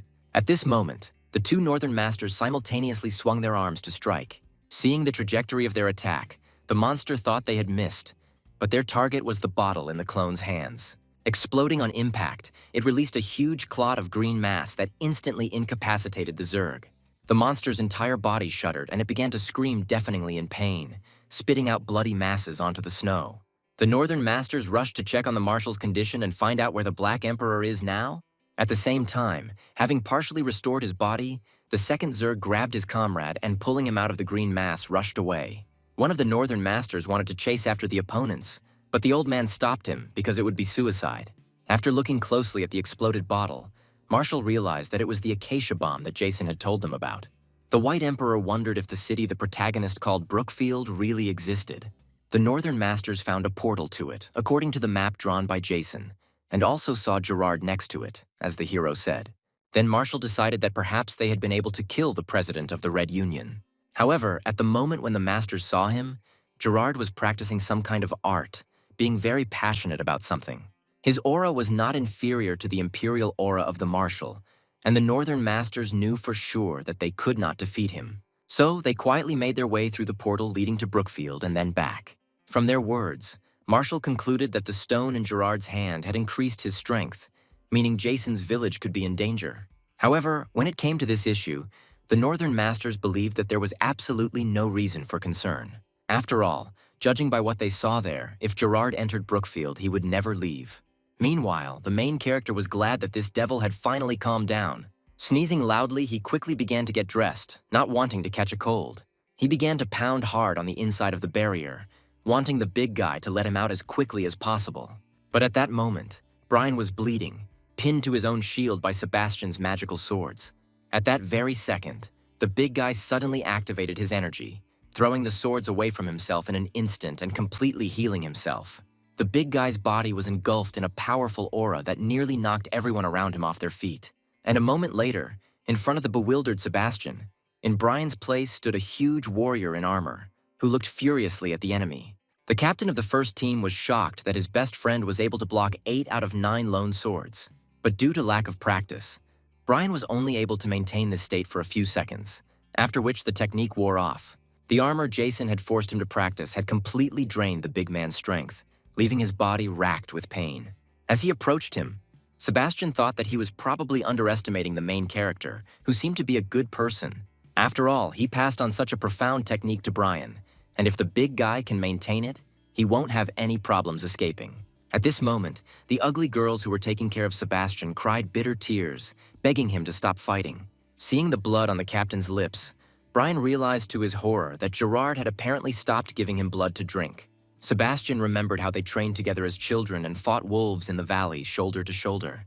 They could have continued living as they did if Cupid hadn't played a joke on Sebastian, making 4 sisters from their clan fall in love with him. These were 4 ugly girls accompanying the captain, who in the past were pretty beauties. At that time, Sebastian struck them with his beauty and they all decided to become his concubines. But these girls were considered the 4 flowers of the clan and were the pride of their mother who headed the clan. She was furious at this request and decided that Sebastian would get the girls if he passed the bloodworm test. Sebastian immediately agreed, greatly underestimating the worm, which ultimately led to the hero's body being infected. The worm became a part of him and began to slowly suck all the blood from his body until the host died. Then the 4 girls began to beg the lady to spare Sebastian, and in exchange, they were ready to bear punishment for him. Thinking that the hero only desired their beauty, she gave the girls 4 disfiguring parasites in exchange for his life.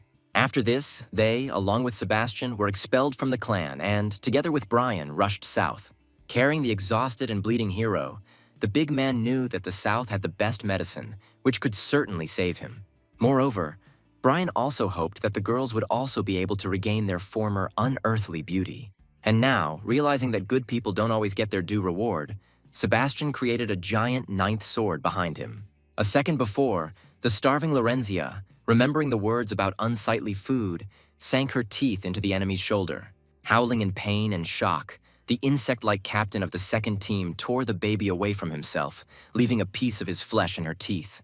Grabbing the witch by the hair on her head, he threw her forward several meters with all his strength. While he was indignant at her unexpected actions, Lorenzia began to slowly rise from the ground. She was outraged that Jason had deceived her, because this ugly monster turned out to be absolutely disgusting to taste. At that very second, the enraged captain of the second team suddenly soared into the air, after which, with a meteorite strike, he smashed the little girl into the ground. This was the first time that someone, not he, had bitten someone, and since that was the case, he did not intend to hold back any longer. Just as he was about to devour the girl, the monster captain suddenly felt his body split into 2 parts. Looking back, he saw Sebastian attack him with lightning speed with his giant energy sword. Brian was completely confused, looking with fear at his friend, whose strength was running out. After which, the big guy suddenly approached Lorenzia and began to dig her out of the thick snow. Taking the heroine in his arms, he suddenly heard 4 girls start screaming in horror as they saw Sebastian vomiting blood. Turning around, he saw them bending over the hero sitting in the snow who had no intention of dying. At this point, the second team decided to avenge their captain by starting to transform into monsters. But at that very second, Tobias gave the order and several hundred knights instantly surrounded the battlefield, throwing the enemy into confusion. The 7 Red Union fighters watched in horror as an army of highly skilled warriors pointed their spears at them. The enemy was shocked that this army managed to completely hide its presence in the snow. Seeing them, Brian sighed with relief, not noticing how the monster, having gathered its last strength, attacked him from behind. At that moment, Sebastian abruptly pushed the big guy away, allowing the monster's claws to pierce his body through and through. A few minutes later, the main character received a notification on his phone that $50 million had been credited to his account. Immediately after this, money began to fill his balance at an incredible speed, leaving Jason completely perplexed. The protagonist decided that while he had free time, he could quickly destroy Florence's communication membrane.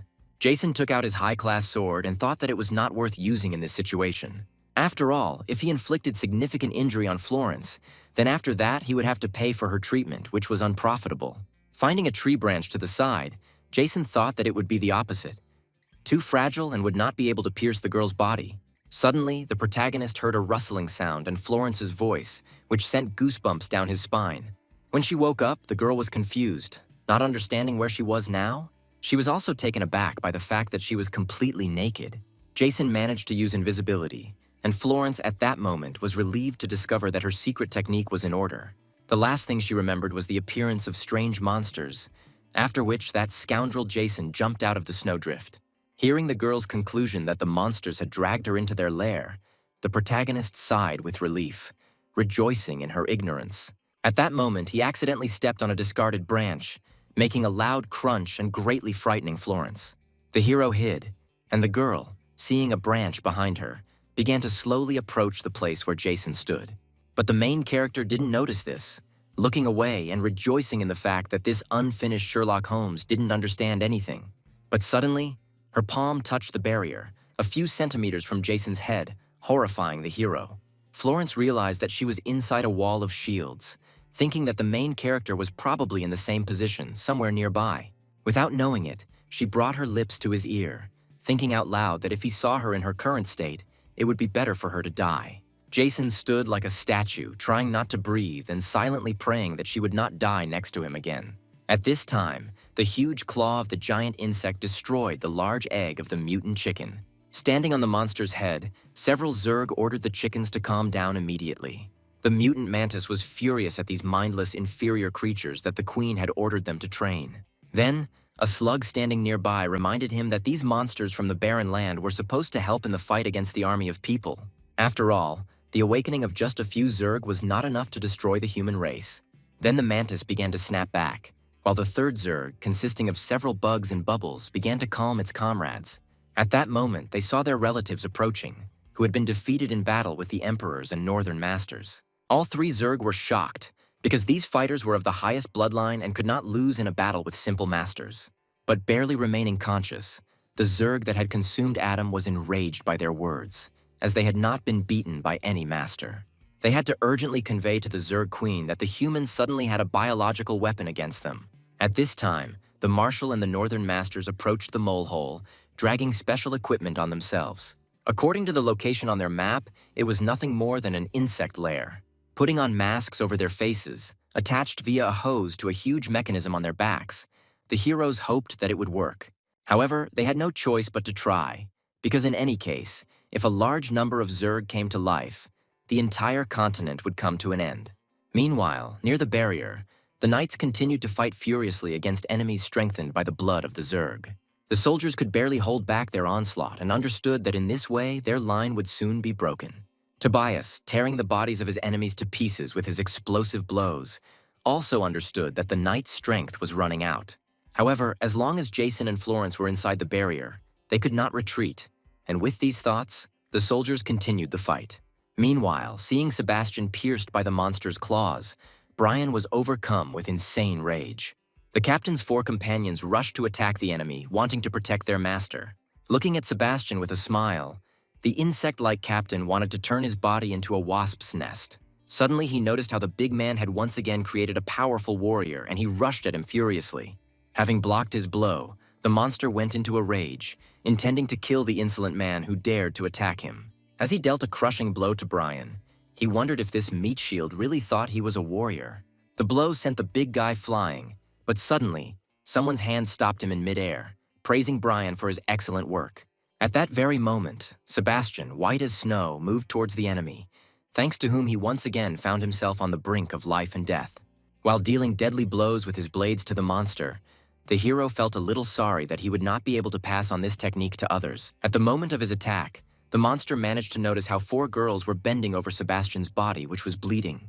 The enemy was shocked to realize that the hero's soul, which had left his body, was able to materialize and continue the battle.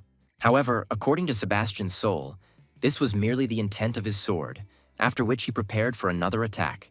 While creating new blades, he recalled how he learned this martial art when he once found himself on the brink of life and death. The enemy went berserk, not understanding who this puppy, who already had 1 foot in the grave, thought he was. Deciding to show him his true power, he combined his tiger ability with the blood of the Zerg insects that filled him. After this, the body of the former captain of the second team began to partially resemble a man, a tiger, and a spider. Suddenly, he heard an explosion and Tobias's loud shout for all the knights to take defensive formation. At that very moment, Brian's barrier, behind which Jason and Florence were located, began to crack, emitting rays of light, after which it exploded, dousing everyone with a powerful wave of energy and freeing the heroes trapped within it. At that moment, Florence felt her body being wrapped in a cloak, after which she looked at Jason in amazement. The protagonist, who appeared literally out of thin air, dressed her in his cloak, apologizing for the inconvenience. The girl was completely confused, not understanding whether he really had just come to save her, or he was here before, but left temporarily to bring reinforcements to repel the enemy attack. Jason would agree to any of her versions, as long as she didn't remember what really happened. Seeing their appearance, a joyful general ran up to them, explaining to the protagonist the purpose of his arrival. After learning that Adam had sent him, Jason decided that if Tobias didn't keep his mouth shut, the hero wouldn't join his army. The general immediately agreed, and suddenly the main character saw how the monsters were cutting down the knights, one after another. Not understanding what was happening, he began to look around in confusion, and a terrible picture opened up before his eyes, leaving him in a stupor. A battered Brian held the injured Lorenzia in his arms, pressing the baby to his chest. Now Jason just wanted General Tobias to take Florence away from here, and the hero would take care of the rest himself. The general had never seen such rage in the protagonist's eyes and immediately agreed to fulfill his request. Florence began to shout that this was too dangerous and that presumptuous heroism could cost Jason dearly. But seeing his gaze, she immediately fell silent, after which the main character repeated his order. Tobias was shocked to see his mistress bow her head humbly, nodding obediently, and even though she was calm on the outside, inside the girl was furious. Not understanding why she wanted to do what he said, approaching his friends, Jason intended to find out who dared to do this to them. The little girl looked at him with a heavy gaze, after which she slowly raised her hand in the direction of her opponents. Her soul ached because of the main character's lies, because this monster turned out to be not tasty at all. But Jason was shocked, because didn't she know that food should be washed before eating? Suddenly, Sebastian's soul appeared next to him, happy to finally meet Jason. The spirit expected that from this moment on, the hero would take good care of Brian and, if possible, his 4 protectors as well. However, Jason thought that he should be more careful when using the 10th sword of separation of soul and body, because it was dangerous. Sebastian was shocked that the protagonist knew about the 10th sword, because he himself had just figured out how to use this technique. As it turned out, Jason had merely read about it in a manual that would be written a few years later by Sebastian himself. At that moment, the main character approached his body, which had almost stopped breathing. Sitting down next to him, Jason thought that since the blood was almost dry, there was no need to wash his hands. Suddenly, he thrust his hand into Sebastian's chest, under the stunned gaze of the girls and also his soul. While the protagonist was picking around in his insides, the hero's soul began to slowly dissolve into thin air. The girls tried to stop Jason, when suddenly Sebastian opened his eyes and looked at him. The protagonist pulled his hand out sharply and pulled a bloody worm out of his body, and the girls, thinking that he had killed their captain, decided to attack him. They attacked with their swords at the same time, when suddenly, magical blades appeared out of thin air and knocked the swords out of their hands. All the Red Union's human monsters stared at them in bewilderment, thinking that the heroes had started fighting each other. The captain of the second team considered this an excellent opportunity to wait until they fought among themselves, after which he would finish them off. And if they managed to catch Jason and save the leader's nephew, then Gerard will definitely reward them by giving them some more Zerg blood. Realizing that the main character used their master's sword technique, the girls were shocked. How did he know it? At that moment, Jason stared at the snake-like worm that was writhing in his fist, after which he sharply squeezed his hand, instantly flattening this vile monster.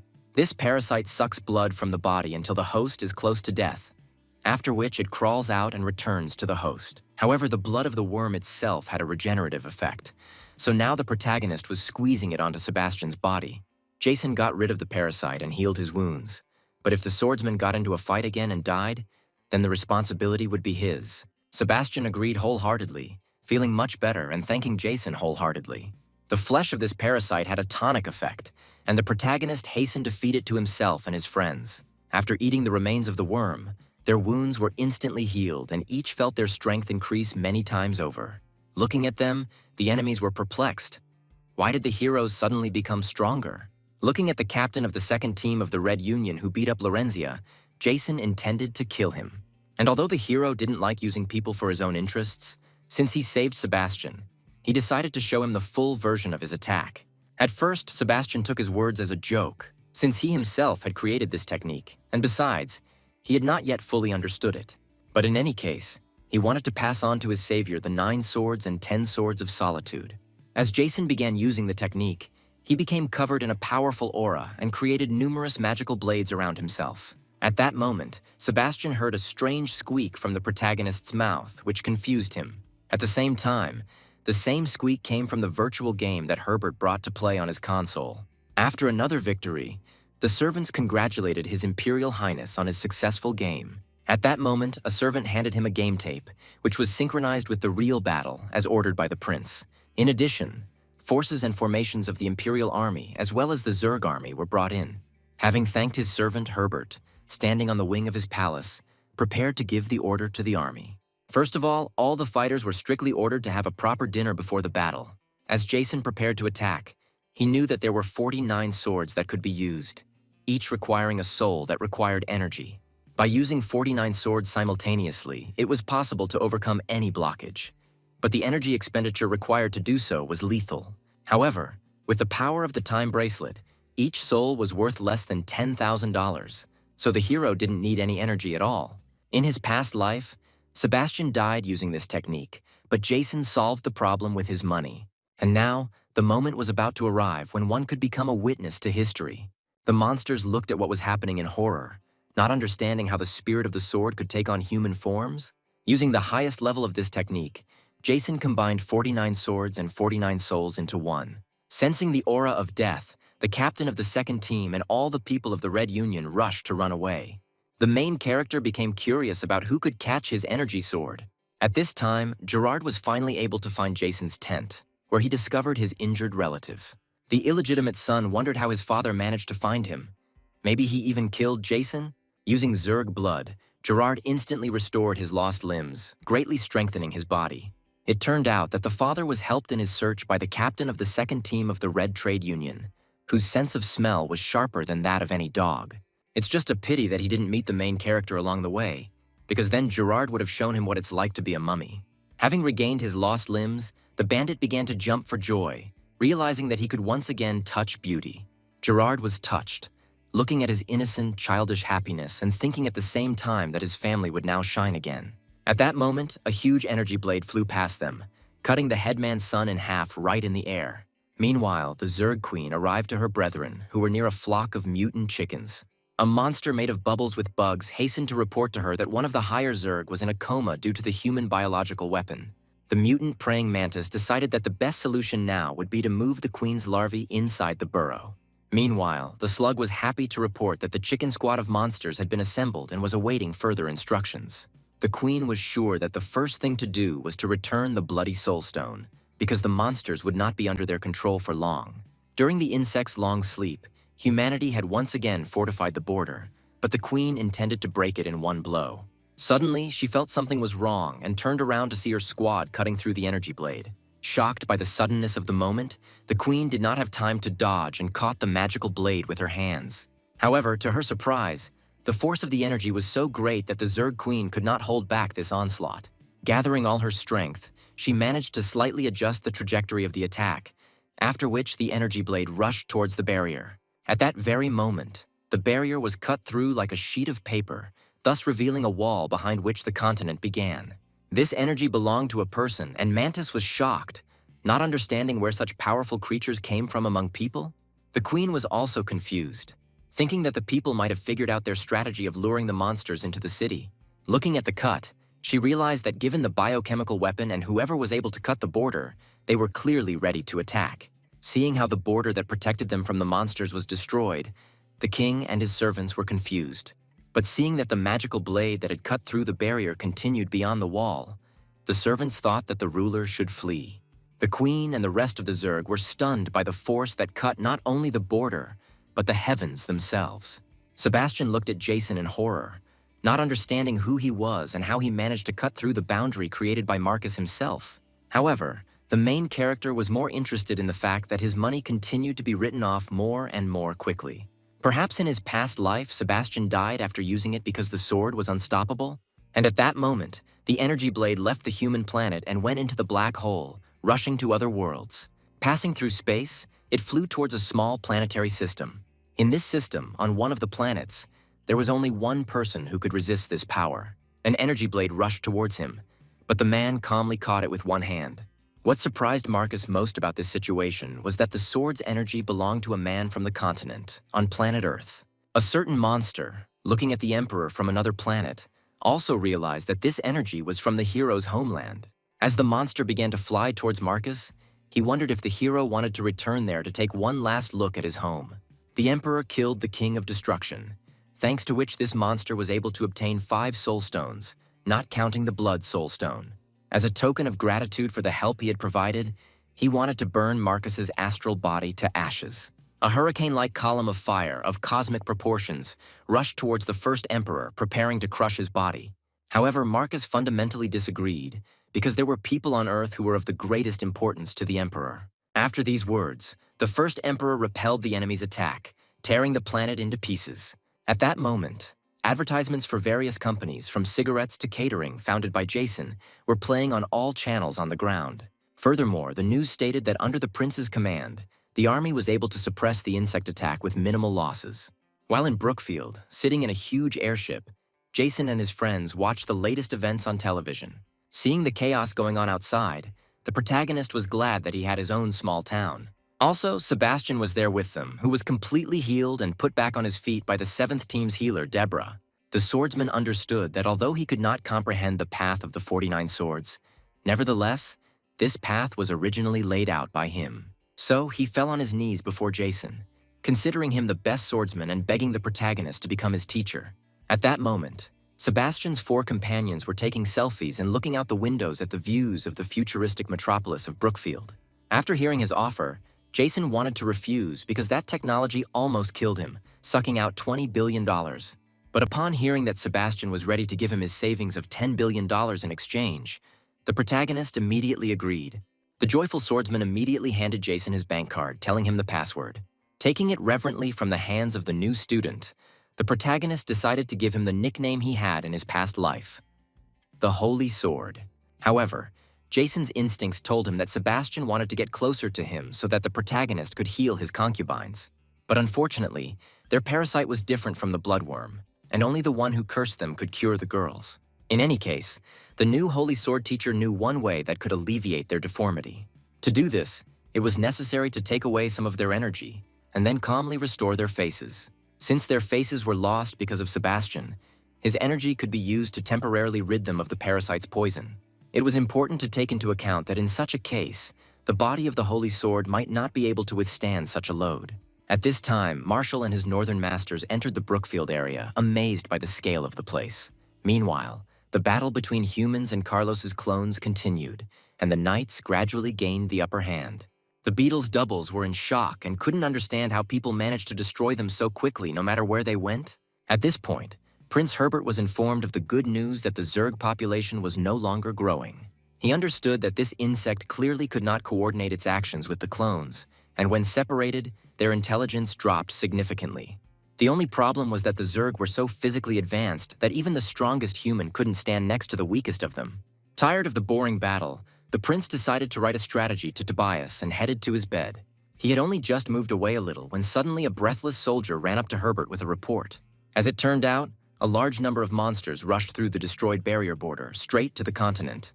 At that moment, Layla, accompanied by several martial artists, was heading towards Brookfield. However, seeing all those monsters fleeing from the barren lands, the masters thought it would be better to quietly return back.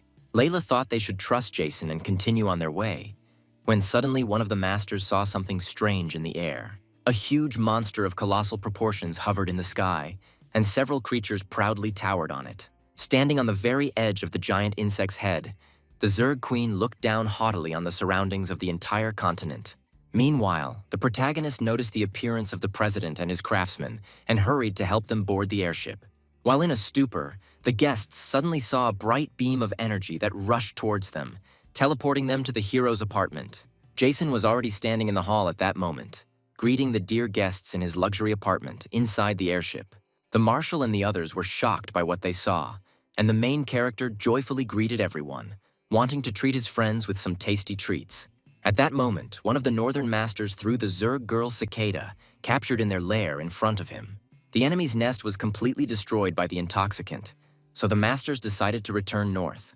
Jason nodded back with a smile, hoping that they would continue to keep the peace throughout the continent. At that very moment, Marshall heard the television broadcast about the violation of the Barren Lands border and the attack of monsters. To the old man's horror, terrifying footage of a furious battle with Zerg monsters appeared on the screen, in which he saw his daughter. Then the White Emperor realized that Jason had somehow foreseen these events, so he ordered the Union to be moved here. But the hero pretended that it was all an accident. But in any case, this was a safe place where Marshall could safely hide Layla. The old man understood that although this place was a first-class shelter, there were still many people left on the mainland.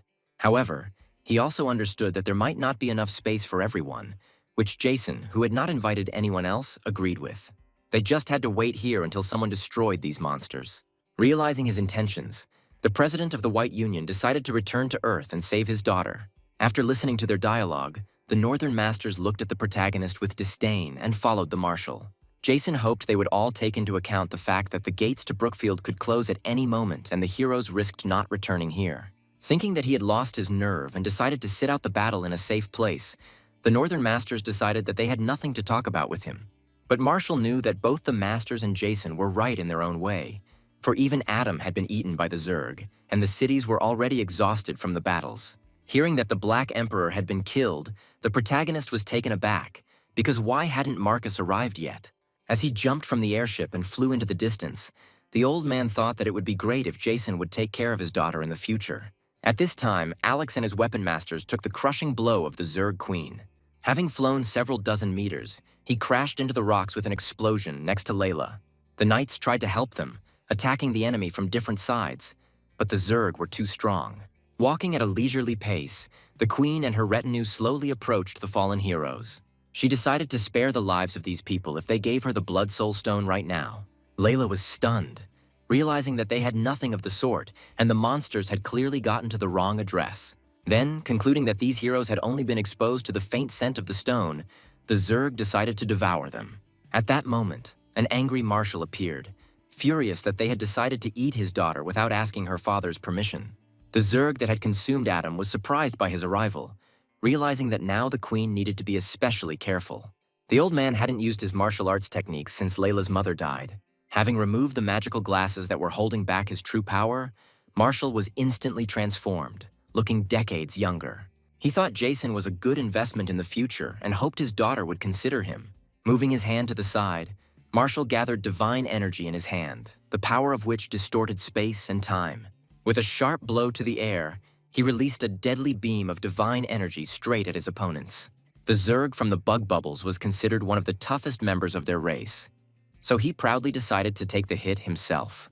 But the beam instantly passed through him, splitting the monster's body into atoms, which left the others confused. The queen understood that the Zerg had made a mistake that humans often make, underestimating the enemy. Taking advantage of their stupor, Marshall ordered Alex and his team to immediately take his daughter to a safe place. Hoping that they would hurry, the old man prepared to fight the queen. After some time, the third team with Layla reached the place that Jason spoke of, but there was nothing there. They started looking around in shock, wondering if the main character had really deceived them. At that very moment, a crowd of monsters from the Barren Lands noticed the heroes and furiously rushed towards them. After asking the girl to run, Alex and his team decided to take on these monsters themselves, giving her time to hide.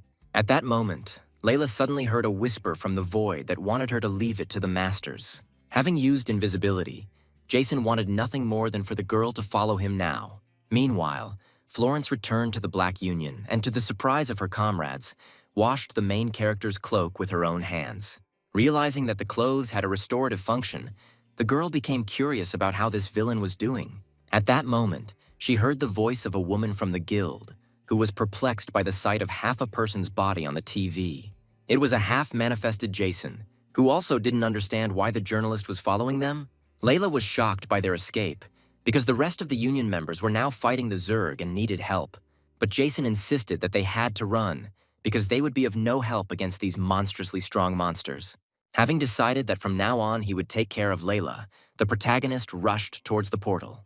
The girl continued to insist on returning, but there was no way back, and suddenly a Zerg appeared in front of them, absorbing Adam. He used the Black Lion Soul destruction technique that belonged to the Black Emperor, which greatly surprised Jason.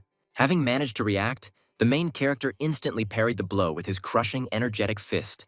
At that moment, he noticed to his horror that another Zerg had entered the portal leading to Brookfield.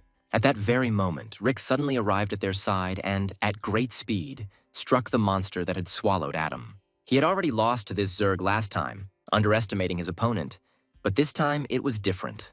Losing his guard due to overconfidence, Rick didn't notice how the monster's tailpipe instantly sucked him in and devoured him. Thanking the hero for his sacrifice, Jason grabbed Layla's hand and ran with her to the portal.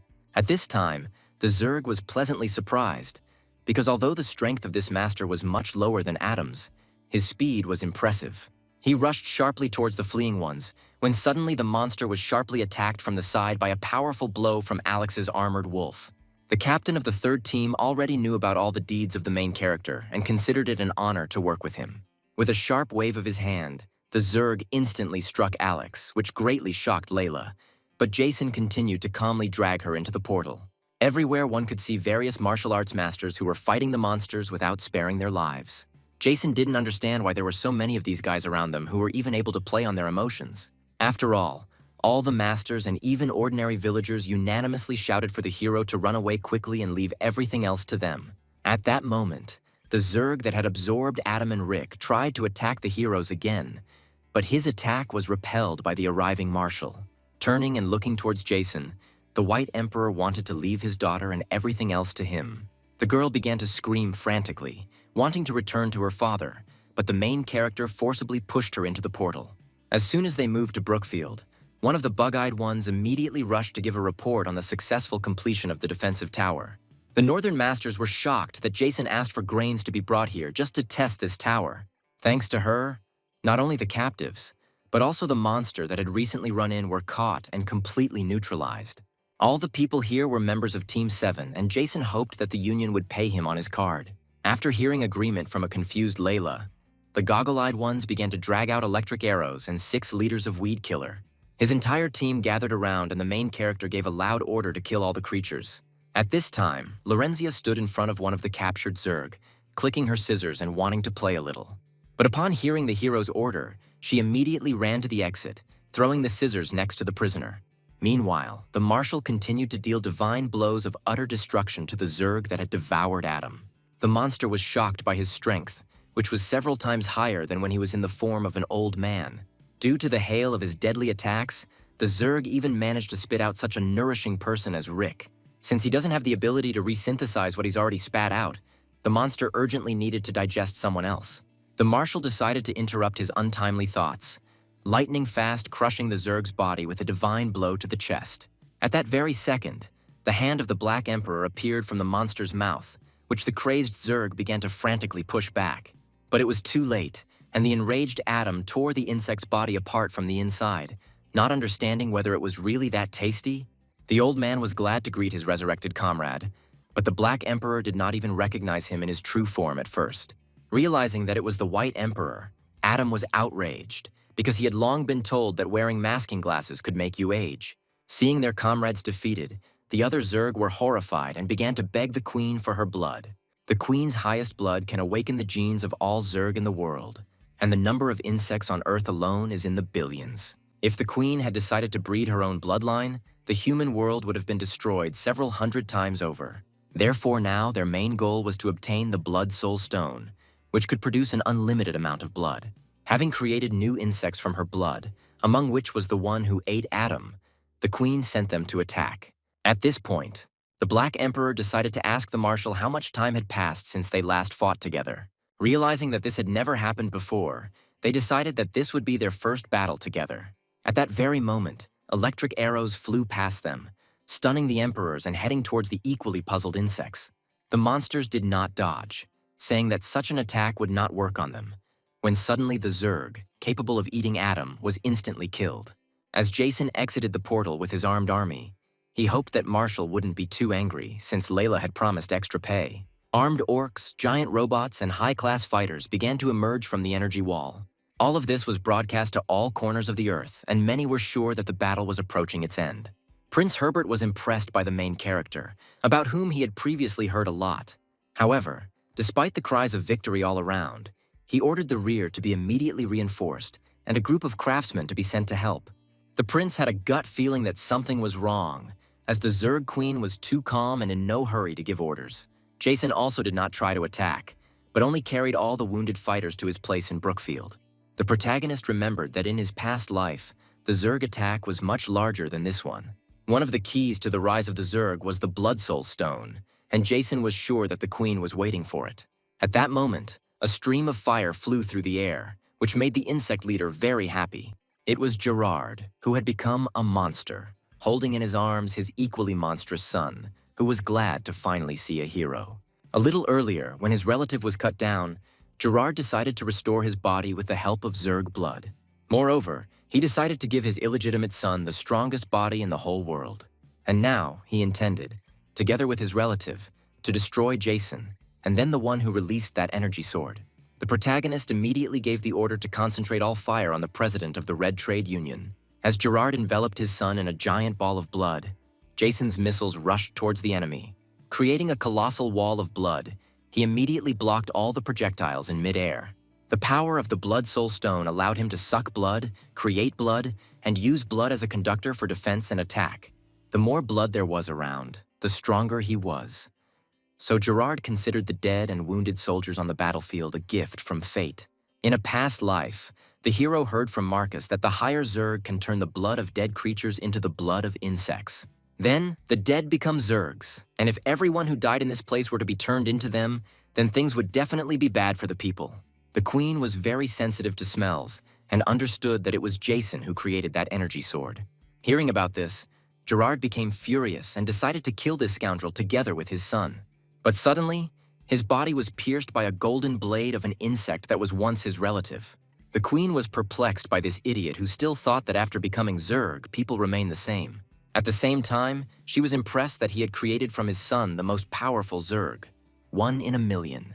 The insect leader decided that this giant in golden scales would be the commander of the army of golden beetles. Thinking that this sounded pretty cool and powerful, Jason immediately gave the order to retreat, deciding to get out of here as quickly as possible.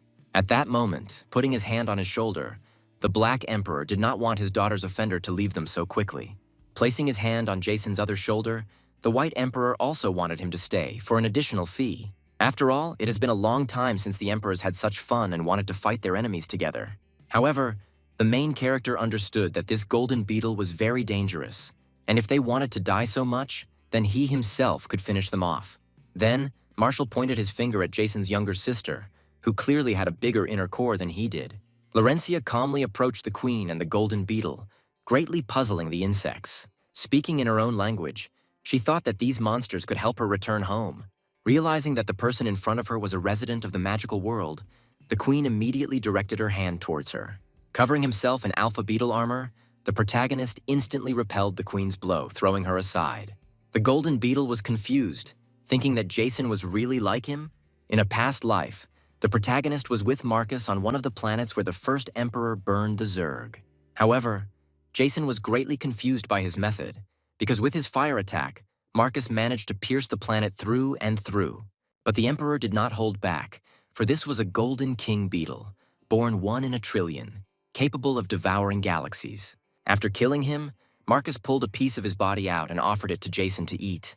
After absorbing it, the protagonist will receive armor that is only 100 times worse than Marcus's own armor.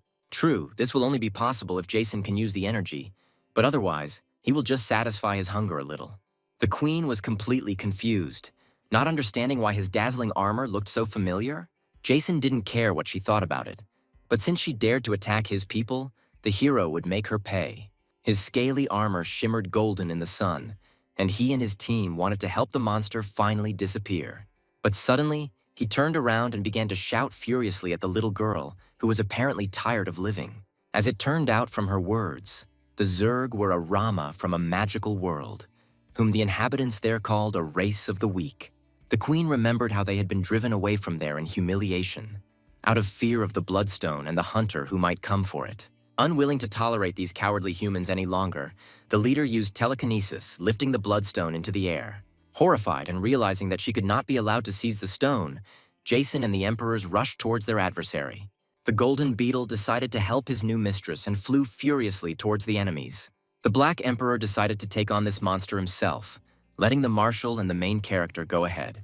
Adam delivered his explosive punch to the Golden Beetle's blade, causing his arm to be instantly severed from his body. The White Emperor wanted to help him, but Adam decided to deal with it on his own. Hoping that he would remain alive, Marshal created a giant sphere of divine energy in the air and directed it at the queen. But it was already too late, and at that moment, the leader of the Zerg marked the stone in her hand, merging with it. At that very moment, the old man's body was pierced by dozens of bloody spears, completely blocking his attack. But this sacrifice was not in vain, and the protagonist was able to approach the queen, swinging his sword. Using the Golden Dragon Saint's slashing technique, Jason slashed his sword blade across the monster's arm with one swing. Having cut the stone into 2 parts, he snatched half of it from the queen's palm and, using holy speed, made a sharp jerk to the side. The queen looked at her hand in horror and bewilderment, in which only half of the Blood Soul Stone remained. Jason couldn't get enough of his armor, which increased his speed, strength, and durability, as well as the shard he had taken, and decided to bargain. But suddenly, to his horror, he discovered that the stone had disappeared from his hand, leaving the hero completely confused. Taking advantage of his lapse in vigilance, the Golden Beetle snuck up behind the protagonist and began to attack him furiously. At that very moment, the queen appeared before him, already pointing bloody spears at Jason, demanding the return of the stolen stone. With a lightning-fast dash, the Black Emperor sharply pushed the insect leader away, catching her off guard. Without wasting any time, he launched a swift attack on the Golden Beetle, smashing the monster's body into pieces. Seeing Adam's missing arm, Jason was happy, because if he died, Marcus would definitely come. But to his regret, the Black Emperor had no intention of dying, knowing full well about the powerful healers in the protagonist's team. He was told about this by Marshal, who at that moment used an explosive technique of divine energy, attacking the Zerg Queen. The leader found herself caught in a never-ending explosive pulse, screaming in unbearable pain. Jason thought that after this she would surely die, but Adam seriously doubted it. And although she remained alive, only the head, neck, and a small part of the chest remained from the queen's body. Mad with anger, she decided to use the Blood Soul Stone at full power, even if it meant calling on the Stone Hunter. A single stone could cause any person to die and become a source of power for the queen. But now that only half the stone remains, she can only use the random life to restore her body. The protagonist was stunned, seeing her body actively regenerating and not understanding who would be so unlucky as to become a random victim. At this time, the servants in the sovereign's palace were taken aback to see how their ruler literally crumbled into thin air. At that very moment, the Zerg leader completely restored her body and began to absorb the lives of other people. She was shocked by the life force of one of the absorbed, which in other worlds was found only once in a million. Then she decided to suck out all the human nutrients from the entire Earth. Jason, Marshall, and Adam rushed to attack at the same time, not wanting to see innocent people die. In a past life, Marcus predicted that the hero's destiny was to be struck by the Star of the Gods, experiencing all the troubles. At that moment, people all over the land began to die, giving their life force to the queen, which left even the prince in a stupor. The servants were surprised by his grief, which was even greater than when he learned of his father's death. However, Herbert believed that all beings are equal and everyone should be equally subject to responsibility. It made no difference whether it was his father or someone else's father. They were both dead, and therefore equally deserving of grief. The prince decided that all the families of the killed and wounded would be provided for 3 generations to come. The soldiers were touched by his words, but were still horrified by the fact that every second one of them suddenly disappeared. Fitzgerald thought that at this rate they would soon have to move up to 5th grade, but Herbert thought it was already time for 1st. One of the officials decided to object to the young prince since the otherworldly gates had not yet opened. But at that very moment, one soldier reported to the master that such gates had opened in the north and released a whole armada of monsters. Herbert understood that they were all just cannon fodder now, and the wisest decision was to simply wait for death. It was unpleasant, but one could only hope that some powerful force would suddenly appear on the battlefield. Meanwhile, Jason's golden armor disappeared, absorbing much of his lifespan in the process. Adam wondered why the guy suddenly put his gold thing away at such an inopportune moment. The marshal decided that if the hero had a powerful trump card, it should be used now, otherwise everything could be lost. Jason, in turn, was in despair, realizing that, as in his past life, they would all be destroyed. The emperors decided to delay the Zerg Queen a little, giving the boy the opportunity to use his remaining trump cards. However, all of the protagonist's ideas had been exhausted, and there was only enough money left on the balance to last for a few days. The queen continued to suck the blood of all the wounded, the dead, and even the living, intending to devour the entire earth. It suddenly dawned on Jason that Brookfield was a separate space, meaning that the stone's power could be avoided there. He then ordered his team members to immediately contact those in Brookfield and open a portal. But unfortunately, Brian forgot his phone, and Sebastian didn't have any numbers there at all. In this case, there was no other way out, and the hero decided to use Lorenzia's secret ability. After its activation, Keith and Austin in Brookfield immediately felt its energy through space. Realizing that this was a signal, they immediately rushed to open the errata and found themselves next to Jason. Immediately after this, the hero ordered that all the wounded be taken to Brookfield, and that the reporter immediately approach him. Having told her all the words, he sent the girl to the cameras to broadcast to the whole world what she had heard. Every person on Earth had to draw the teleportation rune shown on the screen, after which they would be transported to Brookfield. The message immediately reached everyone, and everyone began actively drawing runes, wanting to save themselves and their families. Prince Herbert also received the message, but Fitzgerald believed that all those present were unshakable men. However, the prince himself was convinced that in difficult times, the difference between a man and a woman is instantly erased. At this time, Florence was confused, and her servants began to actively draw runes for their mistress. But the girl herself watched in a stupor through the television screen as her father and the White Emperor flew to the side from the queen's blow. Although their bodies were completely wounded, their fighting spirit remained unshaken, and they wanted to continue the fight. Brookfield's engineer informed the hero that there were too many people for their city, and also that they had already lost several fighters. Then Jason gave the order to stop the rescue in the rear, close the gates, and try to reduce the number of casualties. The protagonist understood that his goodness also had its limits, and he wanted to leave the rest to Marcus. At that moment, the emperors ran past him, wanting to recuperate in Brookfield and then rush back into battle. The main character became curious about what Adam would choose if he had to decide between the life of one person or the sacrifice of an entire city. The Black Emperor didn't even think about it, deciding that he would certainly kill that man in order to save everyone else. The answer was correct, and having decided to kill him, Jason began to swing his sword with lightning speed. At that moment, something struck the protagonist, causing his body to glow and slowly dissolve into thin air. Realizing that he had only a few seconds left to live, Jason ordered the gate to be closed immediately. His team froze in amazement, and Marshall and his daughter looked at the hero in despair. Florence was shocked, covering her mouth with her hand and not noticing how a portal to Brookfield had already opened next to her. Realizing that the guy was about to disappear, the Black Emperor wanted to hear his last words. The protagonist hoped that Adam would finally bring his son to his senses and ensure that he would return to Earth as soon as possible. Suddenly, Jason heard a familiar voice, wondering how many times the hero had already died.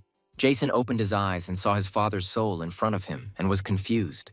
Noticing a shard of the Blood Soul Stone in his hand, the protagonist sharply kicked his father in the face, returning the stone to himself. The soul was perplexed that Jason had hit his own father. Besides, soul stones were the Time Bracelet's favorite snack. At one time, the father used them to feed his bracelet, which greatly puzzled the hero. Jason came to the conclusion that if the bracelet ate the stone, it could summon his father's soul. However, this was not at all the case. It was simply into this stone that the father poured part of his own soul. Many years ago, he met an interesting insect and gave him this stone. Later, he became the ancestor of the Zerg, and the Blood Soul Stone was passed down to his descendants. This time, Jason died not because of the stone, but because he spent his money and, consequently, his lifespan. The hero remembered how he subconsciously used the life transformation skill without noticing its depletion. However, the hero was lucky, because now the power of this stone could grant him as many as 9 lives.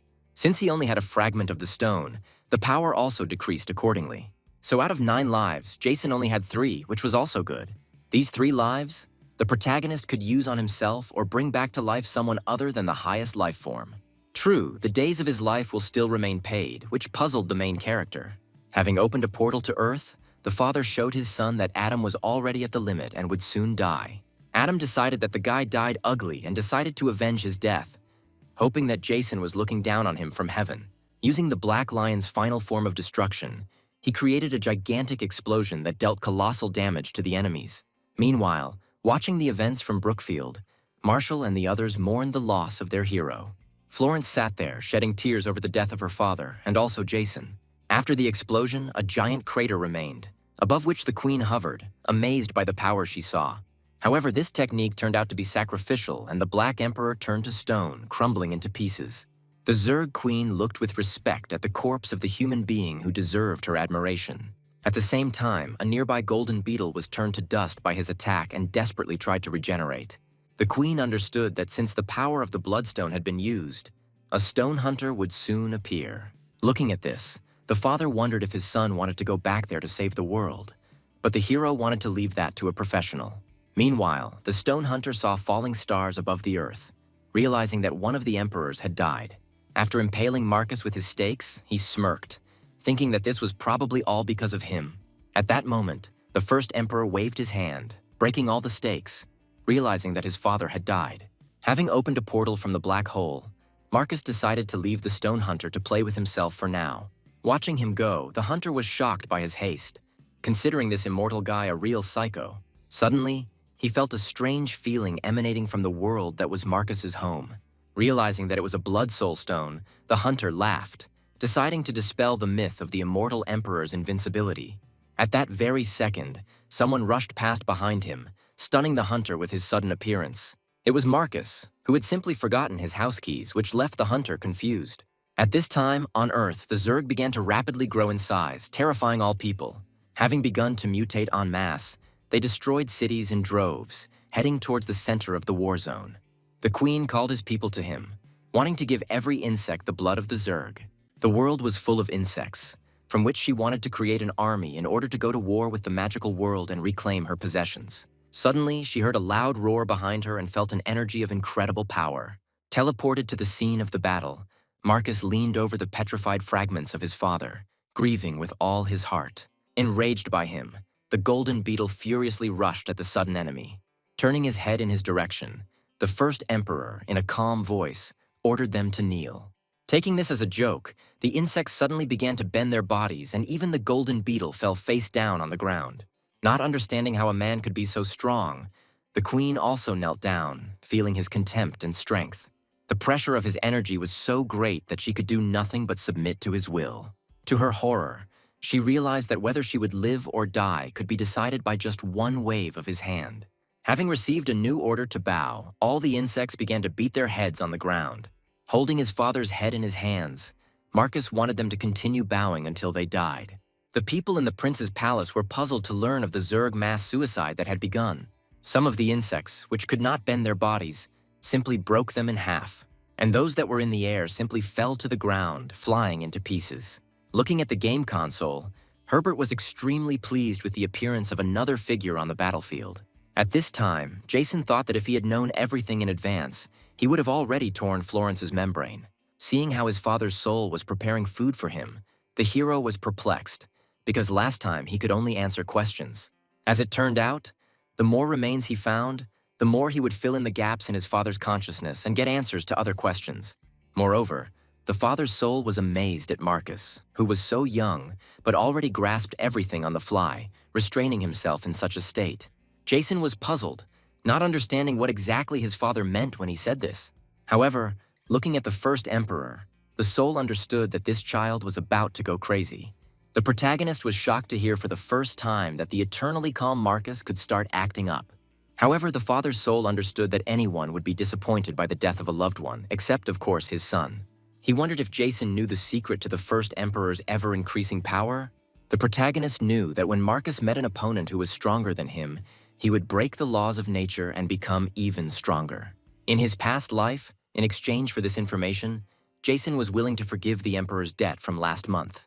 He discovered that by overcoming challenges, Marcus increases his strength and improves his skills. Jason's father studied this ability, and in simple terms, it was an aura that could be improved infinitely. The disadvantage of this technique was that when increasing strength, if the mood is bad, you can go into a frenzy. And if the Emperor is not stopped now, he could become the greatest evil this world has ever seen. The protagonist understood that he couldn't let this guy go crazy because he owed him a lot of money. So Jason hurried back to Earth after hearing his father wish him luck. At this time, the Queen decided to use the blood of thousands of dead relatives to strengthen her body. Creating a giant bloody blade above herself, she attacked Marcus with full force. The impact caused an earthquake that traveled for tens of kilometers around. However, the Emperor did not receive even a scratch, which greatly frightened the ruler of the Zerg. Suddenly, the father's stone head began to crack, right in his hands, leaving the Emperor stunned. After which, his appearance began to resemble the devil and he became enraged. At that moment, from the wave of energy alone emanating from him, blood began to spurt out from all the holes on the Queen's body. In addition, on the other side of the globe, a giant tsunami arose, devastating everything around. At the same time, huge tornadoes, accompanied by peals of thunder, began to appear all over the earth. Large-scale earthquakes occurred in the cities, and everyone thought that the end of the world had begun. Barely able to stand from the gusts of wind and the violent shaking, Fitzgerald knew that the planet would not last much longer. The only one who was calm was Herbert, who was glad to witness the apocalypse. The servant managed to re-establish video communication with the battlefield, and they were already carrying the tablet to the prince. Seeing Marcus there, everyone was amazed, thinking that they were now definitely saved. But suddenly, they realized that in addition to the first Emperor, the deceased Jason had also unexpectedly appeared on the battlefield. The protagonist decided to stop the rampage of Marcus, who, due to the death of his parents, did not care about the lives of other people. At the same time, he understood his pain and wanted the Emperor to pour out his soul in tears. Holding Marcus close, Jason hoped his best friend hadn't forgotten about his money debt. However, the Emperor knew nothing of this, and with a light wave of his hand, he cut the main character's body in half. At that moment, communication with the prince's palace was suddenly interrupted and they lost video from the scene. But at the last moment, it was possible to see Jason killed by Marcus, which was hard to believe. Returning to his father's soul, the protagonist was enraged by this bastard, but his father tried to calm him down. After all, Marcus had no memories of Jason's past life, so he simply couldn't have known about the debts. Then the hero became interested in what could be done in such a situation, to which his father smiled mysteriously. After all, the power of the remaining soul is depleted, the space is destroyed, and besides, it is impossible to resurrect the dead here. Realizing he needed to retrieve the other half of the blood soul stone that the Queen had left behind, Jason peered into the portal. At this time, the stone hunter who arrived after the Emperor held the Queen in his hand. The hunter was shocked that this low-level worm did this to the planet where Marcus was born. He offered his assistance to the Emperor, but in response to this, Marcus began to attack the uninvited guest. Then the hunter realized that Marcus himself had created all these disasters in this world, considering it an excellent joke. Moving with the last of her strength, half of the Queen's body crawled towards the portal to the magical world, wanting to close it as quickly as possible. But the hunter caught up with her in an instant, not understanding where she was going with his stone. Having split it into atoms, he joyfully watched as the blood soul stone flew into the air. Now he was closer than ever to the power of the gods and could even destroy the galaxy with a wave of his hand. But suddenly, he discovered that only half of the stone remained, leaving him completely perplexed. Jason tried to take the stone from him in flight, but immediately received a crushing blow to the body. Having grabbed the attacker and realizing that he had the other half of the stone, the hunter became curious about how many lives the hero had left. At that very second, he looked at his hand, from which all the soul stones he had ever found had disappeared. The monster became enraged, threatening to kill this vile thief. But this was just what the protagonist was waiting for. The hunter was confused, not smelling the stones from him and realizing that something was wrong with this child. At that moment, the first Emperor struck them both with a deadly beam of energy pulse. The bodies of the hunter and Jason were charred, covered with a burnt crust, and the monster immediately released the hero. The enemy was completely taken aback by the incredible cruelty of Marcus, who did not even heal his own people. However, the first emperor believed that all insects belonged to him, and how could a hunter dare to kill anyone here? Since Marcus had already killed him twice that day, Jason knew he would pay dearly for it. Using the technique of merging planets, the hunter decided to offer the emperor to kill himself, and then this world would remain intact. But Marcus had no intention of retreating, concentrating his energy for the attack. The hunter continued to be amazed by the ruthlessness of the emperor, who decided to destroy this world with his own hands. Then he began to bargain, deciding that if Marcus returned the stolen gems to him, the hunter would spare the planet. He also approached Jason, offering him his own planet as a reward for returning the stones. The protagonist was surprised that, unlike half of the Blood Soul Stone, the rest were not absorbed by the Time Bracelet. A weirdo in his past life told the hero how to synthesize the energy of all the Soul Stones at once. Seeing the gesture on his hand, the hunter was horrified, realizing that this was a secret technique that an ordinary person could not withstand. By using this technique, Jason activated the divine power of all the stones, calling down a universal death ray onto the Earth. In every corner of the planet, one could feel how space itself was shaking from an incredible force of cosmic proportions. Even Brookfield was affected by the attack as the healers worked diligently to heal Marshall's wounds. Many masters felt how the energy engulfed everything around and completely exhausted all living things. Meanwhile, standing on the balcony of one of the heroes' penthouses, Layla and Florence looked in awe at his giant statue. Both girls were curious about this young man, who inspired confidence even in those who saw him for the first time. Finally able to get going after the shaking, Brookfield's engineer used his tablet to revisit the battlefield. After using this technique, the protagonist's body began to disintegrate, causing him unbearable pain. Enraged that all the energy from the stones had been lost, the hunter charged furiously at Jason. At that moment, a voice rang out, ordering everyone to stop, after which the hunter froze in the air. Appearing next to his dying son, the father's soul did not understand.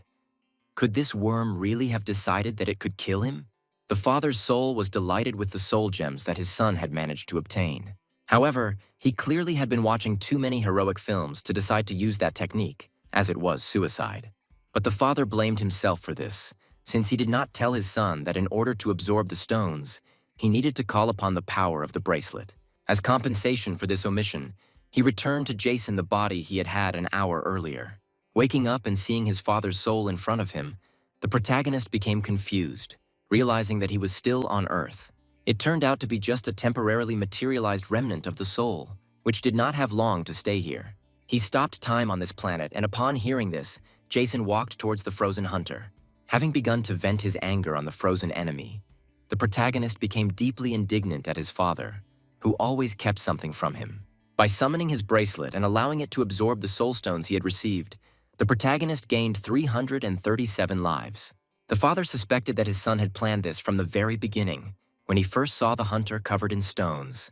Indeed, almost everything went according to Jason's plan, but he could not even imagine that he would be killed at the hands of Marcus. The protagonist did not like gambling with a sure loss, so he hoped that Adam's resurrection would bring his son back to his senses. Moreover, the biggest variable in the hero's plan was not the first emperor, but his father, along with the soul stones. The father was shocked by these words, realizing that he and the stones were the hero's trump cards that could kill enemies or save his life. However, the father's soul was perplexed. Why should she listen to Jason at all? But the main character was sure that he did not leave for fun, but only the remains of his soul. And if his father doesn't help him, then they will have a conflict and he will have to implement his plan on his own. The father was shocked to hear threats from his own son, who really wanted him to finally come out in his own body. After listening carefully to their dialogue, Marcus thought that, by and large, Jason was more right. The father's soul did not understand how he could move, and the hero hoped that the emperor had returned to his senses. All he remembered was someone asking for his money back, after which Marcus started killing everyone. The emperor saw and heard their conversations in the circle from which the hero observed what was happening, from the afterlife.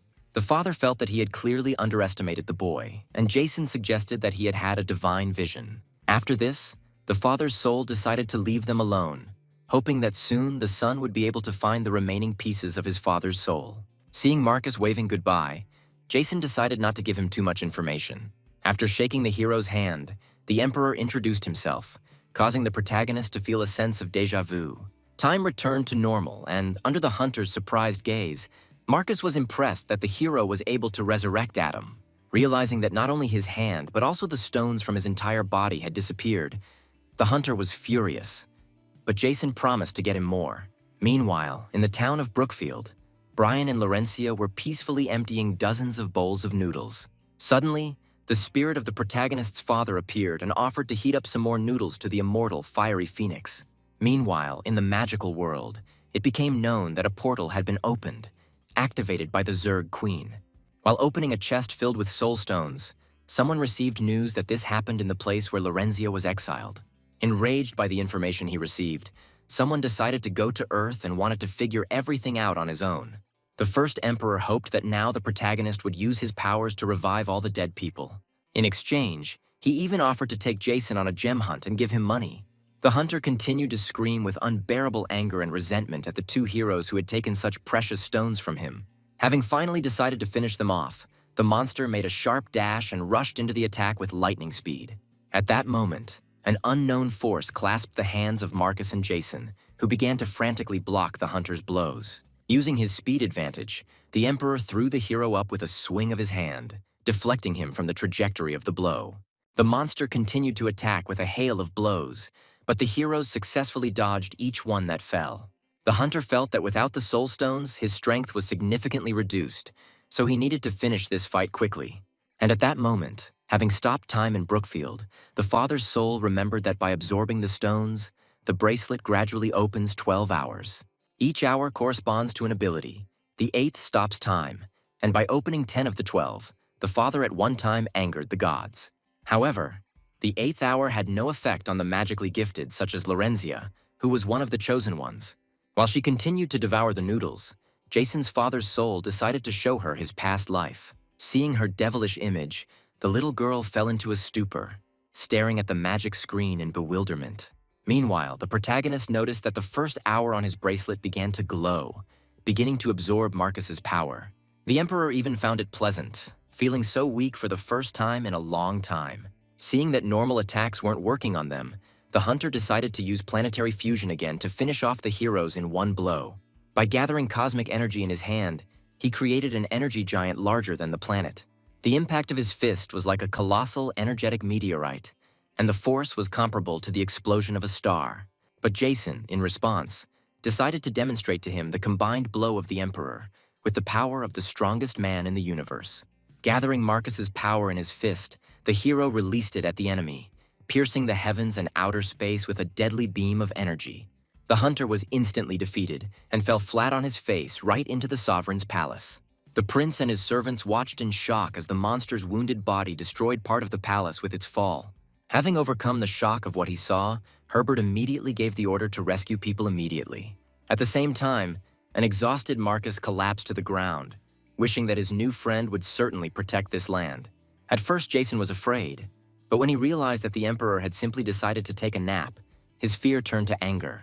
Having decided to take advantage of this moment and look under Marcus's mask, the hero suddenly heard a strange noise behind him. The soul of his father opened a portal leading to a magical world, where the little girl, who had already packed her things, was going to go. Jason looked at what was happening in complete bewilderment, not understanding at all what was happening. Laurencia looked at him with eyes full of tears, which puzzled the protagonist even more. Not wanting to talk about anything, the little girl rushed towards the portal with lightning speed, instantly transporting herself to her home world. 2 weeks later, life in Brookfield was going on peacefully, and Adam and Marshall stood by the bed where Marcus had been sleeping all this time. Having found himself on the brink of life and death, the Black Emperor, upon his return, increased his strength many times over. Judging by the strength of the Zerg, as well as the Queen's story about other worlds, they have always been a frog at the bottom of the well, calling themselves emperors. Wanting to go together to the training ground Jason had created, Marshall and Adam decided to get a bite to eat first. At this time, the 7th and 3rd teams were having lunch in the canteen, admiring the culinary masterpieces of the main character. Also here was Rick, who was already flying away for the 5th portion, admiring the fact that after the resurrection, he seemed to have become even stronger. Suddenly, jumping up from their place, the 7th team ran rapidly to the training ground. Looking at them, the other masters remembered that Captain Jason was always on the mountain, coming down from there only to cook. At the same time, every time the captain of the 7th team has something broken, but fortunately, his team has excellent healers. Just at this time, Layla found out that the main character had gone up the mountain again, taking lunch with him. At this time, Gerard's energy copy furiously attacked Jason with crushing blows. Covered in golden armor, the protagonist successfully blocked his attacks with his sword. While enjoying his lunch, the father's soul admired the growth of his son's strength, which was simply magnificent. They were in a space where time moved differently, and 9 days here were equal to 1 day in the outside world. Despite the hero's growth through training, he understood that his strength was still insufficient to defeat Gerard. Then, Jason used the second hour to absorb his own power to transform. The resulting power lasted only a few seconds, but it was enough to secure victory and completely exhaust the protagonist. The first hour absorbed the power of others. The second hour took away the user's power, causing damage to both him and the enemy. His father didn't understand why he had to train so hard when Jason could simply use the money for an instant boost in strength. But this was a bad idea, because the more money is spent, the more the relationship between money and life changes. 1 day used to cost $100 million, but now it's 500, and with inflation like this, soon days will be worth billions. However, the father was worried that with such training, his son would become too strong, and then even immortality would not save him. After all, a life form of a higher order cannot be saved if it specializes in a certain area. In addition, different levels of power have different costs. So, for example, resurrecting Adam cost Jason 38 lives. But what was much more mysterious was that in order to resurrect the Sovereign, it was necessary to spend 10,000 lives. The hero didn't understand why he cost so much, but his father decided it was because of their position in society. Before the soul disappeared, Jason wanted to clarify with his father what exactly he told Laurencia that time, but he simply showed her a picture of her head hanging on the city wall, and the father was also sure that his son would meet the little girl again. The magical world was not as peaceful as the hero knew it then, so he needed to continue to evolve. At this time, the engineer, together with the pop-eyed ones, was able to lift part of the city into the air using Jason's technology. Seeing this, the father's fading soul wondered what exactly his son had in mind. Realizing that the hero's plans were moving forward at a rapid pace, the father once again decided to remind Jason to be careful. The protagonist thanked his father for his guidance, recalling that in his past life, even after becoming disabled, he lived quite well. Nothing depended on his father, and Jason only wanted his life to belong to him alone. Besides, he now had a half-sister about whom his father probably already knew. A little later, Fitzgerald arrived in Brookfield with his men, to whom Jason hastened to give a batch of cigarettes. After the battle with the Zerg, the old man was promoted, and after the remaining destruction, almost all the shops closed. The main character became practically the only major taxpayer whose business John always gave the green light to. Jason was very happy about this news and wanted to know what exactly Fitzgerald was doing here, but the hero was distracted by a guard who urgently needed to hand him a phone to contact Prince Herbert. Remembering that this prince, in a past life, died at a young age, the hero answered the call and heard a request to save the Sovereign. However, now there was no such opportunity, which, however, did not particularly annoy the prince. Then Herbert decided to discuss with him the new game he had created. But to his surprise, Jason had already played it. While they were talking about the game, the guards were in a stupor, seeing the gentleman in such an inspired state for the first time. After hanging up, Herbert suddenly realized that he hadn't had time to ask Jason about the most important part of the conversation. At this point, he was informed of the safe return to the palace of Minister Berkeley and General Tobias. They also reported to the prince about the arrival of fighters from the north who had captured that very man. One of them was the president of the Northern Blue Union, who had lost many of his people and was counting on compensation. The second was the president of the Northern Orange Trade Union, who wanted to take control of the post-war situation. Moreover, they defeated and captured the leader of the Red Wolves, the former Red Emperor, bringing him as a demonstration of their power. Herbert chuckled and immediately realized that they had decided to rebel and go against him. However, the presidents were convinced that, like the Sovereign, Adam was also dead, and leaving everything to the spineless prince was a stupid decision. But Herbert was calm, believing that to save the world, it was simply necessary to change the game mechanics, since there were a lot of players. This only made the presidents laugh, who decided to leave only the Northern Masters alive if they left right now. However, the Masters were in no hurry, as they were already convinced of the prince's abilities and were ready to give their lives in battle for him. Suddenly, the prince turned to the captured Red Emperor, whom he believed they had never been able to capture. Instantly breaking his shackles, he looked with a grin at Herbert, who had so cleverly figured him out. Realizing they had underestimated him, The presidents prepared for a joint attack, activating their abilities. But at that very second, Leonard materialized his true energy, instantly crushing the bodies of his opponents. Approaching the prince, he greeted his younger brother, who was also incredibly happy about this meeting. After some time, the Red Emperor practiced his blows, furiously beating the stone hunter. Meanwhile, having captured Lorenzia and eating her supplies, a member of the Magic Academy committee named Ignat decided to torture her a little. Having crucified the baby on the cross, the magicians took turns hitting her with their spells. After a brutal beating, the huge pig in armor carried the heroine back to her room.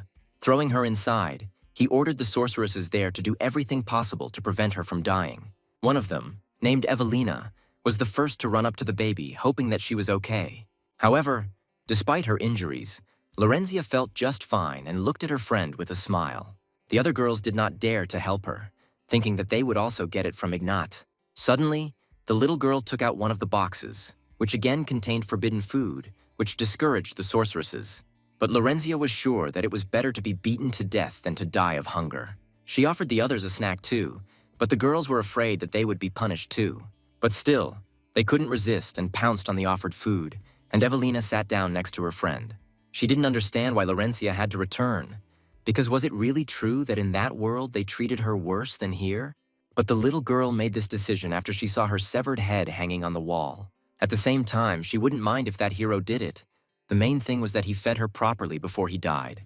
If one day he comes to the magical world, then all the girls will have a chance to be saved. Having learned about this from Evelina, Ignat was overcome with a fit of wild laughter from this nonsense. After all, the human world, with its backward basic civilization, could be frightened even by a few simple magicians. Having decided to go there immediately, the hero ordered the girl to give him the ice armor. There were only 2 months left until the next witch trial between schools, and he had no worthy candidates, except Lorenzia.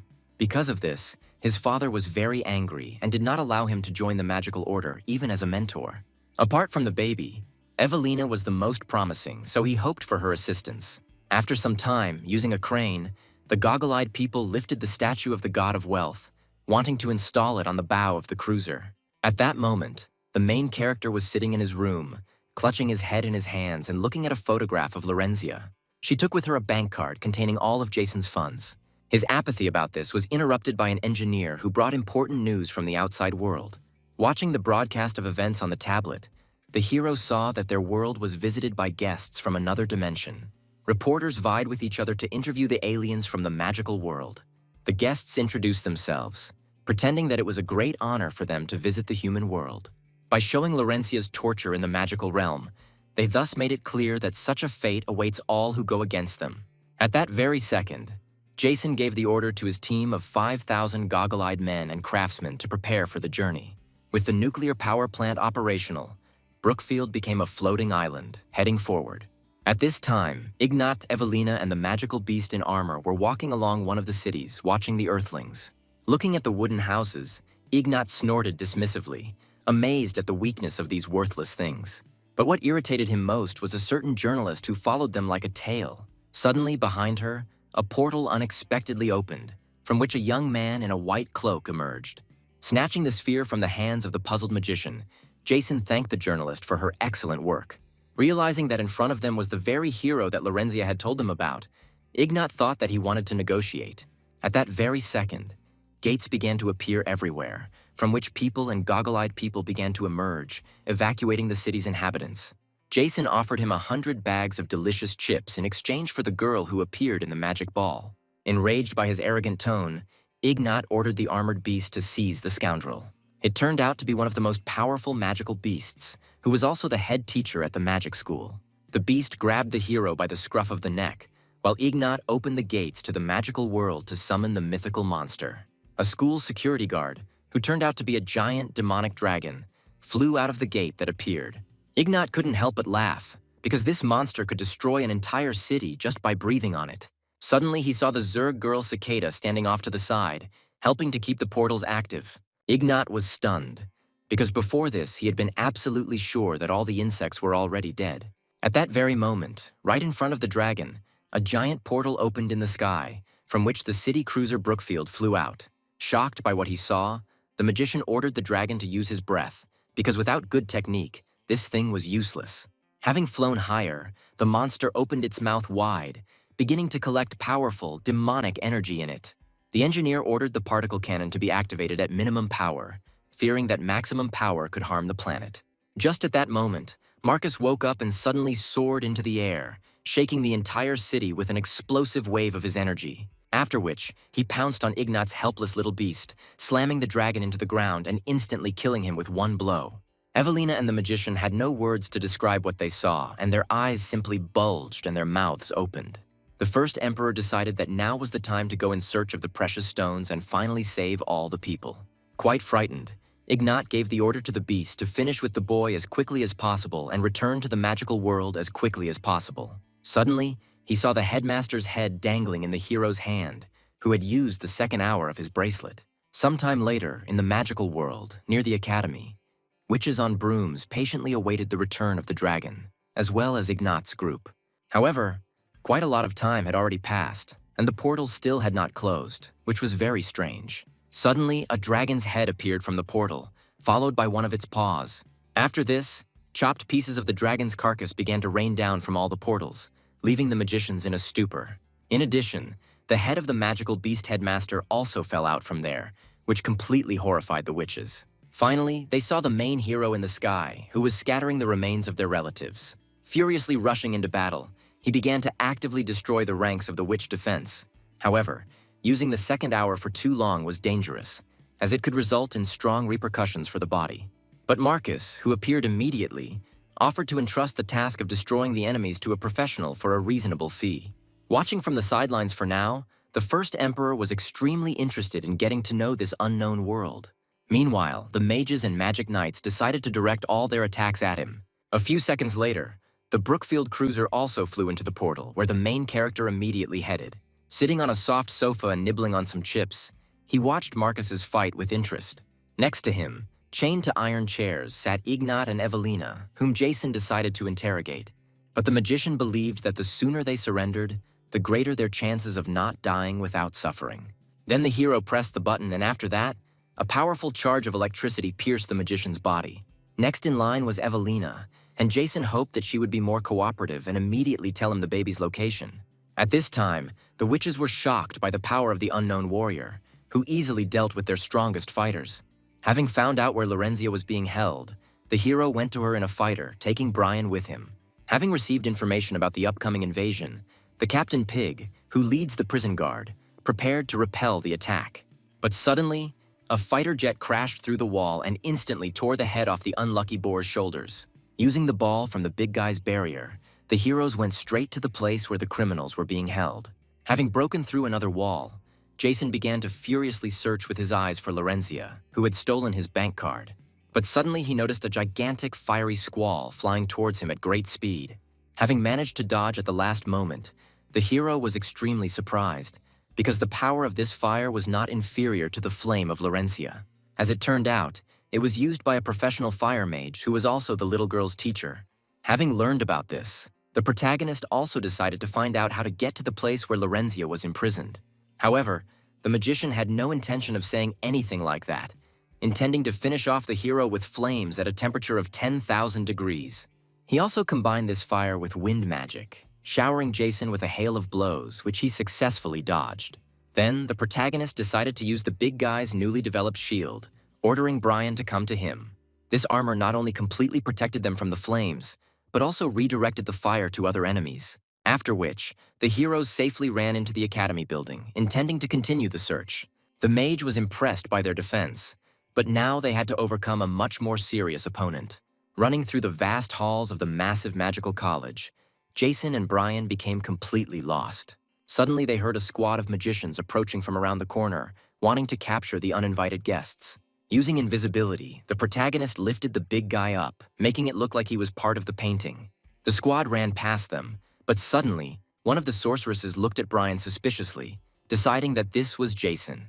After this, the hero emerged from his state of invisibility, barely able to stand on his feet from the weight of the big guy. The girl wanted them to save the baby, so she showed them the direction to her, which is where the heroes headed.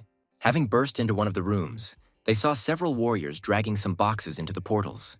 Leaving Brian to guard the door, Jason used the 9 Swords of Solitude technique to attack the opponents. However, his sword did not reach the enemies, teleporting and piercing the big guy's butt. The spatial mage teleported away Brian's body parts, ordering the hero to surrender immediately. Meanwhile, Marcus was already frankly bored with destroying crowds of witches who had despaired of trying to resist him. One of the mages climbed onto Brookfield's hull, not understanding how these worthless creatures dared to attack the magical world. It was the director of the admissions committee of the Magic College, who decided to show them the secret weapon of the academy. Having created a pentagram in the sky, he used the most powerful technique of magically summoning the king. A giant robot head emerged from the pentagram and prepared to attack the enemies. A powerful, magical beam emerged from his forehead and shot towards the floating island of Brookfield. At the same moment, the engineer was informed of minor damage to the city's protective hull. Realizing that this was the very call, Ignat began to beg to let him go, not wanting to die with the heroes. But the engineer shocked him with electricity while continuing to interrogate him about the hostage's location. Suddenly, the magician disappeared, along with the electric chair, leaving the goggle-eyed people and the engineer confused. Having teleported him to himself, the spatial mage almost forgot that Ignat was in their captivity. In addition, he also wanted to give Jason a small gift, after which he used his magic again. A small box appeared out of thin air, fell at the hero's feet, and opened, after which Jason saw Lorenzia's head inside. Frozen in place, the protagonist suddenly fell to his knees, realizing that the baby's fate was similar to the one in his past life. Activating his bracelet, he used his sword technique on his friend, furiously attacking his girlfriend's attackers. The spatial mage wanted to redirect his blow again, but suddenly the portal he had created split in the air. At that moment, the little girl's head decided to check if Jason had brought some food with him. Frightened that it was a ghost, the hero sharply kicked the box to the side, stunning everyone, including Lorenzia herself. The magician then rushed to explain that he had merely teleported her head while praising Jason for his excellent performance. Pointing the knife into the portal he had created, the magician hoped that now the hero would not do anything rash. The blade of his knife appeared from 4 portals in the box at once, burying itself in the baby's head. Jason was in a stupor, and one of the warriors took the box and began to slowly move towards the portal. As it turned out, the baby's body was scattered across different classrooms of the magical college. The hero was furious because he still didn't know where his bank card was, and today was already payday. Ignat decided that he could forgive Jason if he agreed to strengthen his friend in the same way he strengthened Lorenzia. The protagonist remembered from a past life that the magical academies of this time were created to ensure the power of the order. In addition, there were magical stones donated by the order, similar to soul stones. Besides the fact that they increase the mage's level, these stones also have a decent value on the market. Ignat offered him one of the stones as a reward for his agreement, but Jason knew that they had found an entire magical mine. Before the magicians could marvel at his incredible knowledge, a huge robot head broke through the roof above their heads. They couldn't believe that the strongest summoning had been defeated, and at that moment, Marcus's figure stood on top of them. He wanted to get his payment, but Jason decided to first kill all these bastards and find Lorenzia's body. Meanwhile, it turned out that Brian's head was teleported underwater, but he could hear what was happening near his body. Ignat warned the first emperor to stop the fight, otherwise the magician would personally finish off the fat man. The protagonist didn't worry about it much, ordering Brian to use his protective life energy. At that moment, the fire mage arrived, holding a box in his hand from which the baby's palm was sticking out. Chasing after him, Jason left everything else to Marcus, who at that moment was fighting with the spatial mage. However, the enemy once again used portals to redirect the first emperor's attacks. Seeing Brian's situation, Marcus decided that if the big guy couldn't get his head out of the portal, then he should put his body in. To everyone's surprise, it worked, and the big guy began to crawl through the portal. And Ignat, seeing this, became disillusioned with the laws of physics.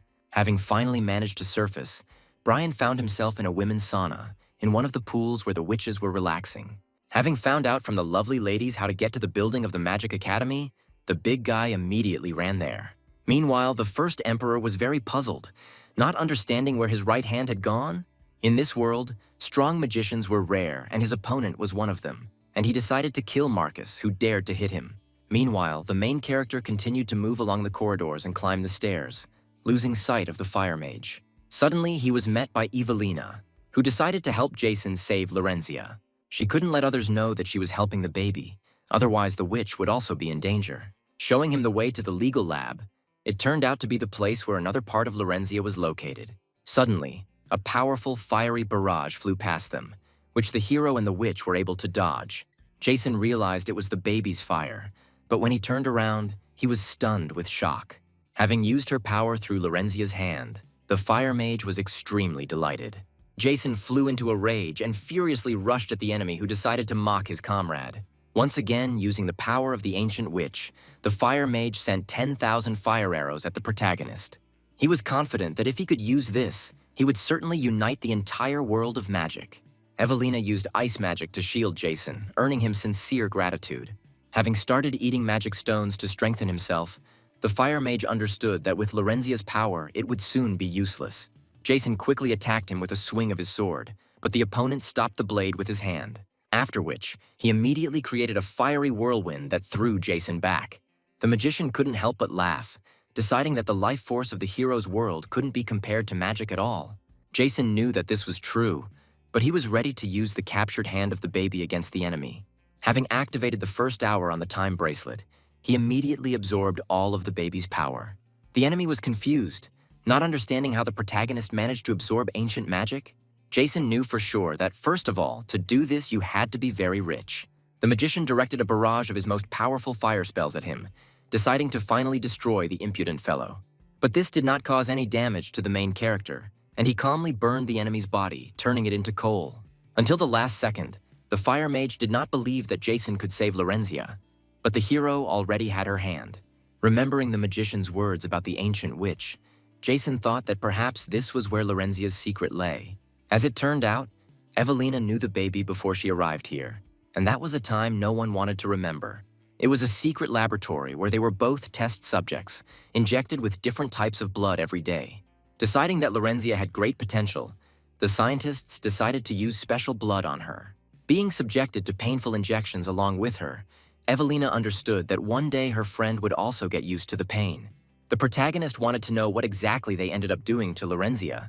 As it turned out, scientists gave her an injection of the blood of an ancient witch, capable of destroying the magical world.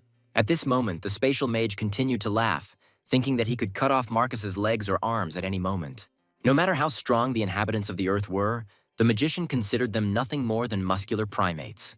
From everywhere, screams of people were heard as they were destroyed by the teleported body parts of the first emperor. The magician decided to cut them all off, but suddenly, to his horror, he realized that he could not do this. Meanwhile, Marcus calmly pulled all his limbs out of the portals. The fact that he could only teleport to nearby areas seemed like a great inconvenience to the first emperor. Therefore, Marcus decided to help him a little and abruptly moved right behind his opponent. Having opened a portal from the black hole, the emperor instantly transferred the body of the spatial mage to another dimension.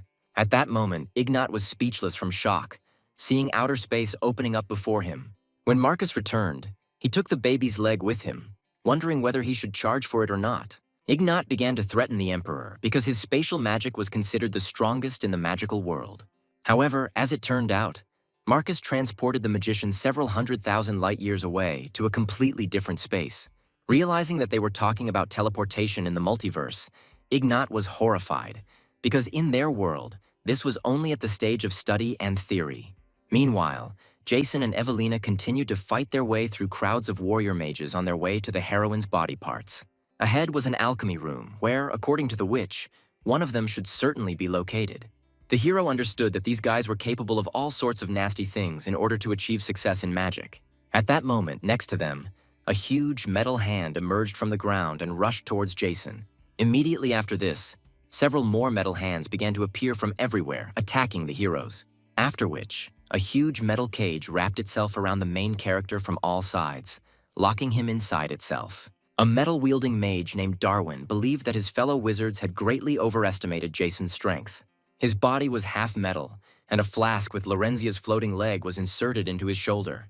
Instantly cutting the cage with his sword, the protagonist demanded that the baby's body part be given to him immediately. Meanwhile, the big guy was already approaching the academy building, which finally appeared on the horizon. Suddenly, he saw two people flying out of the roof of the magic college, locked in a fierce fight. Using steel spears, the metal mage Darwin fiercely attacked his opponent. Jason dodged his blows without any difficulty, not understanding where all the sand around him came from. Having bound his body again, Darwin rushed towards the enemy, realizing that Jason's weak body would not be able to withstand this attack. This enraged the hero, because ever since he regained his energy, he had been training every day. Having broken free from the shackles and attacking the enemy with a huge stone column, he did not understand where his body was weak. Using an equivalent synthesis spell, Darwin became transparent and began to pass through the boulder. But at that moment, Brian suddenly appeared and knocked down both opponents with his shield. Luckily, Jason was unharmed, but his enemy was slammed into the wall by the big guy's massive bulk. Darwin was furious because these fools had no idea what they were doing. Throwing Brian back, he realized they were only trying to save Lorenzia. The main character did not understand how he dared to tell such a stupid lie, because each of them used the baby only as a weapon. However, Jason himself made her magical powers grow, not knowing that the little girl herself was afraid of becoming possessed. The hero was surprised, thinking that after a sharp increase in power, the magician simply went crazy. She returned to get help from the school medic, but Ignat was the first to know about the baby's arrival. At that time, Lorenzia was tied to a cross and brutally pierced by Ignat and other witches. But suddenly, her magic flared up and she almost killed everyone in that cell. It was necessary to divide her body into parts in order to control her growing magical power. Perhaps Jason would have believed him if he hadn't seen how the fire mage wanted to absorb the baby's power. Darwin was very surprised to hear about this when suddenly a portal opened next to them, from which Marcus came out. The first emperor decided that since there was an arm and a leg, then only a head was missing to connect the child. Hearing this, the main character became furious, thinking that Marcus was taught anatomy by a literature teacher. At that very moment, the building began to collapse and the heroes began to fall, finding themselves on the street. In front of them stood the school medic Abram, as well as the magical defense teacher Beatrice. They looked intently at the heroes, and in Abaram's hands was a small tray on which lay something covered with a handkerchief. It turned out to be Lorenzia's head, and the little girl wanted her friends to stop the mayhem immediately. Moreover, she wanted Jason to return her body parts to them, which left the protagonist amazed. Abram understood that if they connected her now, the magic in the baby's body would exceed the body's capabilities. She couldn't tell about it earlier, because Ignat and his people were there, because there was a real confrontation of forces in their college. However, the medic and Beatrice did not wish Lorenzia any harm, and having connected her head with her legs and arms, sent the baby to her friends. Darwin also returned her second leg, clarifying for the hero that the girl was not in any pain at all. Lorenzia hoped that if Jason didn't believe them, he would at least believe her.